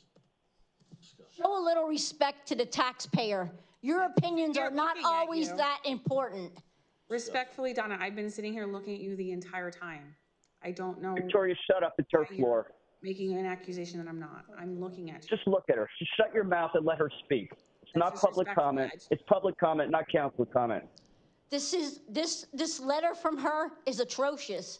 Is atrocious. It's insulting. It's insulting. I ask that this be removed from any records of this township and she be dismissed as controller. Because you know what? She's incompetent and insulting. And this is the second time she insulted taxpayers. I don't know whose idea it was to choose her to run, but give me a break. She's not depicting the township the way it needs to be. This is horrific. Attacking police officers and their families? Give me a break. Who will you call? Who will you call if you're in an accident? Or God forbid something happens to your child? Who are you gonna call? That's right, one of these guys are gonna show up. That's right, the guy that you took everything away from, that's who's gonna show up. Maybe they'll show up if they're not on another call because you wanna cut the force. Maybe he'll show up. Maybe you'll wait an hour. Maybe you'll have to wait for state troopers to show up, and they prioritize, honey. And believe me, you're not at the top of the list. No disrespect to the state troopers. But this is what you are going to. Cutting each officer's safety is in jeopardy. When there's only 2 guys on, if she's going back to the study, that's ridiculous. Do you know what happens in the middle of the night at the Spring Hill Shopping Center? Here, I'll tell you what happens. Vans full of illegals are being dropped off. They're being transported and dropped off. And they're within our township. So lock your doors, folks. Did you know there's a child molester living in our township? Did you know that? Go on the computer and look at that website for child molestation. It's right there. You'll see it all. These are the things, but you want to cut the police force. Be very careful what you wish for. Thank you. Okay, anybody else? Anne Marie Slavic, Lower Saucon Township. Just a quick little story I think I told before, but I was in a neighborhood down in towards Hellertown, very expensive homes, and I was kind of thrown out because, as you can see, I'm a threat. I was campaigning, and I knocked on 2 doors in that neighborhood, and the lady came running down the street, screeching her tires, looking at my car, and then telling me I needed to get out of the neighborhood, which is really not right for her to do that. Anyway, she said she was going to call the police. And she said that there had been break-ins in the neighborhood, and I appreciated that because I am on the side of the police. I am on the side of law enforcement. I'm on the side of law and order, really. So I said, I understand that you're afraid, but you know, I'm not a threat. I'm doing this or this. Didn't want to hear it. Anyway, I said, call the police. I'm sure they have nothing else to do than come to a place where someone's campaigning. So anyway, that's who we have in the township. They're calling the police for silly things like that.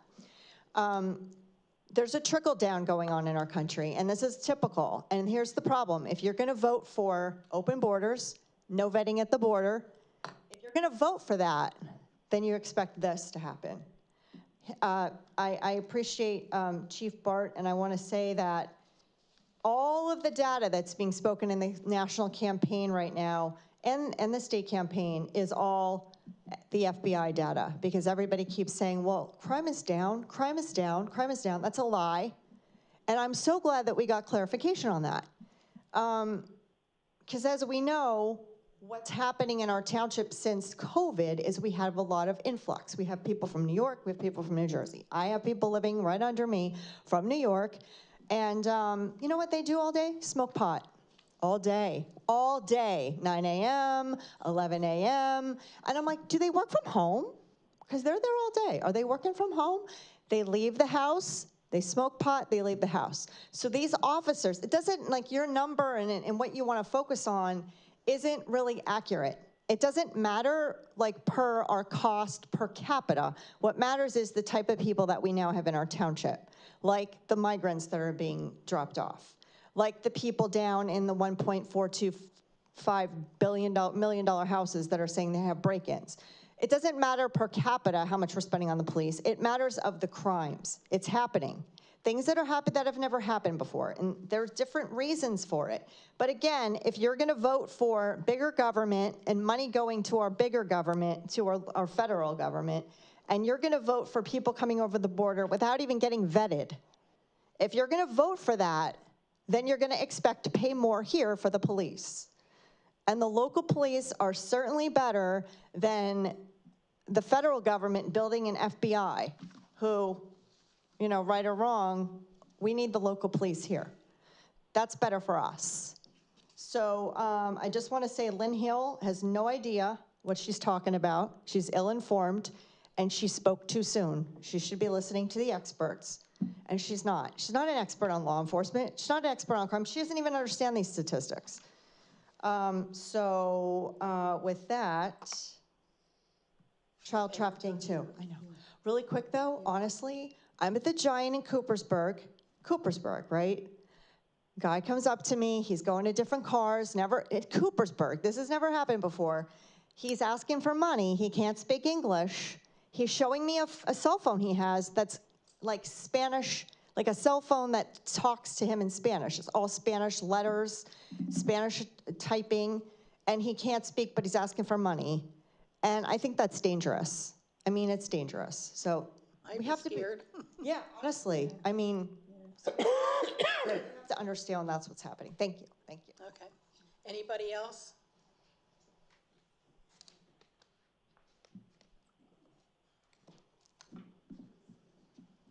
It's really hard to say something after these comments, I'll tell you. I had a list of 30 things here regarding this Lynn Hill 3-page. My understanding is they pay her $2,700 a year. She makes 2 reports. So if you do the math simply for these 3 pages, it's $450 a page for all of her efforts. Now let's look at it, okay? I don't trust her numbers, number one, because the first time she did her report, I challenged her and showed her where her numbers were wrong, and she said, oh, I'll go fix that. Well, she never did, because I asked again. All right, so that's number one, don't trust it. This report is sophomoric at best, it's not balanced, and it's a personal position paper, not a controller's report. What's a controller supposed to do? A person, the requirements, simple requirements.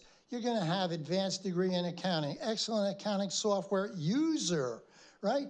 Thorough knowledge of all of these things. Well, she doesn't have, as far as I can tell, any of that. All right, let me give you an example. She's got on page 2, she's got a column of 2 items, all right? She's talking about total offenses in 2023, but in the other column, she's talking about capital expenses of 2022 and comparing them. And they're all out of date. What kind of malarkey is that? And she's a controller, she can't control herself. Matrix Consulting, she says. Oh yeah, well, we had that done before, and they recommended that we probably get rid of a couple officers 7 years ago. And then she asked the rhetorical questions. Oh, did we ever look into that? Did she ever? I don't think so. Now, let's just look what the police force has done since the 7 years since this Matrix, whatever consulting told us to get rid of officers. We have prices that are ballooning according to Lynn Hill. Yeah, they sure are. It's called Bidenomics. All right. What else do we have that's really just wonderful? We have open borders, and they're coming right up here. And yeah, we see them getting dumped off in Hellertown. And where are our police working sometimes to cover Hellertown? They're over there. So my suggestion is you want to cut your costs, stop sending our hard-earned taxed and great police over there, all right? So let's see here. This just goes on and on. Yeah, Northampton County is now a sanctuary county. Thank you, Executive Director. So now we have a lot more coming in. They fly them in, they bus them in, and you think crime's gonna go down? Maybe you ought to read about the Haitian gangs. According to 60 Minutes, they only took over a few complexes. Oh, only a few. What's gonna happen when they hit next door where you people seem to think that's a really great place to put in yet another 39 complexes, rooms and things. And oh yeah, the brilliance we have is somebody suggested from this council that we could put it in the parking underground. I'll remind you, Priscilla, that you were here in 2002. A month from now, I think it's about 22 years, when they built this building, and somebody said, well, we were gonna put, oh, I know, it was the manager at the time. I think they finally fired her for filing false reports to the police department. Okay, you don't remember. I'll send you the article if you want. Bottom line is they were gonna put a basement in this building, right? There's a yes, okay? And guess what? Couldn't. Why? Water. And why do you think it's any different across the street? And yet we're gonna do that. And look at all the badgering the public had to do to change the vote here. I'll tell you, this Lynn Rill, she just doesn't know what she's doing. She's got bad numbers. She doesn't even have numbers that agree. I see no mention whatsoever of the Bethlehem landfill. If you 3 women on this council, Democrats, get rid of that somehow, guess what? We're looking at a loss of $2.3 million. Where is Lynn's little flag saying, and oh, by the way, if that goes through, we're going to, we'll have tire sales, which is another beautiful thing. I won't get a chance to talk on that, but I will tell you all those tires that the police took, they got rid of them for $3 a tire. How about that? But nobody bothered to look at that. And in addition, not only did our residents pay $5, but They had to pay another $450 for that little tire sale. And when I stopped by, there was nobody there, but I'll tell you, one of your little tire people came around when I'm counting tires and told me to get the heck off the property. There you go. And do I get, nasty letters from people? I do. And why is that? Because they don't like the truth. And I would be able to say the truth, and I'll be home at night by midnight, because I told my wife I would be. But I'll tell you, if that one there who can't stop bloviating would, we would have saved 45 minutes from her just endless, repetitive blabber. Who else wants to go? Mr. Bland, you bring up a good point, and that point is these folks have landfill derangement syndrome. And all they want to do is say that we don't need the landfill, we don't need the landfill funding, and they're trying to cut the police and public safety. They also want to create a paid fire force, which is going to cost as much, if not more, than the total budget for the police. So they want to try to gloss over this to make it look like we don't need landfill money, to sucker everybody into this whole situation. So you're going to have less public safety, and then if your landfill money does go away, they're going to hit you with taxes to offset any increased hiring for the police department, and certainly to cover a significant budget hole that would be created by fire services. That's exactly what they're doing here. The public needs to know this. It's so transparent, and they're so ignorant because they think that they're going to get away with this. And what do? They trot out Lynn Hill, the most incompetent person, to try to throw the public into thinking that her comments somehow make sense and that we need to get rid of public safety. That's what this is all about. Well, it's worse than that. She's off globe-trotting in Europe somewhere. She informs us in her consultant's report. We need to know that like a hole in the head. She should be here twice a year. It's all it's required, and she's not here. And it's way worse than that. And when you talk about the let me point this out to you too, sir. I got another 15 and that is, minutes. we've never, since I've been on council, we've never received this sort of dribble from a controller. The controller's job is not to be a partisan politician, okay? She doesn't understand that. And I'll point you back to some right-to-know requests that I had sent. And I talked about these before, about how stupid she is, how she doesn't understand what her role is. She actually sent an email, this is December 27, 2023, from Lynn Hill to Jerry Holland, about what she views as her role as the controller. And she says the controller is on the same level as council, except, of course, with no voting power. And she thinks that she'll have authority over the township management in accounting, finance, and spending matters. That's not the role of the controller. The role of the controller is essentially an auditor to make sure the money is being spent the way it's been budgeted, right? And to sign checks. That's it. And if you look at the code, if you look at the township code, all you got to do is look at section 5-12. 5-12 explains exactly what the budget process is and who's involved in it. And it also outlines in great detail what the controller's role is. And I'll direct your attention to 5-12. This is in the township ordinances, subpart O, subsection 4, powers and duties of the controller. The controller shall perform the function of approving expenditures of township funds. His duties shall include the auditing of township revenues and the pre-auditing of the expenditures. He shall make certain that revenue are received and dispersed within budgetary limits and according to the mandates of the law. In addition, the council shall provide for annual post-audit of all accounts by an independent auditor who shall be a certified public auditor, accountant, registered in Pennsylvania, or a firm of certified accountants, so registered. So that's what their role is. And she thinks that she should be offered these policy positions. You know, that's what the elected folks are supposed to do. And instead, these shills that you have sitting up there are shirking their duties. This goes back to what they tried to do with the apartment complex on Old Philadelphia Pike. They wanted to kick this to the zoning board, have the zoning board make a determination on it and say, oh, sorry, we couldn't do it. That was the zoning board's fault. They don't have the fortitude to stand up and do what they think is the right thing to do, what the public wants. Instead, they want to pass it off. So now they got Lynn Hill, who deserves to take the arrows and the public outrage over this stuff, right?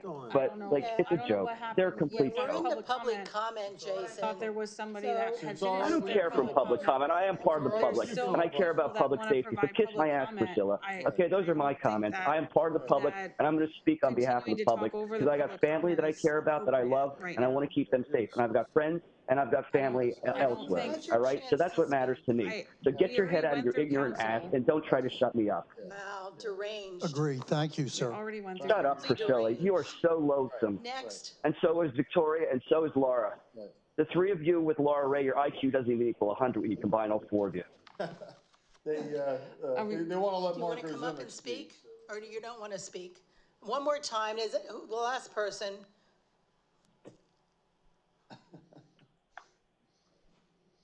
I'm just waiting for people to shut up. I know, me too. Never ends. Okay, I didn't write these down.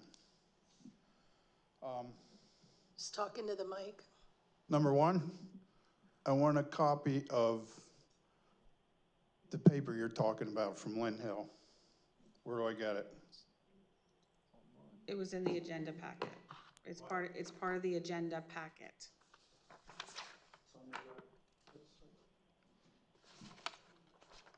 Well, I want to go home and read it. Oh. Okay. Chief Barnt.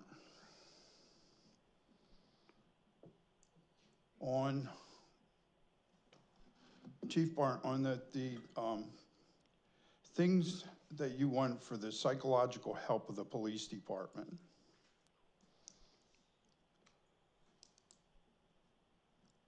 Will that only refer to incidents as police officers, or will it also refer to personal issues? Here's my concern, and we've had this conversation already because I watched too much YouTube, remember? I see a lot of bad cops that I watch.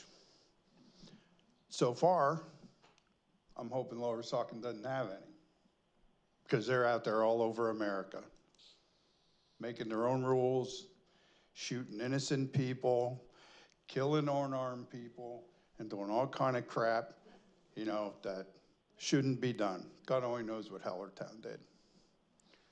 So, will that treatment also detect and deter any of our officers from going out and having a bad day and making a bad decision?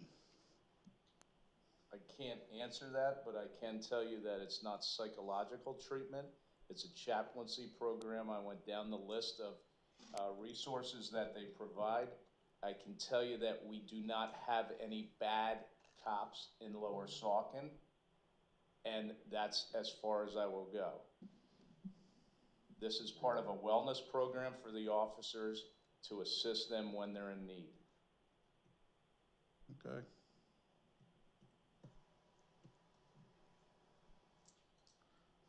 All right, good luck. Okay. Anybody else? Okay, Kathy, I guess we have a motion on the floors. Could somebody repeat it, because I want to make sure I'm voting on the right thing? Jason, do you want to repeat the motion? Yeah, my motion again is to increase the budget for the police to reflect all of the items that Chief Barnt had requested, which include additional funding for a detective, the chaplain counseling program, tasers to be spread out over 5 years at $21,000 a year. It's as And presented as in the well as budget. new weapons with red dot sights. That's For the in police. the budget right now. It's everything in the budget, on the budget pages right now. Chief, that we're not missing anything from these pages that you talked about tonight. No, the tasers, Right, everything's on here. body cameras are in there. Body cameras are in the capital plan. Their So capital plan. Jason's motion was to include everything on these 2 pages, I guess. And the body cameras, yep. Yep, okay. That's on the capital plan. We're not, like, there's no need to increase what's already here because it's already presented. It's already It's already here. It's in already here. presented, yes. This is the list of what you think you need. Right, that's And what I just said. It's all encompassing right now. We can get to payroll stuff later in executive session. Okay, can we have a roll call, And please, let me Kathy? finish up my motion as well. and it is to completely reject the idiotic recommendations that Lynn Hill made. That's a different motion. That just put the township in jeopardy. That's not what the Not motion relevant to was, this and it's motion. not relevant. And that wasn't Well, the, I'm that stating wasn't my the motion. That's initial what I motion. understood it to be. So that's my motion that I'm That's not making what the now. motion And was. Tom, will you second it? Yeah, It's not what the There's motion a was, and motion you on the already had your floor. motion on. I don't understand That's why fine. a I'll withdraw person the like motion him that was on the doesn't get floor, and that. I made the new motion that I just made. You want to keep these people there past midnight? Go ahead. I'll stay all night long. You want to do another 4 in the morning deal? Let's fucking get it on. Just Watch your language. What are you talking about? Marco Zimic said that same thing, and you didn't say, well, watch Yeah, your language. anybody can say it, He said the Priscilla. same thing How about the stuff that you said to me? Watch your Should have language to higher him. respect You than didn't say that. watch your language to him. Kathy, could we have a roll call, please? Ms. Ray? Okay, so the motion is to approve the amounts as shown here. Yes. That's the motion. I will say yes. Ms. DeLeon? Yes. Mr. Benonis? And first I want to Yes. say, I want to just say thank you, Chief, thank you, officers, please. I pray for your safety all the time, so, okay. Ms. Zapata Cordero? I'm voting yes, but I want to say, and I want to make sure it's clear, I ask questions because it's important for us to understand things. We don't have the information that Chief Barnt presented here. We didn't get a memo. There was not some clarification about these items. They were line items with a sentence or two to provide some context. So I appreciate Chief Barnt, but I will never apologize for asking questions, and I don't like it characterized that because I ask questions, it's because I don't like police, or I dislike police, or that I'm against people, or you people, or these people. That's nothing what I did. And I hope that the police can see that by me asking questions to Chief Barnt and asking for his understanding and clarification, that it's not misconstrued to be something other than asking questions, which I think is my job. Thank you. I'd rather answer questions so there's a clear understanding of what I'm presenting. Thank you. My vote is yes, and thank you for everything that you do. Motion passes 5-0. I didn't vote yet. I didn't vote yet. Sorry, Tom Croce. Okay, I want to say, first of all, I want to say thank you as well. I want to say that she didn't have any questions when Lynn Hill presented her memo. She just took that as verbatim, especially when there's 2022 numbers in there. But I want to thank you and thank the officers, and please thank all your colleagues for me and your hard work. And whatever else we can do, please come back anytime if you think you need something else. And we'll try and accommodate because you guys do such a great job. And my vote is yes. Now the motion passes. They kept me out of it. Thank you for your continued and ongoing. Locking me out of executive session, kept not touching We my did vote. not do that. He's lying again. Unbelievable the way I'm treated. Unbelievable lie. You know, they do have a ride-along program that anyone. It is midnight. You have to go. What are we gonna do? I don't know. I think that if there's a way to table the rest of the budget discussion. I don't know. Kathy, we are now at midnight, and I know a lot of people stayed here, and there's still a lot of the budget to get through. Is it possible to table the rest of this discussion and continue it? Would we still be able to meet our deadlines by the end of the year? I don't want to keep Chief Barnett, I don't want to keep Public Works here any longer. How much more do we have? We have a whole stack here. And the way we're going with motions, we're not gonna get out of here anytime soon, but I'm asking Kathy if it's possible for us to continue the rest of this budget discussion at the next meeting and still comply with our requirements to get the budget completed by the end of the year. If we go into discussing this in November and then me having to bring it to the second meeting in November, this budget won't get adopted as a final budget until the last meeting of December, and Don't you have to publish it for 20 days after that? well, that's why if we continue this conversation in this budget for November, at the November 6th meeting, then I'll have it ready for the proposed at the November 20th meeting, which you would direct me to advertise for public inspection for 20 days So we would not be able to pass it until the December 18th meeting.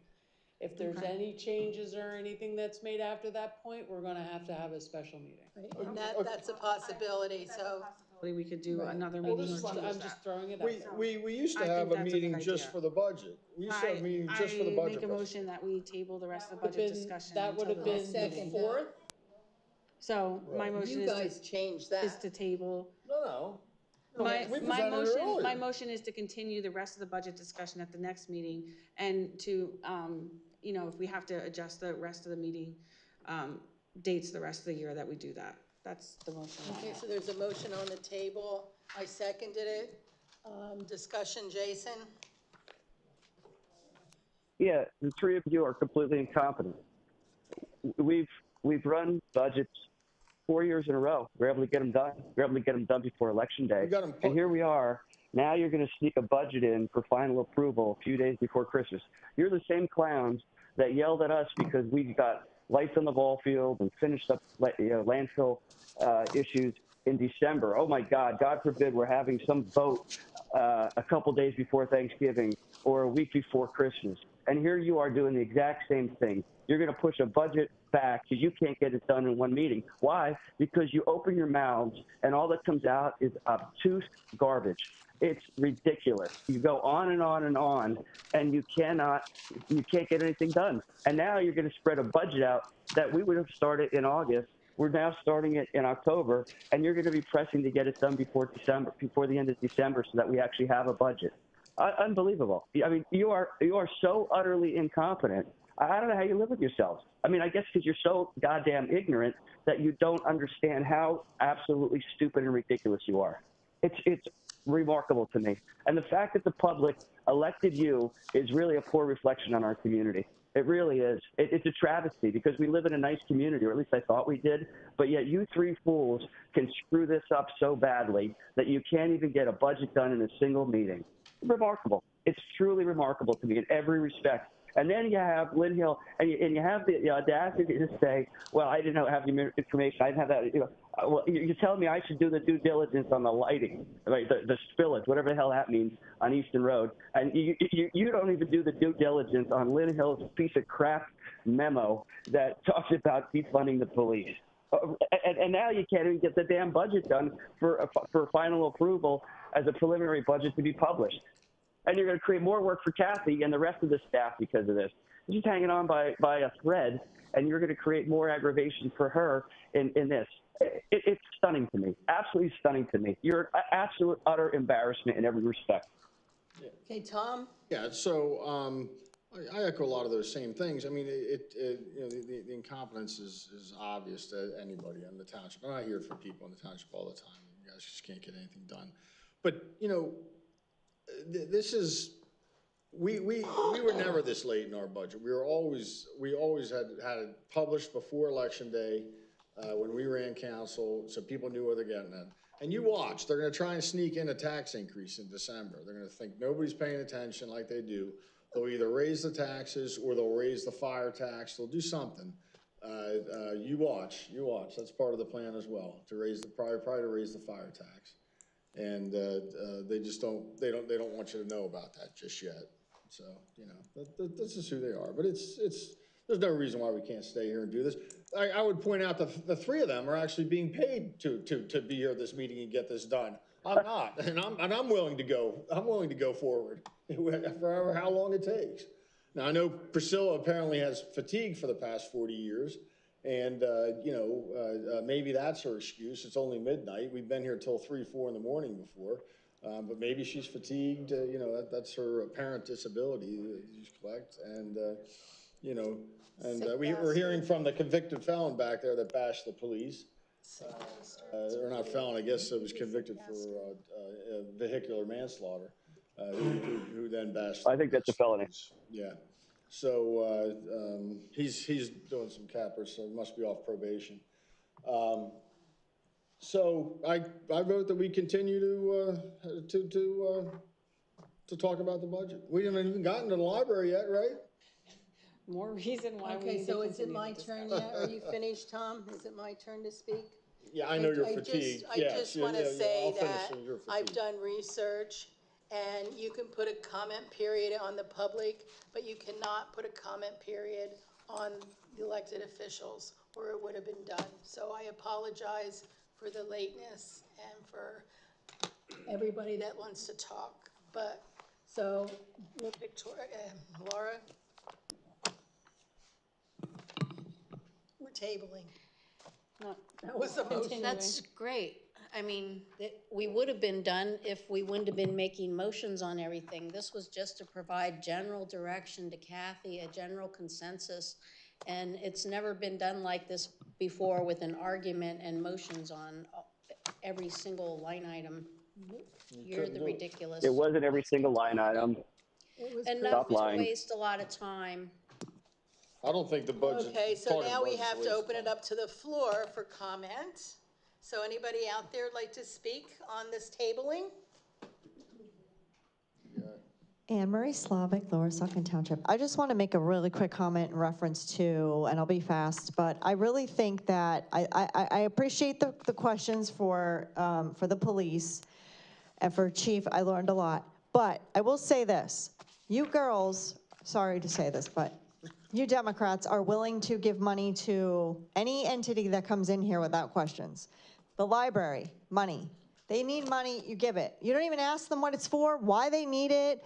We have to go to court to get them to give us our financials, and you don't question the library. You don't have all the information. And then you don't question the fire department, which I came up here before and said, we appreciate the fire department, we love the fire department, but you don't want to question them. Like, you don't want to step on their toes.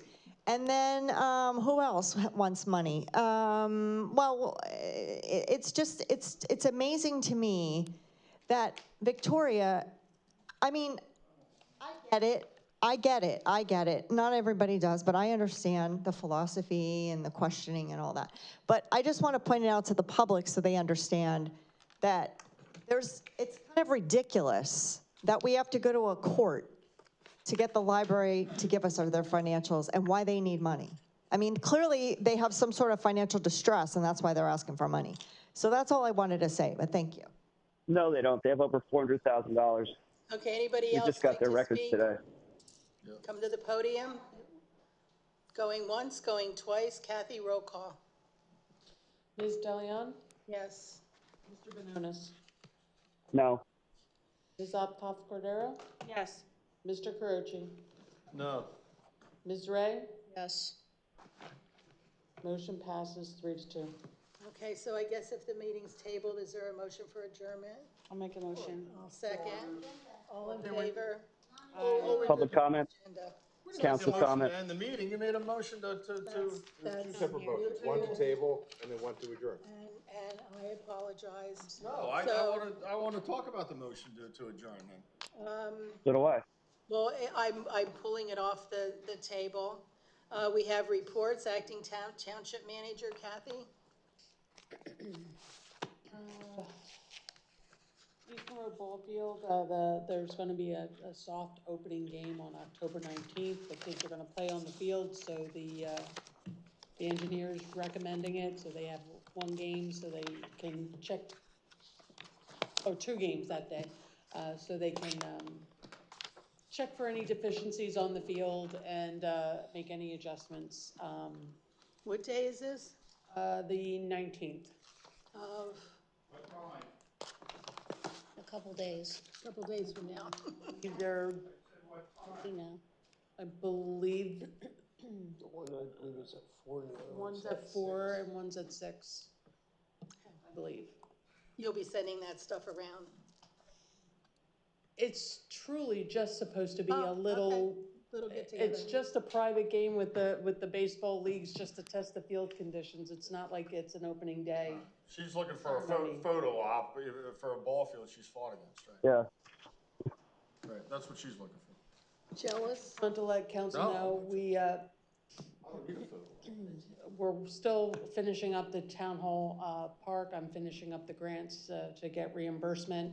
We have to buy, we had presented before council last year, there was gonna be an additional amount for additional mulch that's needed, so it's not gonna be any more than 20,000. I think the initial memo or presentation we gave to you was about 18,000 to finish that out. So I want you to be aware of that.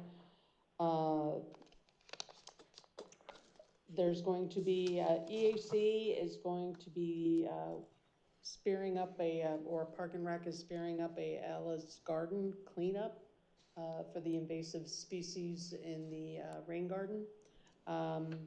That's at Kingston Park, and they're hoping that some volunteers will come out. That's scheduled for the October 26th, which is Saturday at 9 a.m. Landfill committee meeting is tomorrow at 5. The Hellertown Parade is Sunday on October 20th at 2. And the yard waste facility will be closed on, last day is November 23rd. We're still looking for volunteers for EAC and the Planning Commission. I'll be bringing them to you at the next meeting. And we will be doing the, I'm going to say this correctly, the Squishmallows.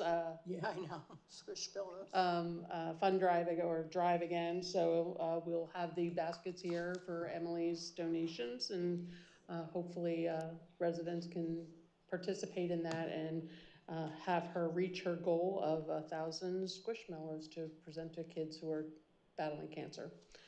And that is all I have. Thank you. Okay, so council reports, Laura? Okay. So last Wednesday, after the hearing, I was able to go and catch the end of the session with the Fire Academy. We were out at Lightsville. I think they call it technical rescue, what they were doing. So they were using the hydraulic tools to cut the roof off of a car. And then they also did some other stuff like to move the dashboard that would enable them to get a trapped person out of the car. So it's really interesting. Those guys are really working hard. Their training is excellent. This past Saturday, the Apple Festival was out at the Lutz Franklin Schoolhouse from the Lower Saucon Historical Society. It was their best year ever. This is what Karen Samuels said. They sold out of everything well before the end of the day, so there was no pies or dumplings or anything left to get. On the 13th, this past Sunday, I attended the inaugural event of the Hellertown Lower Saucon Chambers. They did a tasting trail in Hellertown and Lower Saucon. It was a great event. They considered it sold out, and there was about a dozen businesses on the trail that you would go around, and they'd have samplings of food and drinks. And it was a lot of fun, and they plan on doing it next year. They have a date set in September, but I didn't jot it down here. And then that's it. Okay, thank you. Jason?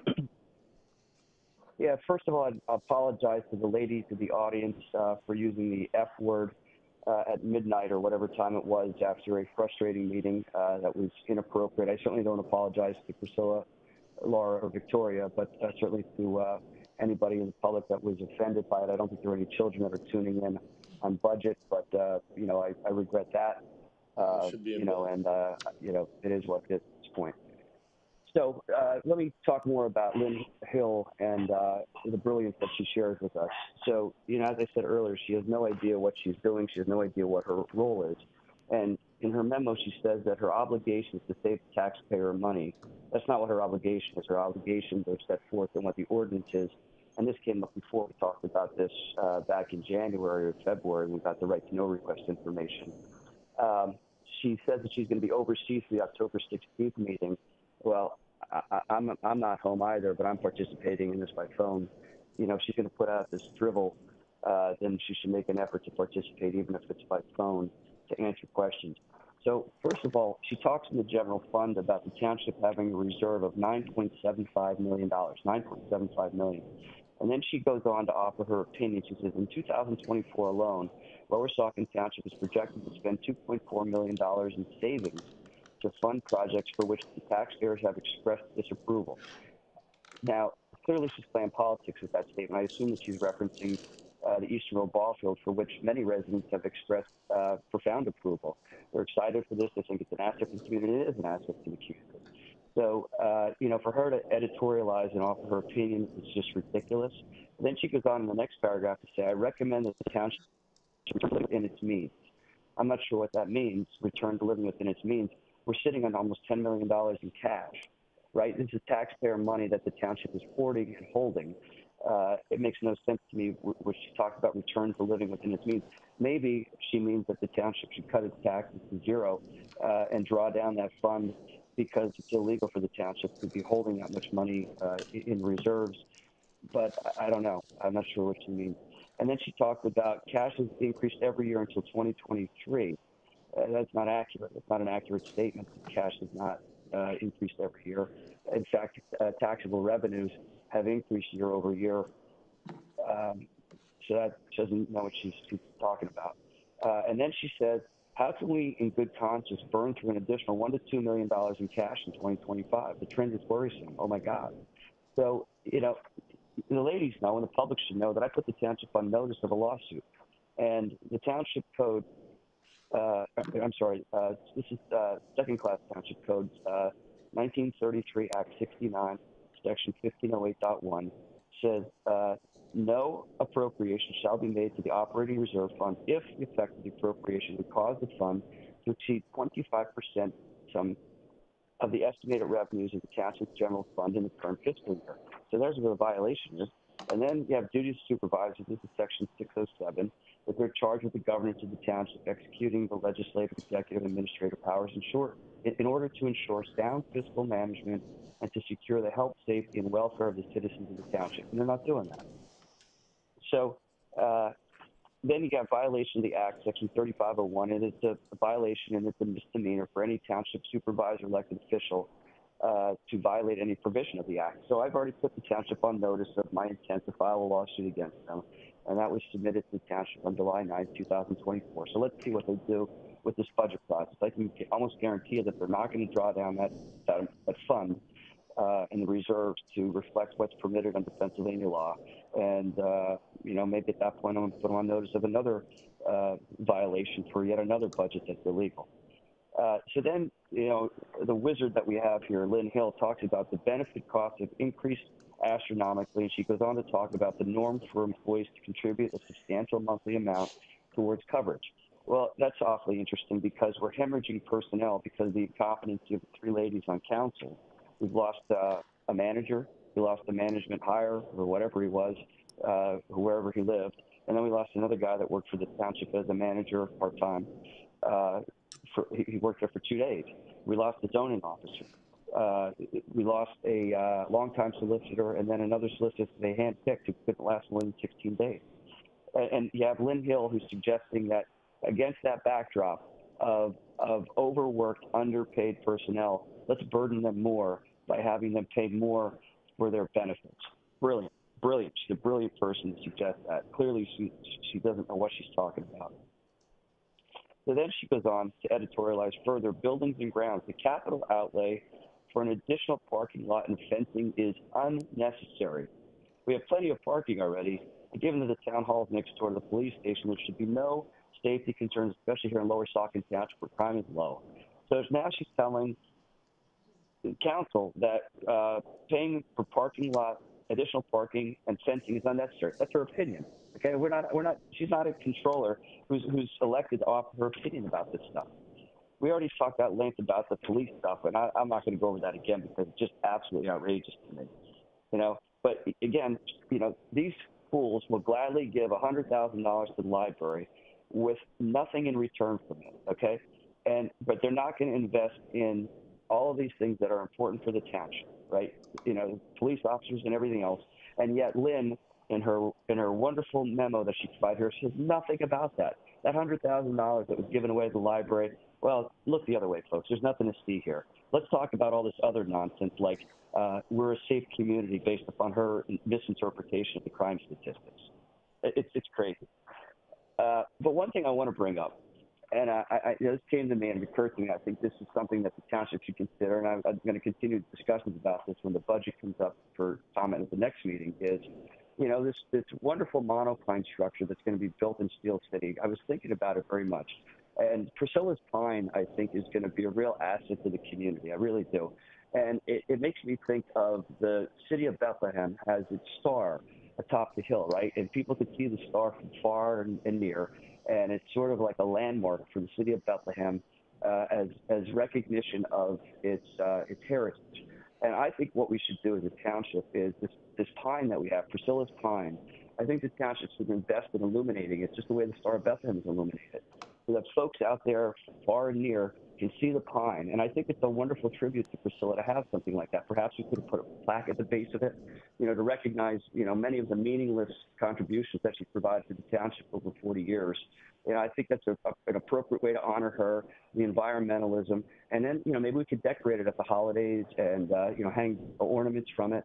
I just think we should talk about that more and consider budgeting for such a nice tribute to Priscilla and to the community. So we'll talk more about that. Yeah. Blinking lights that change colors. Blinking lights that change colors are always nice.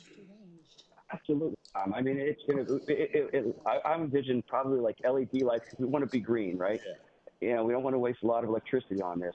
But at the same time, we could change it. So for St. Patrick's Day, we could make it a green light. Great idea. And then, for Easter, we could do pastel kind of rainbow colors. Maybe even hang eggs from it or something like that. Yeah, I think, for Christmas, it'll be red, white, and blue, but it will change. Like the city of Bethlehem star is it's a monochrome, it's just white, which is nice. It's very traditional. But I think we could do something with a little more pizzazz. So let's talk about that some more, maybe budget some money for that, because I think it'll be wonderful. And, and it'll be known as Priscilla's Pine, because she's the one who voted, well, actually, was going to vote against it, but then recused herself because we called her out. And then the other two fools voted against it. But then when push came to shove, because they were embarrassed by the litigation that I told them that was going to come, they changed their vote to vote for it, and Priscilla took herself out of recusal because Verizon gave her a pass. Right. So let's memorialize this for eternity, and let's recognize how little Priscilla has contributed to the community for such a long time by doing this Priscilla Pine. Let's just talk about it some more. That's all I have. Thank you. Okay, I would like to say that I attended the Hellertown Lower Saucon Chamber meeting the other night, and I attended the Parks and Rec Board meeting by YouTube, and tomorrow I will be attending the landfill meeting. Victoria? I have additional things to say. Certainly, I don't agree with much of what was said by Mr. Bononis, and I apologize to the public for the time in the evening. Most of my report I'm going to provide the next meeting. Thank you. Tom? Yeah. October 2nd meeting, the three Democrats here refused to sign a code of conduct that I drafted, asking them to simply pledge to uphold the oath of their office. They refused to sign that, which is unfortunate. Jason and I did sign that. But as the arbiter of the code of conduct, there were 7 violations by Priscilla tonight, 3 for interrupting Jason, 1 for calling him rude, and another 2 for interrupting Dave Boulan, and 1 for interrupting me. So she received an F as far as code of conduct tonight. Victoria was better, only 3. She only interrupted 3 times. Can't help it. And Lost Ray. It's entertaining. Lost Ray was very quiet tonight. I think it was probably less than 300 words, but she only had 1 time that she interrupted. So congratulations, Councilwoman Ray. She did the best under the code of conduct. Priscilla, you got a lot of work to do if you ever want to win a good behavior award like myself. And Victoria, pretty average night. So thank you all for coming. I appreciate it, and I appreciate your comments. Thank you. Okay, solicitor's report. You have a report, right? I'll be very brief. On Tuesday, October 15th, argument was held in the Bethlehem landfill Lower Saucon Township case. Preliminary objections were filed against the complaint. It was argued before the court, and I anticipate the court will be making a decision in the next several weeks. And who decided on oral arguments for that case? I heard it was Victoria and Priscilla. So all of council didn't weigh in on that. Is that true? The attorneys decided that. That's not what I heard. I heard it was the attorneys had agreed to the written briefs, and that Priscilla and Victoria showed up and demanded an oral argument.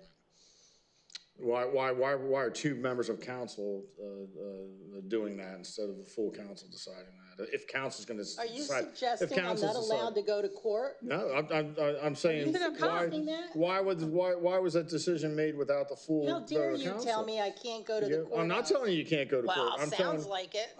What I don't I'm know why telling you you, weren't there. what I'm telling you Could is, come I didn't to hear that. court too. You could have come. should be the attorney's Could've come decision. too. Should have been the attorney's decision, not. It was his decision. You just heard the answer. No, the attorneys agreed to written briefs. I don't know when you heard. Did you hear? Yeah. Did you hear a bird? Another way how they're I mean, they're who trying to told hijack you? the process. Who There told go. you? I There think go. since we're into questioning, who told you what we did or didn't do at I got my court? sources. Oh, you have sources. I got Okay. sources. Well, it was quite a. Very defensive.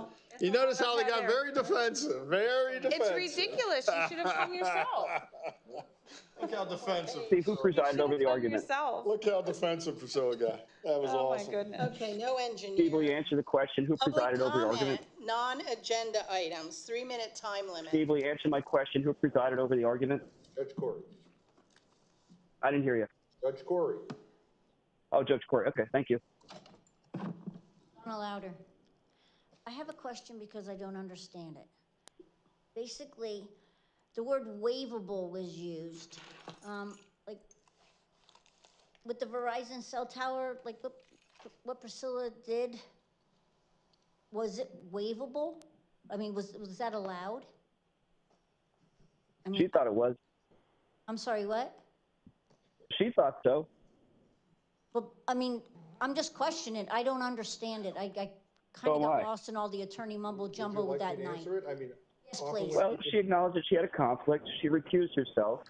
And then when push came to shove, when the motion was about to fail and they wanted to get something done to basically take the township out of that litigation that they put the township in to begin with, and they'd just done the right thing in the first place, we would have avoided all of this mess. But she recused herself, and it wasn't until we actually exposed exactly what the conflicts were.